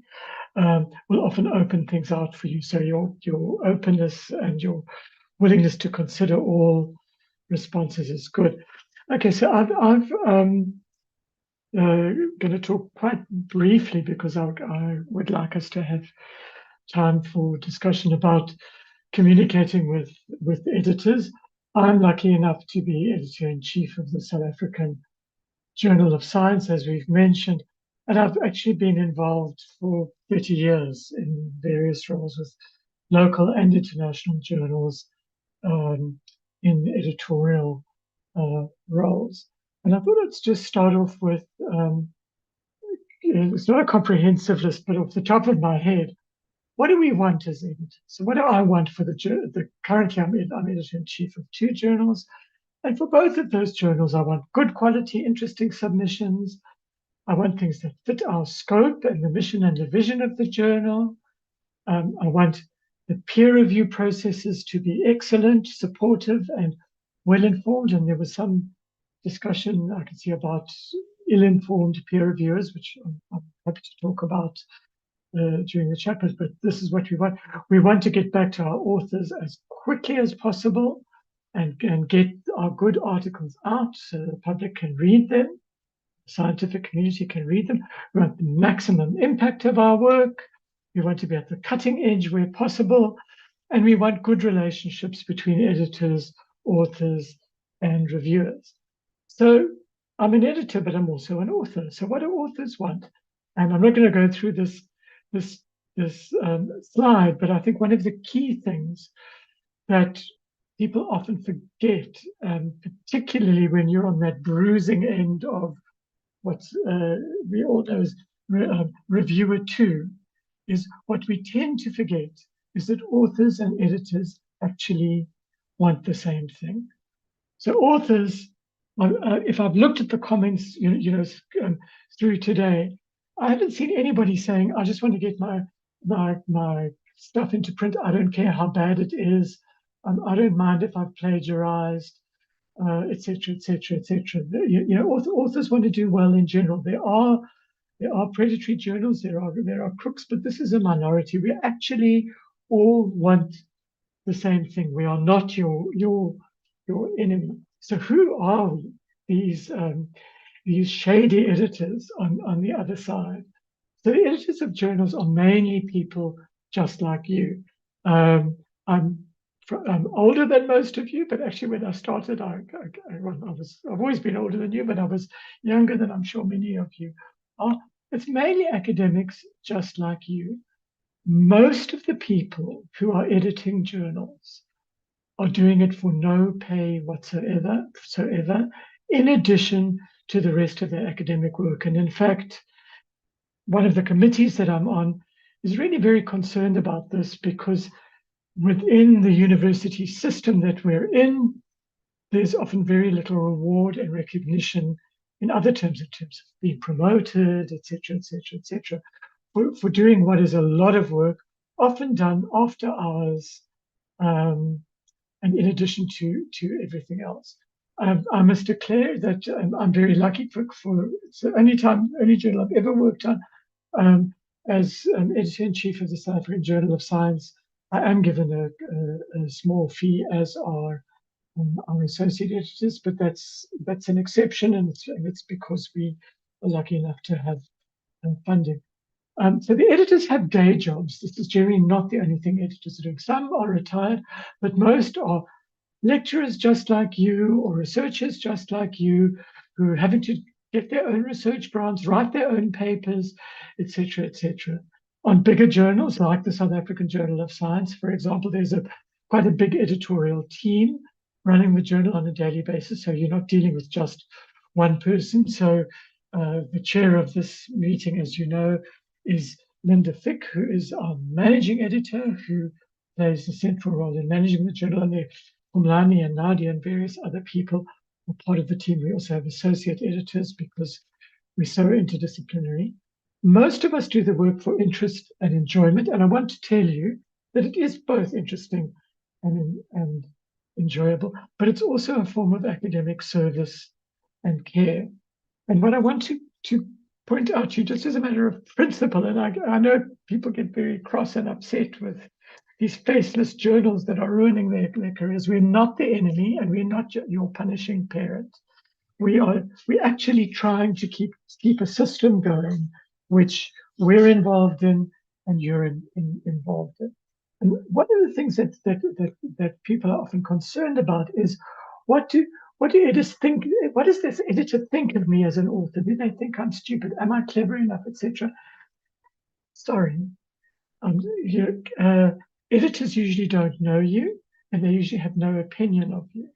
So they don't know who you are. All that we are looking at as editors, and I'll show you some data in a minute, is we are looking at what is in front of us, which is what you have presented. I'm not particularly interested in your personal characteristics.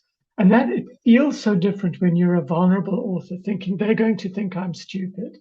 But actually, I'm not interested whether you are stupid or clever or whatever. I'm interested whether this paper is contributing to debate in my journal in a way that is taking the field forward. I'm not interested in sort of global assessments of your intelligence, your qualities, not at all. So I'm much more concerned about the academic conversation in my journal and whether and in what way your work contributes. So you may be doing lovely work and you may be being very clever. If your work does not contribute to the conversation in my journal, I'm unlikely to want to publish it. We are people like everybody else. So editors are grateful when you're polite and when you follow the steps that we very carefully put on our websites from submission and throughout. So one of the most irksome experiences that I have as an editor, and I had an ongoing thing last week, and I suppose I should be more rude, but I'm also trying to be polite.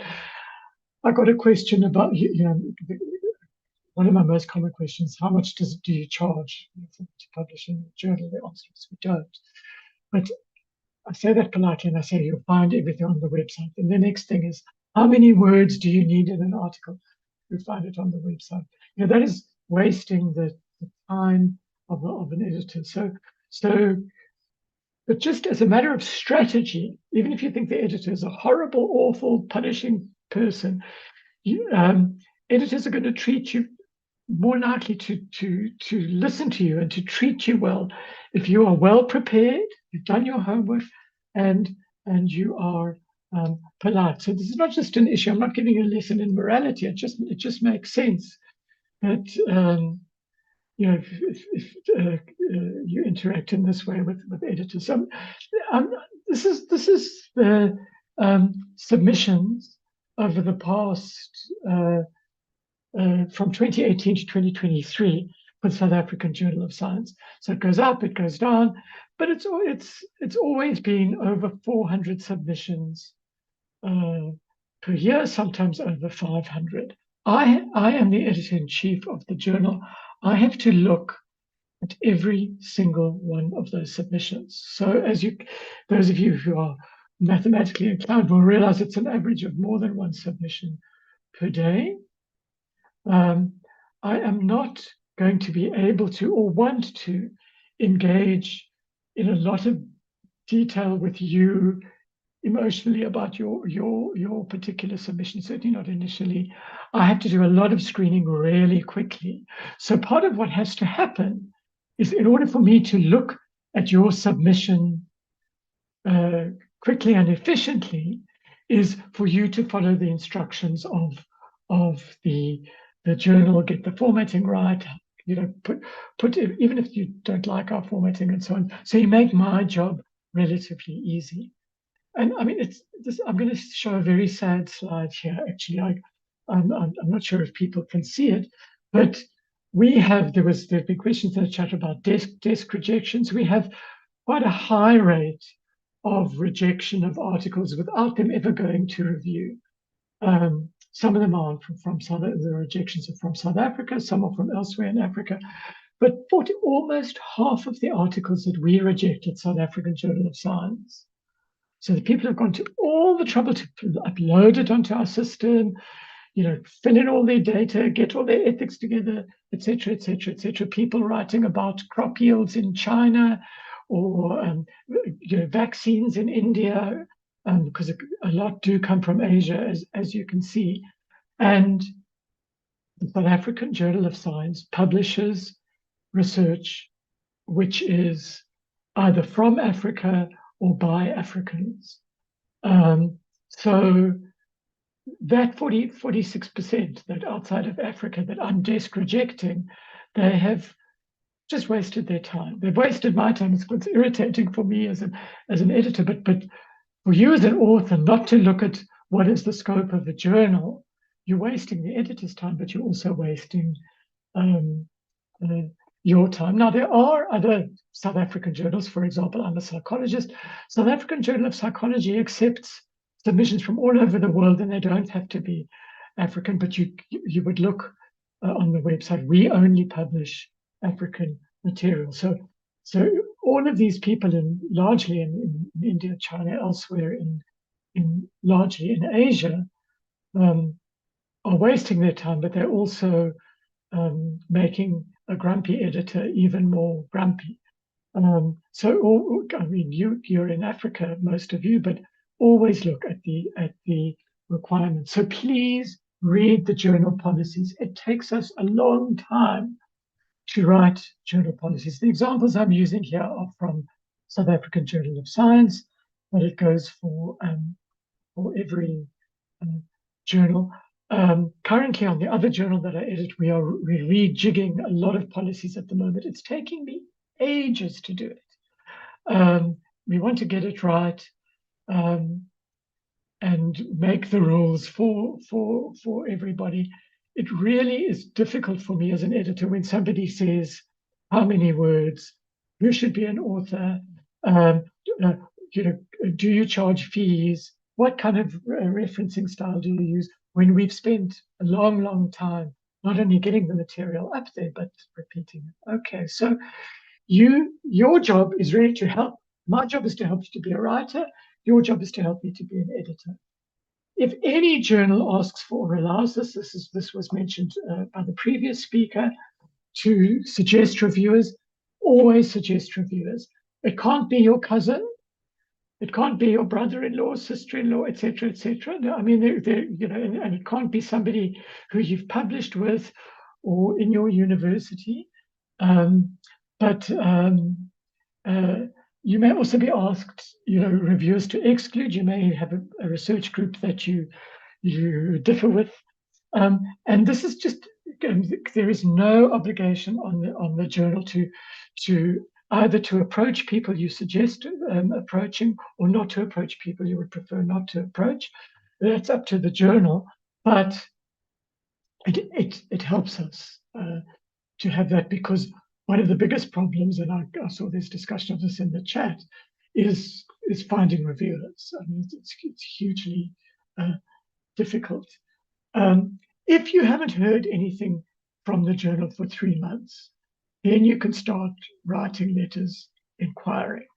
Don't be, I mean, I had somebody who submitted on the 22nd of December last year, and I was getting rude letters from this author by the 4th of January.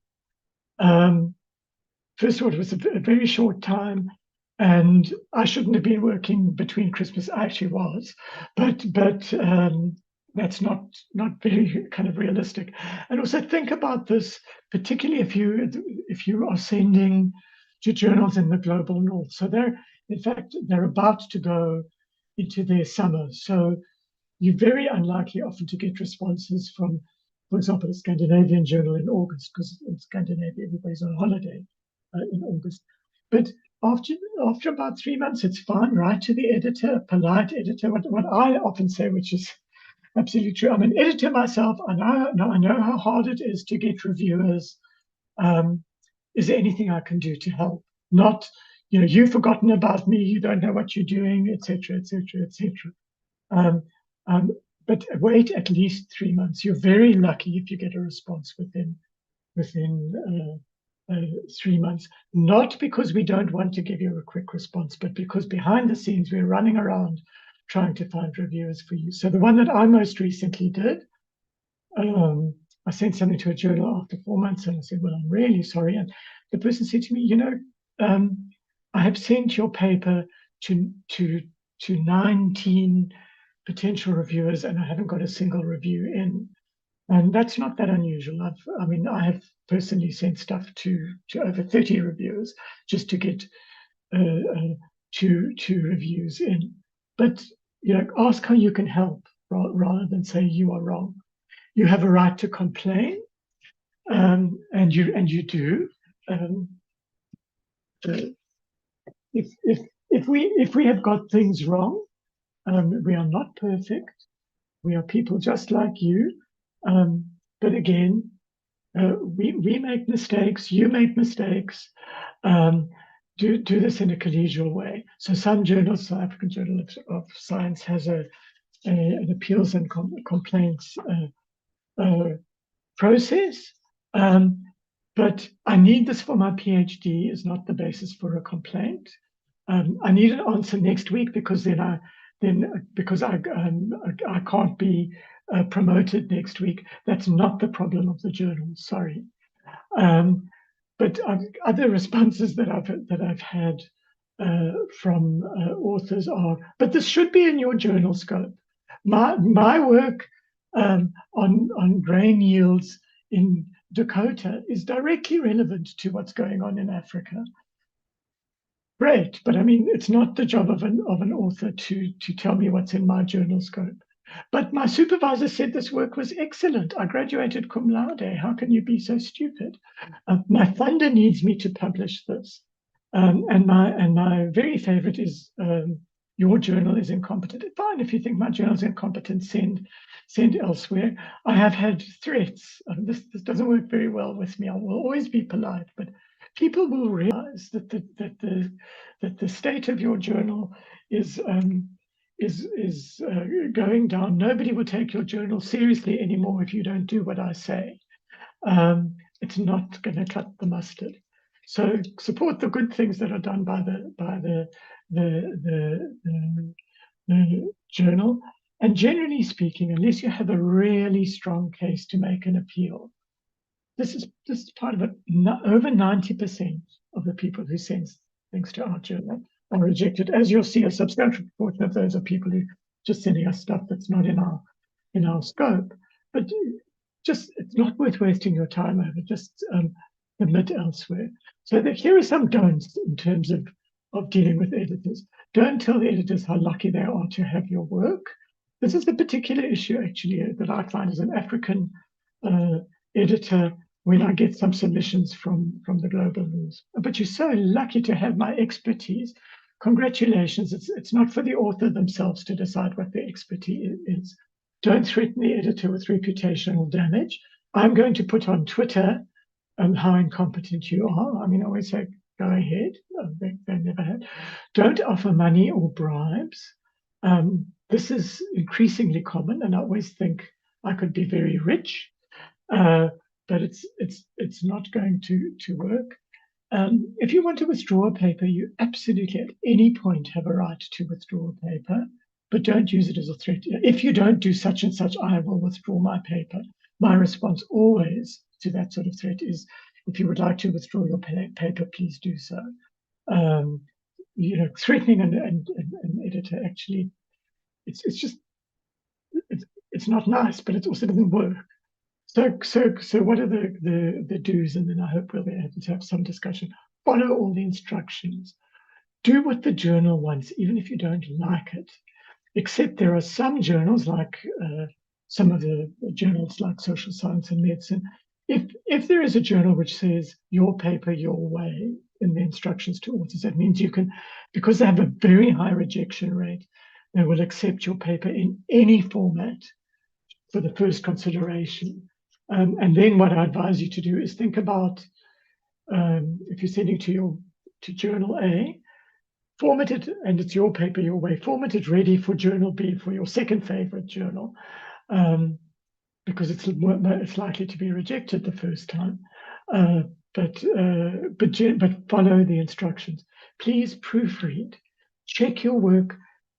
Plagiarism is a huge issue. So if you've got access to turn it in through your university or whatever, just put it through. Just, you just don't want to get the reputational damage for plagiarism. Most people who plagiarize don't intend to, but it really doesn't.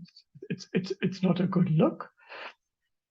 Your covering letter to your journal editor is often very helpful. If you can explain exactly what you're doing, where you think you're going, and so on, and be friendly. Say thank you. So as it happened this morning, I was reworking my slides this morning. I got a crushing, humiliating rejection from a journal my research team and I.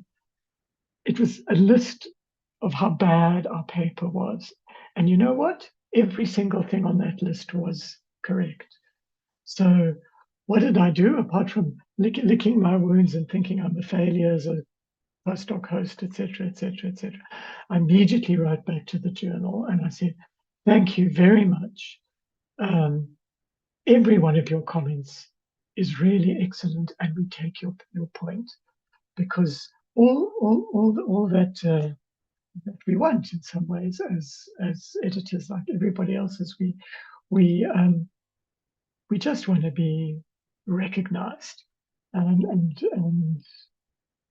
taken seriously. Thanks, Lindah. I think I went a bit over my time. Apologies. Thanks very much, Leslie. I think you've crammed a lot of information that perhaps others haven't thought of yet in dealing with editors, and hopefully for those who are publishing, or when they get to that point, they will now have some more insight in the right approach. I hope you can't hear it. We seem to have a power outage at the moment, but luckily we are still connected. We just have a generator in the background to compete with. So I'm going to try and talk loudly and hope it's not bothering the listeners. We have now time until 3 o'clock for questions, and we have quite a number of questions still to get through. So Leslie, maybe to start with you and some questions. There was one, sorry, and the questions keep jumping every time someone adds a question. Jumps, and then I lose my place. So this is an interesting one, and I'm curious to hear your answer. And an anonymous person is asking, besides being polite, well prepared, and have written as well as possible, what is the best characteristic a writer can have? Okay, so there I suppose two things. A lot of what we have spoken about today has to do with what's actually on the page, and that is about writing well, using evidence properly. So you have to, from a technical point of view, you have to your work must be excellent, must be methodologically strong, there must be a basis for the claims that you're making, all the sorts of things that we've spoken to, from Kirstin in the beginning through what Chrissie said, through everyone. So that's internal to the paper itself. And that is really, we want the best academic standards. It's really, really important that your work, particularly because it's so easy to get in touch with information, that your work is up to date. And one of the things that happens when you're sending the same, paper gets rejected, you send it somewhere else, the field moves on. So you just make sure with each submission that you are up to date and that you've written for the readership of that particular journal. The reason Lindah asked me to give the particular talk that I'm giving, and I don't think I'm giving away too much to say we experience a lot of things outside of that. So where people make assumptions that we're out to get you, that we don't know what we're doing, and so on and so forth. So that's the other side, is the sort of interpersonal side. And I think what's really important is to really be aware, and there's a bigger ethics of this, and which I'm going to talk about it now. I took it out of my talk because I didn't have time to talk about it. There's, if we're talking about ethics in academic writing, every single one of us has a responsibility to contribute in the way that editors and reviewers do to keeping the ethical enterprise going. The way that I do this is every article that I'm a co-author on, in my little book in my head, not for that article, obviously, but for every article that I submit, whether it gets accepted. So one was rejected this morning, for example, but I have to make sure that I'm going to review somebody else's work, because that's how we keep the kind of ecosystem going. If we don't have an ecosystem where we do not look after, we've got to look after our editors, we've got to look after our reviewers. Editors and reviewers must look after the authors as well. And there are horrible reviewers. You just look at Reviewer 2, and there are horrible editors, just like there are horrible authors. But essentially what we need to do is we need to create a sustainable, equitable, accessible science and communication infrastructure and publication system. And for doing that, we need to try and understand the other person's point of view, try and be as inclusive as possible, get as many views as possible, and contribute. It is not acceptable, I don't think, from an ethical point of view, for you just to send stuff to journals, and when you get asked to review, say, no, I'm too busy because I'm writing my next paper. That's going to be, and that's why we have this huge problem with not getting reviewers. I'm sort of getting off the point, Lindah, but I'm a bit like on the pulpit today. Sorry. You're leading us to another question, and I agree with your, submit one, review one, sort of basic basic model. But Christelle is asking, well, are there discussions underway to change the review system to a paid model, especially because these days academics are working on sort of contract basis and they need to prioritize paid work? This is, I mean, yeah, we can have we can, and there are whole meetings on this. So there are huge discussions about this. You know, there are all sorts of, I mean, who's going to pay? That's partly the question. And of course, you know, many of you will have this experience. I mean, here I am, you know, so professor, well-known scientist, and people will say to me, my goodness, you must earn a fortune from all of that. And I say, no, well, actually, you know, nobody pays me to do that. They think you're supposed to be so clever. Why are you not rich? But you know, so I don't know a system. I know that the system is not working. I think we're all in agreement about that, in the sense that the kind of pressures that we're under, the casualization of academic life, et cetera, the huge increase in the number of submissions to journals and so on. I don't know the alternative, and I'm not convinced. I don't know where the money would come from, particularly in a country like or a continent like ours. And just like in the subsidy system in South Africa, and I'm thinking about this because I have to go to a meeting actually straight after this on that, the minute you start monetizing things, you can create other kinds of problems. So we know that you know, for example, in South Africa, by monetizing research outputs, it's led to exactly what we wanted, which was a huge increase in the number of publications by South African authors in journals. It has also led, not everybody, and it's not a majority, but it's also led to people abusing the system and putting out large numbers of very trivial articles and so on. And you think this can't happen with peer review? Of course it can, because if I know, you know, and then, you know, there's a question of, am I going to be a gun for hire? So yeah, I mean, it's just, I wish I had the answer for this. I mean, we're supposed to be so clever, but I don't. A great question, and we've got to keep asking it, because the system is not working. It is under strain, shall I say. It doesn't work, but it's still the best one we have. We have no, you know, I don't know anything better, Lindah. I mean, you and I have had these discussions so many times. Yeah, if anybody can tell me a better system, please do. Generally, as much as the intention is to be an incentive, lands up being, monetizing things just brings in ethical questions. So here's a very quick one for you, Leslie. Is it possible to try again after being rejected? Okay. So if a journal rejects, I in fact got a query about that either today or yesterday, I can't remember. My days tend to start quite early, as Lindah knows.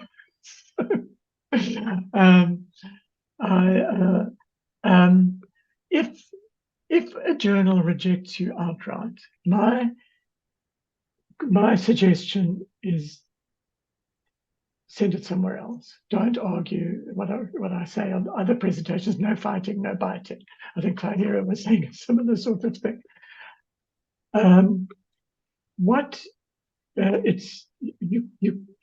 It is not a revise and resubmit, it is a reject.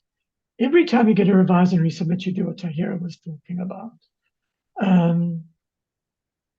But you know, can you? No, you can't then you submit to another journal. There are lots of journals. If you then completely reanalyze your data, and this goes back to a question that I think we had before lunch, was, you know, can you write another article using this? Yes, you can, because what creates an article is the idea, the argument, the kind of things that Chrissie was talking about, not, in fact, the data are the basis on which you build that argument. So yes, you can use the same data to write a different argument, but you can't so say, oh, well, I'm going to resubmit it again to the same journal, because the answer would be no. But don't give up. I mean, if it's, I know. You can always try another journal. I have a lot of publications, and people also assume that if you have a lot of publications, it's easier. It isn't. I was rejected this morning, and I feel humiliated, small, and I hate them. And I said thank you very much. But I'm not lying. I have had articles that I've sent to 11 journals until they've been changed a bit here and not changed, and eventually they've been accepted, and they've ended up being highly cited and quite highly thought of. You just keep going. So I think yeah, this brings us to the next question. Perhaps Taahira can answer this one. Is why are some reviewers insulting in their reviews and saying things like "you're useless" and "what were you thinking"? Why do they not address the person rather than, or address the article rather than the person? I think it's a valid question. So maybe something I forgot to mention when I was presenting is I've also been a reviewer on 1 or 2 articles, and I have reviewed research proposals and abstracts. And I do understand sometimes when you get a piece of writing and you struggle sometimes to actually find the value in the piece. So sometimes you have to look through perhaps formatting and styling issues, the quality of the writing in order to really get to, that there's value in this piece. However, that is obviously no excuse for using, language of that manner. End of the day, if you put yourself in a reviewer's shoes, right, you're going to review based on your experience and your knowledge, and perhaps your attitude as well. So I think those 3 factors kind of contribute into how you go about reviewing, and that's why you might get some similarities between reviewers, but that you also might get differences where some person will pick it up because they have specific expertise or they have experience, in certain things, and something rings a bell there and they'll pick it up and they'll note it, whereas other reviewers might not acknowledge it. Sorry, I don't really have any concrete advice regarding what to do with, potentially remarks of the sort, but perhaps Dr. Vic and Prof. Swartz can weigh in with applied ways to how to deal with this and how to move forward, I think. Then, thanks to hear that. Yeah, it's a difficult thing for editors to deal with. I mean, look, as a matter of principle, reviewers should not be rude, etc., etc., etc. I mean, absolutely, just like you shouldn't as an author. And what is actually helpful, because we have this huge volume of things, often some of the tone that you as a reader experience from a reviewer, we won't pick up. So it's also quite nice if you have concern about a tone from a reviewer, if you politely say to the editor, when the person said this and this and this, I don't think it was put in the most constructive way, just to draw attention. We also have, I've certainly had this, Lindah will know the example I'm talking about, where I think the reviewer was completely fair, completely polite, and I got a long thing from an author about, oh, this review is so nasty, etc. So the editor must make some sort of assessment. And it's true, many of our reviewers are, I always have, when do I do my peer reviews? And this is absolutely true, 3 o'clock in the morning at my kitchen table. So I might not be at my best. But the only thing that we can do is point out, because editors should know, but I promise you, every single person on this call as a reviewer will read something and think, I don't know why they bothered, or this is ridiculous, why am I wasting my time looking at that? And that is the moment at which you must think about, would I want that to be said about my work? Or how can I put this so that I can make sure that this person who's sending me something that I think is rubbish will do better next time, rather than be upset at me. And if everyone can do that, we'll slowly change the system. Thank you. Thanks, Leslie. We have a question. Oh, goodness. As I'm about to read the question, I'm done again. I'm sorry. It's hard to follow all these questions. So I think perhaps Thywill, for you, about changing the order of authorship. So Mapatla asks, I imagine that some people may not be receptive of changing it if it is the right and ethical thing to do. And do you have any practical experience how to navigate this? Changing the authorship.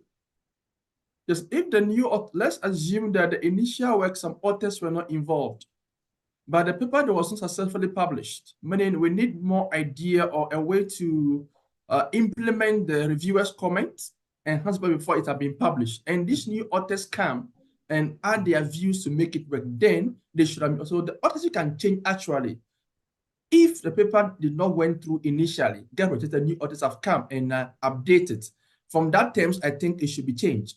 But if the paper was done and already have gone, and maybe some authors will come, like say it's accepted stages, then it is wrong. So the authorship can change based on several issues that occur during the whole process of the reviewing process.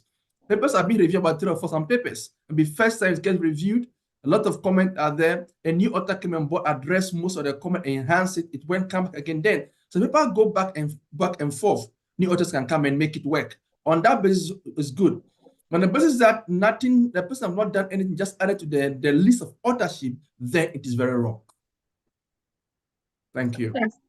And I can perhaps just add that as a journal, our policy is if there are changes in the authorship, either adding an author or changing the order, that we just ask authors to write a letter and explain the change and the reason for the change, to clarify why that's the case, because, you know, as Leslie mentioned earlier, it's not our place to police authorship, but as a journal, we also have a responsibility to make sure that the authors who are added have contributed, and that's why they're being added.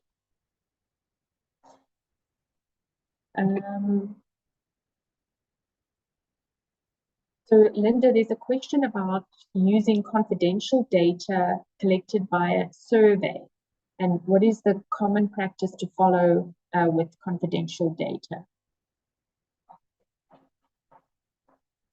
Sorry, do we still have Lindah?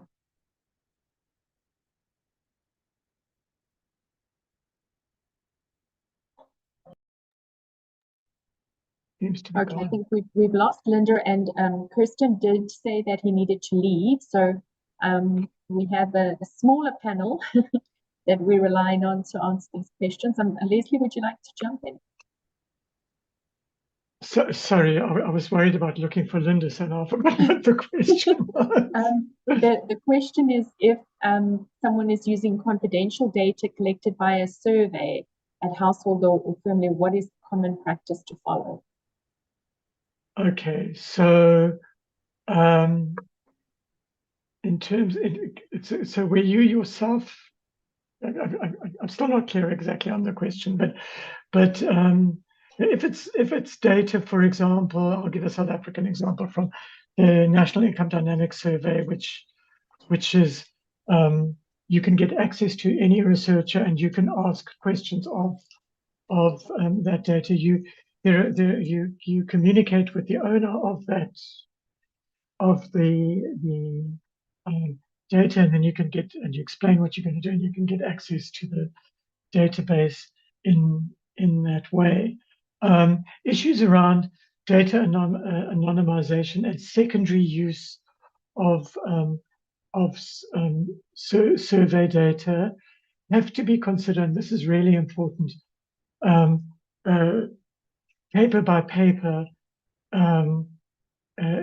sort of project by project in your field. So even where you for example, I'm thinking about the National Health Research Ethics Guidelines in South Africa, I might want to do an analysis of data which have already been collected.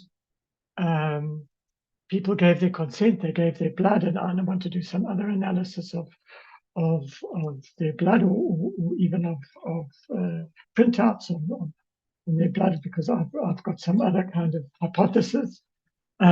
You have to look carefully at the ethical procedures for your reanalysis. And one of the most important questions is, when the data were originally collected through a survey, or they collected biometric data, whatever it was initially, what did the people originally give consent for?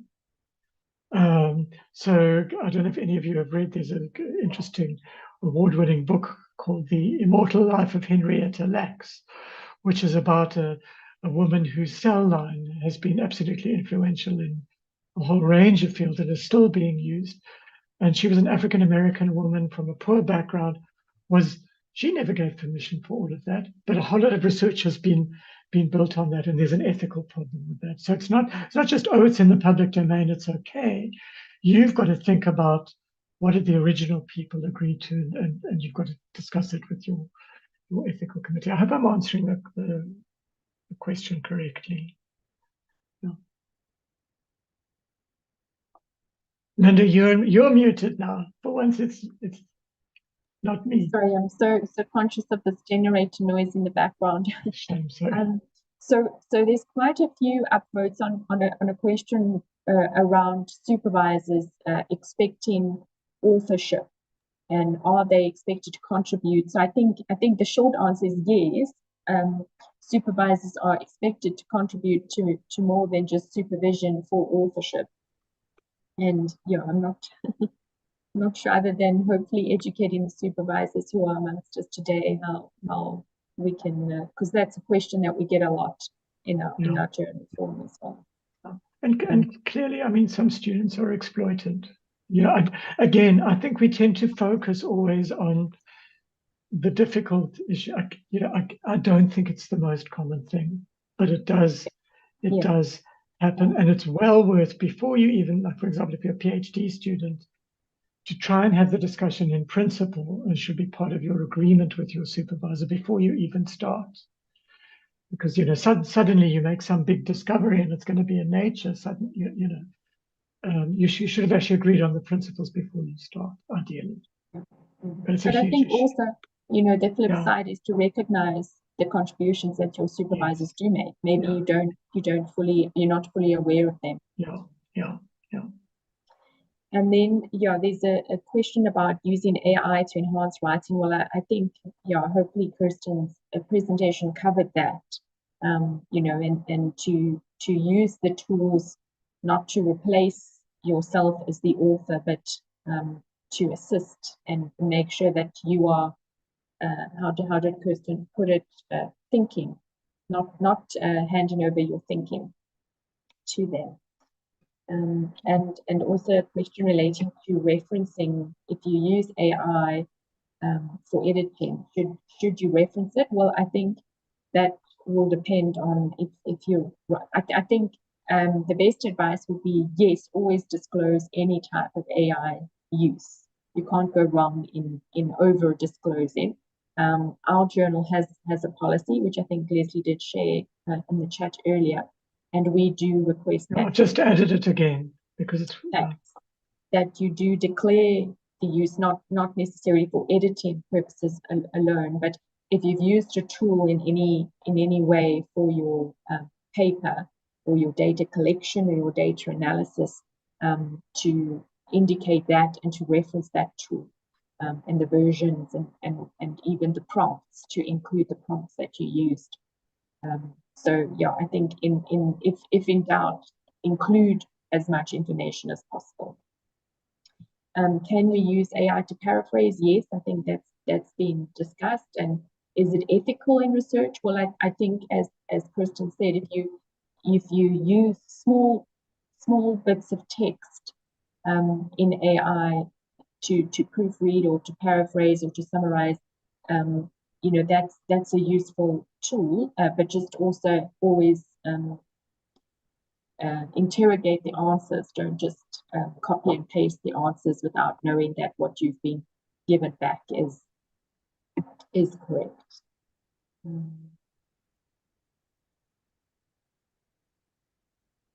Just going through the questions again. There's a few relating to is there a punishment or penalty for putting a wrong evidence to support a right claim? In other words, if the reference is wrong. So I'm not sure that there's a standard punishment or penalty, but certainly as a researcher, it would call into question your work if if that happened more often than not. So for your own reputation and your own research to be citable and usable, you want to make sure you correct and double check your references. I'm not sure, Leslie, if you want to add anything. Yeah, I mean, just I did sort of at the top of my head, and I did ask Chrissie about this, or mention it in discussion with Chrissie earlier. It's really, it's not a question of like, is there a punishment? I mean, one of the things that we have to understand is that you as an author are responsible for your work, and there will certainly be cases where you may make mistakes and reviewers won't pick them up.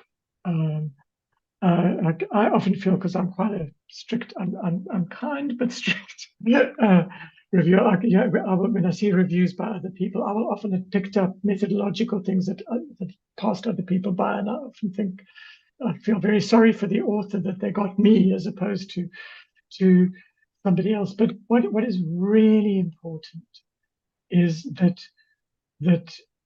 when you said using the wrong evidence, that it is your responsibility as an author to get what Chrissie was talking about, the relationship between your claims and the evidence, and just shoving references in there is really problematic. We see that a lot, that people just sort of pack references, open bracket, depending on your format, reference, when it's got nothing to do with anything.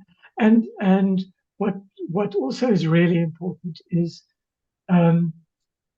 it is your job, even when you're reading something, to read critically, so that if you're going to cite something on the basis of this kind of research, they've decided X and Y, you've got to be satisfied that the arguments in the paper that you're reading are well supported. I've just been dealing with a PhD proposal. It's clearly an excellent student, and who completely, who used 3 references very, very carefully, but misunderstood all of the claims that they were making because they hadn't read carefully enough. They were clearly busy, and they said, "Oh, I need a statistic there, so I'll just grab the statistics," and the statistics were actually correct in the original, but they didn't refer to actually what the author was talking about. So be careful.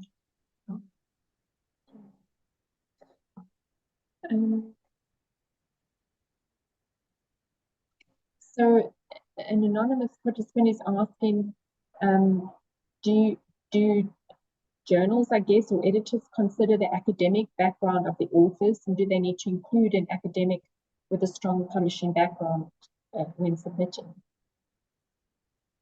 You want me to deal with it? I mean, Lindah, I feel very strongly about this one. I cannot say that there isn't informal influence in various ways. So if you happen to know an author, that you're not influenced, if the person is famous or whatever, but it shouldn't be a factor. And in fact, what I try and do for our journal is I try not to look at the title. I try not to look at who the authors are. When I look at the first thing I look at is at the paper itself, because I'm worried that I might be influenced. But actually the thing about academic publishing at its best is that it is fundamentally democratic. It's about the quality of the ideas and the writing. So, people can't believe it. I've got 450 publications and so on. I got this really humiliating rejection today from a journal who knows who I am. I mean, they know that I'm quite well known and that my work is respected and has been cited in that journal. I got rejected just like everybody else, and I deserved to be rejected today because our paper wasn't good enough. The youngest person ever to publish in the South African Medical Journal peer-reviewed piece was a high school student I mean, it happens that her parents were both, professors in medicine, but that's how it should be. I mean, if a 15-year-old who's not attached to any university sends a journal something that is excellent, they should get published long before a distinguished professor who sends a piece of bad research, as I did with my team, to another journal. I can't say that, as I said, I mean, of course, there are issues of influence, but it should not be a factor. And trying to pack, I know that I was also mentioning this, oh, well, I mean, I've had a situation, in fact, where my name has been put on author lists of articles that I've never seen, and I don't know the authors. Because it was thought, oh, well, if Leslie's name's going to be there, they're going to accept it. I mean, it's such a terrible practice, because what we're interested in are the ideas, not who the people are. Thank you. Thank you, Leslie. And I'm sad to say we've answered 83 questions, but we still have almost 60 questions that we haven't got to. But I do hope that if you listen back in the recording, that the answers will be in the presentations. But we are unfortunately out of time. I know we could probably spend another 2 hours discussing all the things that have, all the aspects that have arisen on research integrity and writing with integrity. And yeah, we do have other workshops on YouTube which may answer some questions, and we do have a journal forum for those who are interested. You are welcome to join. It's open to anyone, and bring your questions there, and hopefully we will get to them there. And I will ask my colleagues if they can share those links in the chats on Zoom and YouTube for those who may be interested. And then that just leaves me with the great pleasure of thanking our panel, Kirstin, Chrissie, and Lindah, who have left, who were unable to stay till end, and also to Leslie and Thywill and Taahira for staying the distance with us, and for your presentations and your inputs. And thank you very much. I can see by all the applause that's coming up that the attendees agree with me that all the presentations were excellent, and I know that I've learned something from each of them, as I always do in these workshops. So thank you very much to our panel, and thank you to our participants for being a great audience, as it were, today, and for all your questions and comments and feedback. And yes, we hope to see you in future workshops. And thank you once again, and enjoy the rest of your day. Thank you. Lindah, can I just say something? Can we please all thank Lindah for being the most absolutely excellent, wonderful chair, as ever, and organizer of all of this behind the scenes, getting us all together. And then, I hope I don't leave anyone out, but particularly Nadia and Pumlani, who have been jumping on and off YouTube and doing all sorts of things that I, as an editor, cannot do. So in addition to thanking all of us, I think there's a lot of work goes into these behind the scenes, and thank you to the whole team, and to all of you for participating. It's Louise, Nadia, and Pumlani who are being very quiet behind here, doing all of the work to keep us running smoothly. Yeah. Thank you, everyone. Thank you. Bye-bye. Keep safe. Send us lovely, wonderful articles, and please review for us. Okay. Thank you. Thank you, Thywill. Thank you, Taahira. Goodbye.